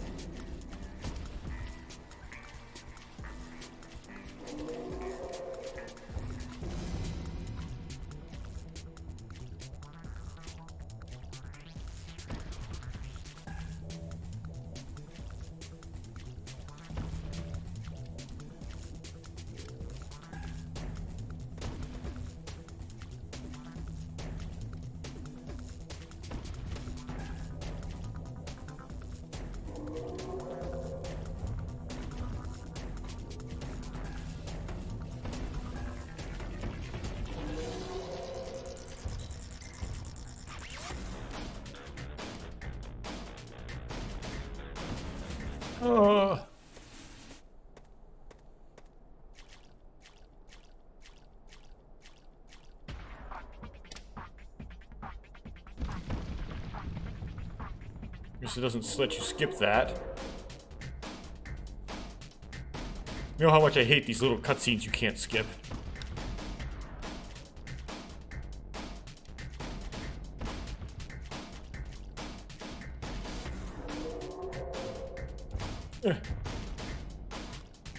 Decided to drop coolie balls at the wrong time.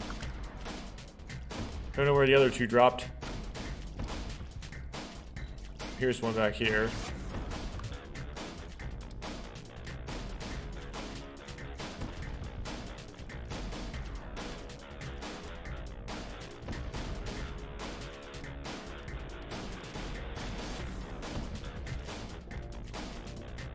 We'll just drop some more coolie balls.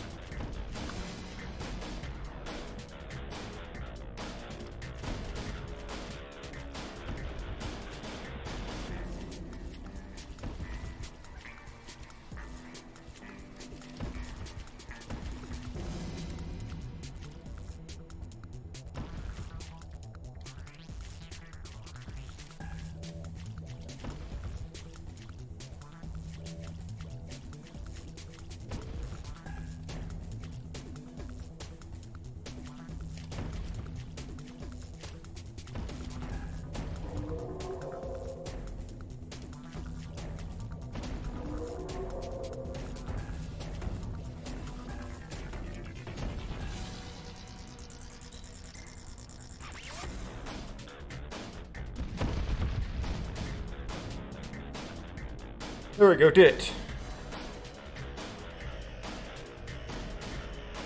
Cool.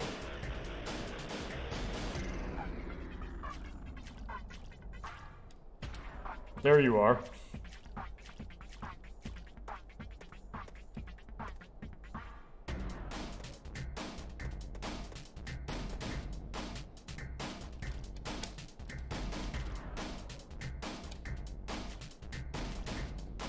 Okay, cool. I'm thinking how this is going to work is I'm going to divide the Legend of Motunui Alpha, there's Makoki Stone, into two pieces. So the end of Pohatu, so Onua to Pohatu's level will just be the first piece, and then probably Kopaka and Liwa's level will be another piece, and then Tahu's level and Makuta's level will be a last piece. But before I finish up this piece, I want to try for the horns. Oh, okay. Well, great. In Gali's level one more time. So let's try to load up Gali's level without it crashing.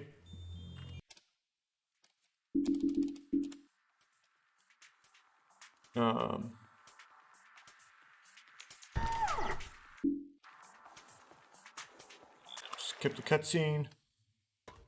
Great. Yep, it's recording. That's cool. There's an awkward pause there. Let's warp to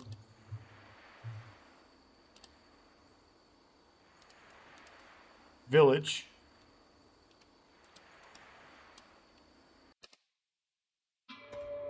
And then we're going to try to go to start position and go to a different one.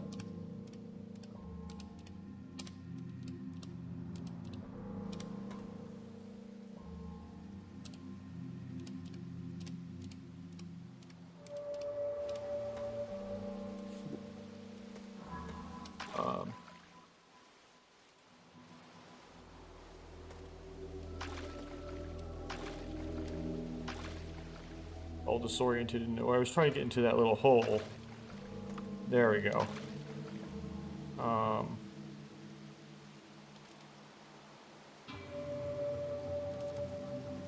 There we go.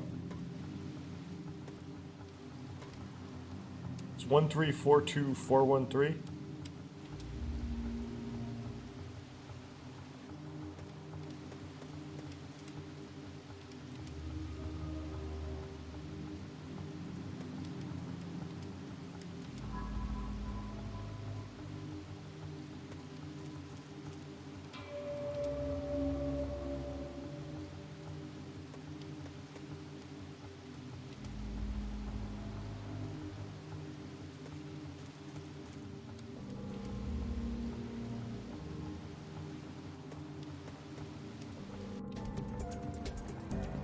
Yes.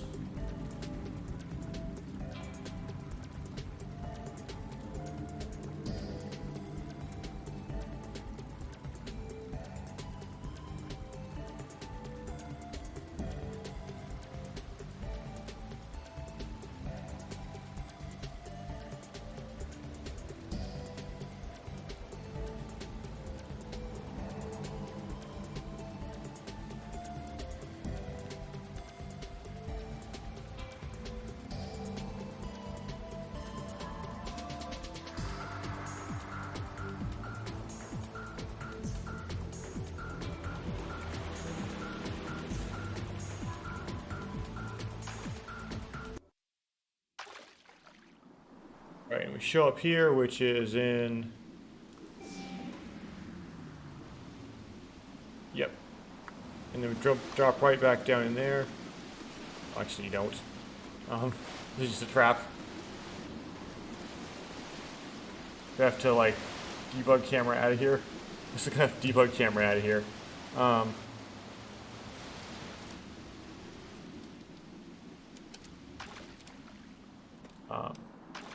Cool.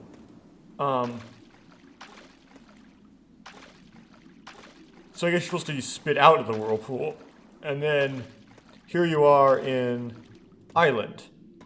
Probably named after that island out there, which you saw me walk around on earlier. So it works. When I said it works, what I said was true. It was just for some reason I couldn't get it to work the first time. Probably because I put the code in wrong accidentally at first. And then this doesn't have programmed in like a way to deal with putting the code in wrong. And so it just like rejected it. Just I couldn't get it right, basically, was the issue. Anyway, there's that. That gives you into the underwater maze. So I'm just going to wrap it up right there. Call this something like Bionicle Games Review Episode 3, The Legend of Motunui Alpha, Patch 1.1.1, Part 1, or something like that. And then next one will be Part 2, which is likely going to be just Kopaka and Liwa's levels, but it could be from Kopaka's level all the way to the end if I feel like it. So that wraps this one up. If you watched all of that, thank you for watching it. I'm recording this, I don't know if it'll make it into the final cut or not, because I don't know if it'll work. I'm just recording it just in case. I'm going to try one more time at the Onua boss. So here we go.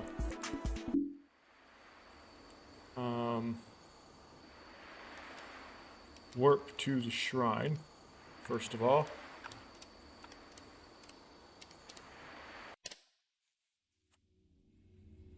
Ooh, it's dark in here.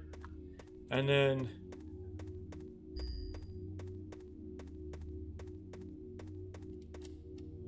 I'm going to give myself everything.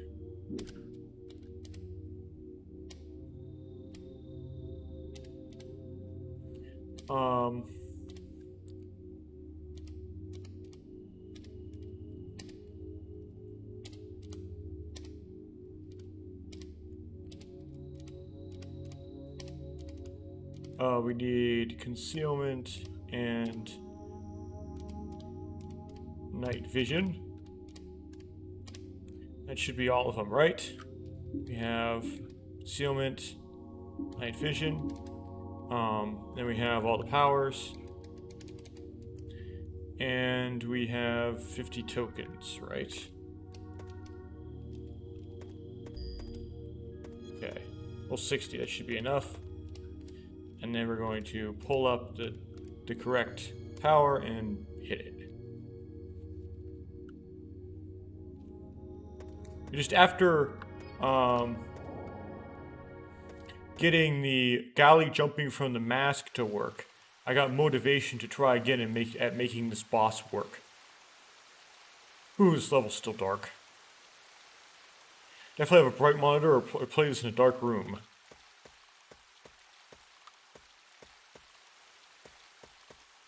Let's see what power here we go. I'm pretty sure that you can exclusively use the upgraded upgraded ball to do this. If you use the stone rain, actually it's not called, it's the earthquake glyph, it'll seem to do something, but it's liable to cause a bug. So you want to avoid that, I think. Especially shooting him while the earthquake glyph animation is occurring on him.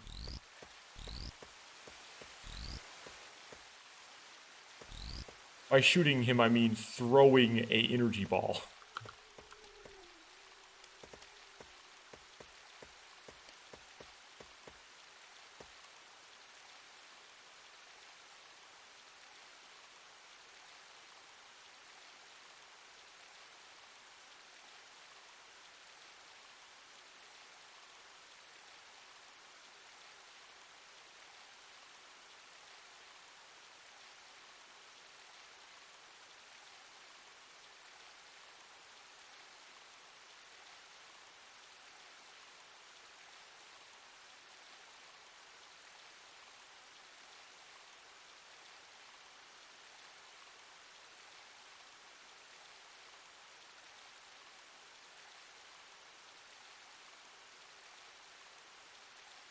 Okay. That's 2 out of 8 pops. Gonna count to 8 pops because that's the health bar length in the beta.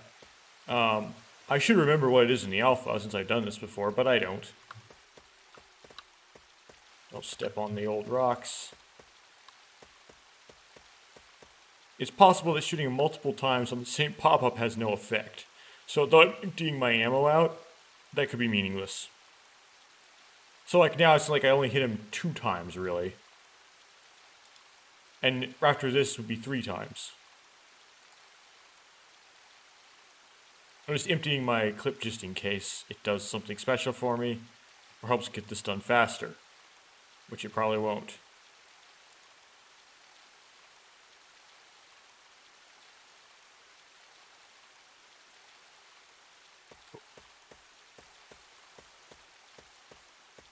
So that's 3.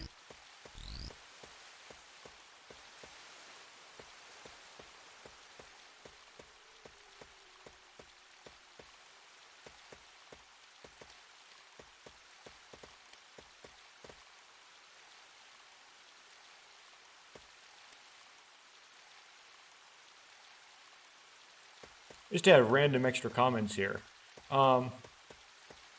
Everyone knows that for, like, it's much easier to accomplish a goal if you break it up into multiple small goals, right?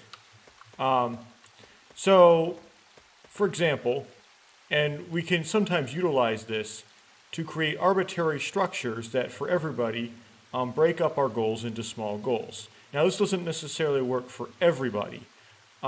Because some people have a personality that's very resistant to structures, especially with the knowledge that the structure imposed on them is arbitrary. And if the structure is not designed very well, so it oddly holds people back, well, that's not good. But if you've ever taken a martial art like Taekwondo or Judo or some such, right, they decide to give these belts out for passing a certain test. And once you earn a belt of a certain color, you can then take another test to get a belt of another color. And usually the first one is white or orange. The first 3 are usually yellow, white, or orange. But what order those go in is sometimes kind of strange. Like usually the first one's white, but there are disciplines where the first one's orange. I think it's like Tong Soo Do, where the first one is orange.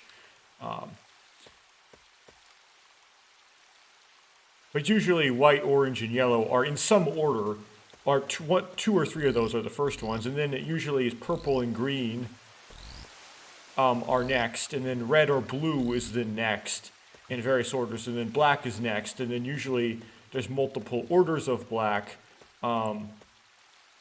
which just because they'd have to make things even more arbitrary. And that's just a way to like break it up, right? You have to master all of these skills to be a master of this martial art. We're just going to create this arbitrary structure on top of it to help break up that goal into pieces. So you don't have to worry about trying to get your black belt or trying to get your masters. You just have to worry about getting the next belt. And academia is somewhat like that too. You have a bachelor's and then you have a master's and whatever. It's arbitrary structure.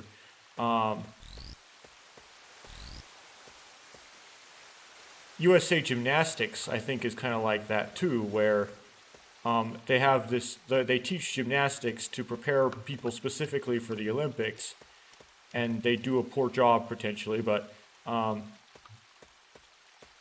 are ranks in there,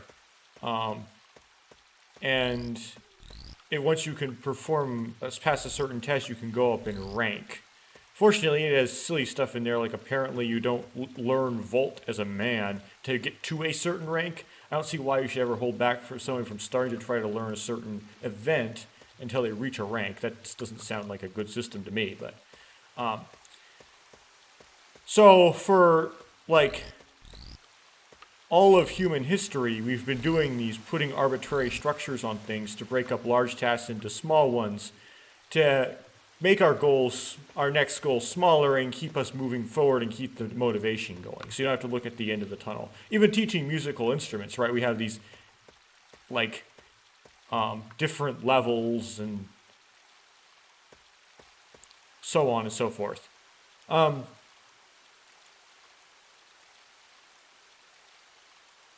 Again, it works really well for some people and not well for others. It depends on how well you respond to the structure and how well you kind of like worship the structure when you go into it.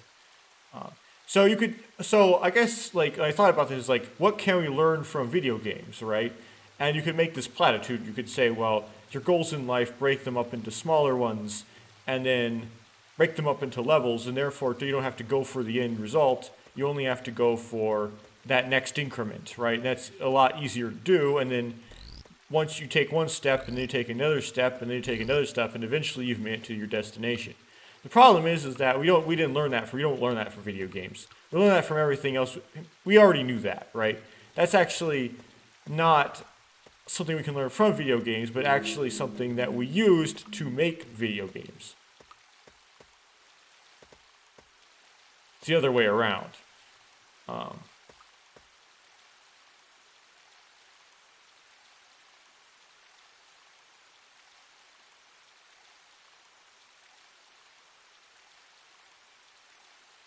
But anyway, I lost track of where I am in this boss. I think this is probably the 5th or 6th one. There's a couple of failed ones in there. Which means that I'm still probably 2 or 3 away from finishing if I'm going to reach the finished state. Which I hope I will.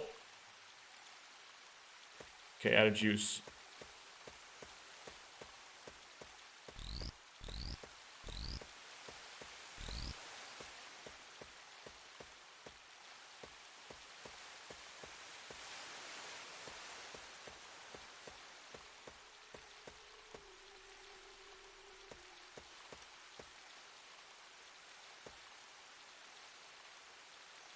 Okay, I presume this is like my 6th or 7th.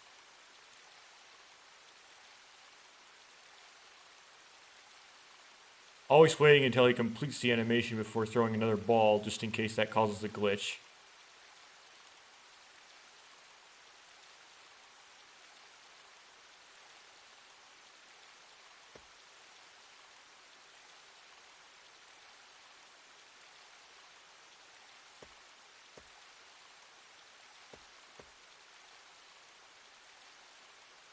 Okay, add a juice.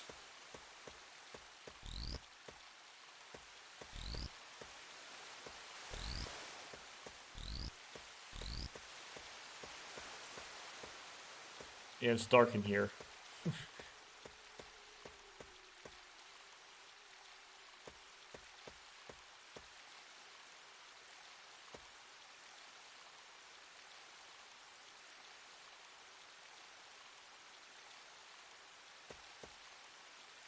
Come on.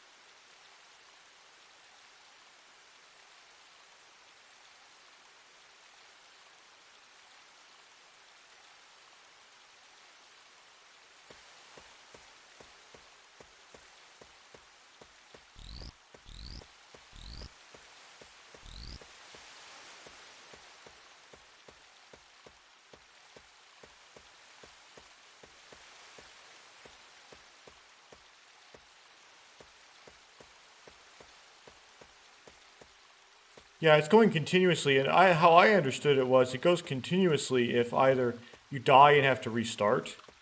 That doesn't work in this boss, or you warp into it. Those are the two things that make it fail in this way, where it just never ends. But I didn't warp into it, I moved into it from the shrine. So I should be able to get this to finish. And I'm not getting it to finish. So I'm gonna... Yeah, I don't know.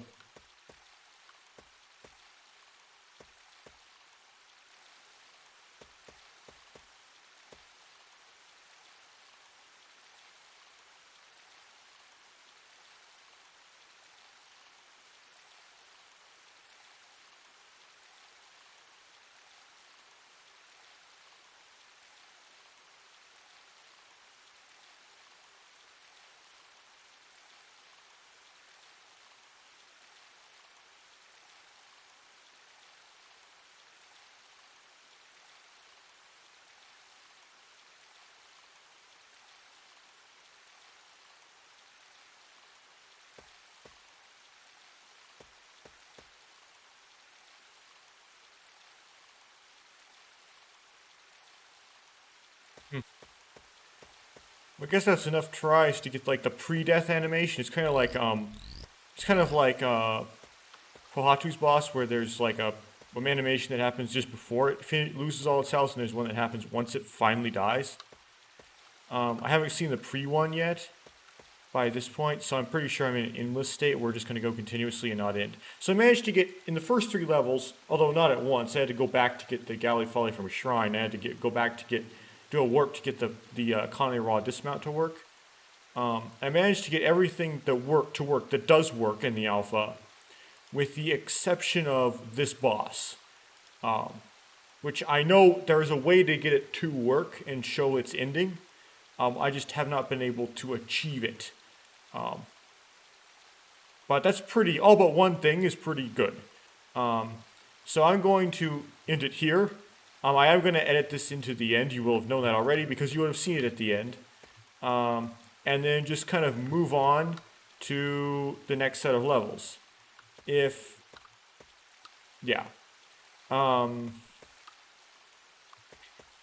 do have a recording of this finishing.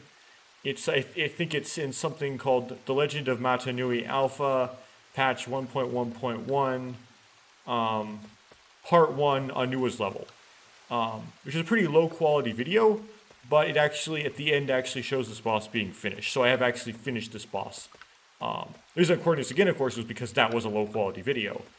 And that would be like the reference for that. What actually happened in a Beaver House live stream as well, but you have to dig it out in the middle of a 4-hour video that goes through the whole game. This is also going to be a 4-hour video, but it's not going to go through the whole game to see this completed, because I'm not going to be able to do it on this recording, because I just can't. I don't know what's wrong, but it's just not happening. Okay, again, thank you for watching this, and I will stop recording about now.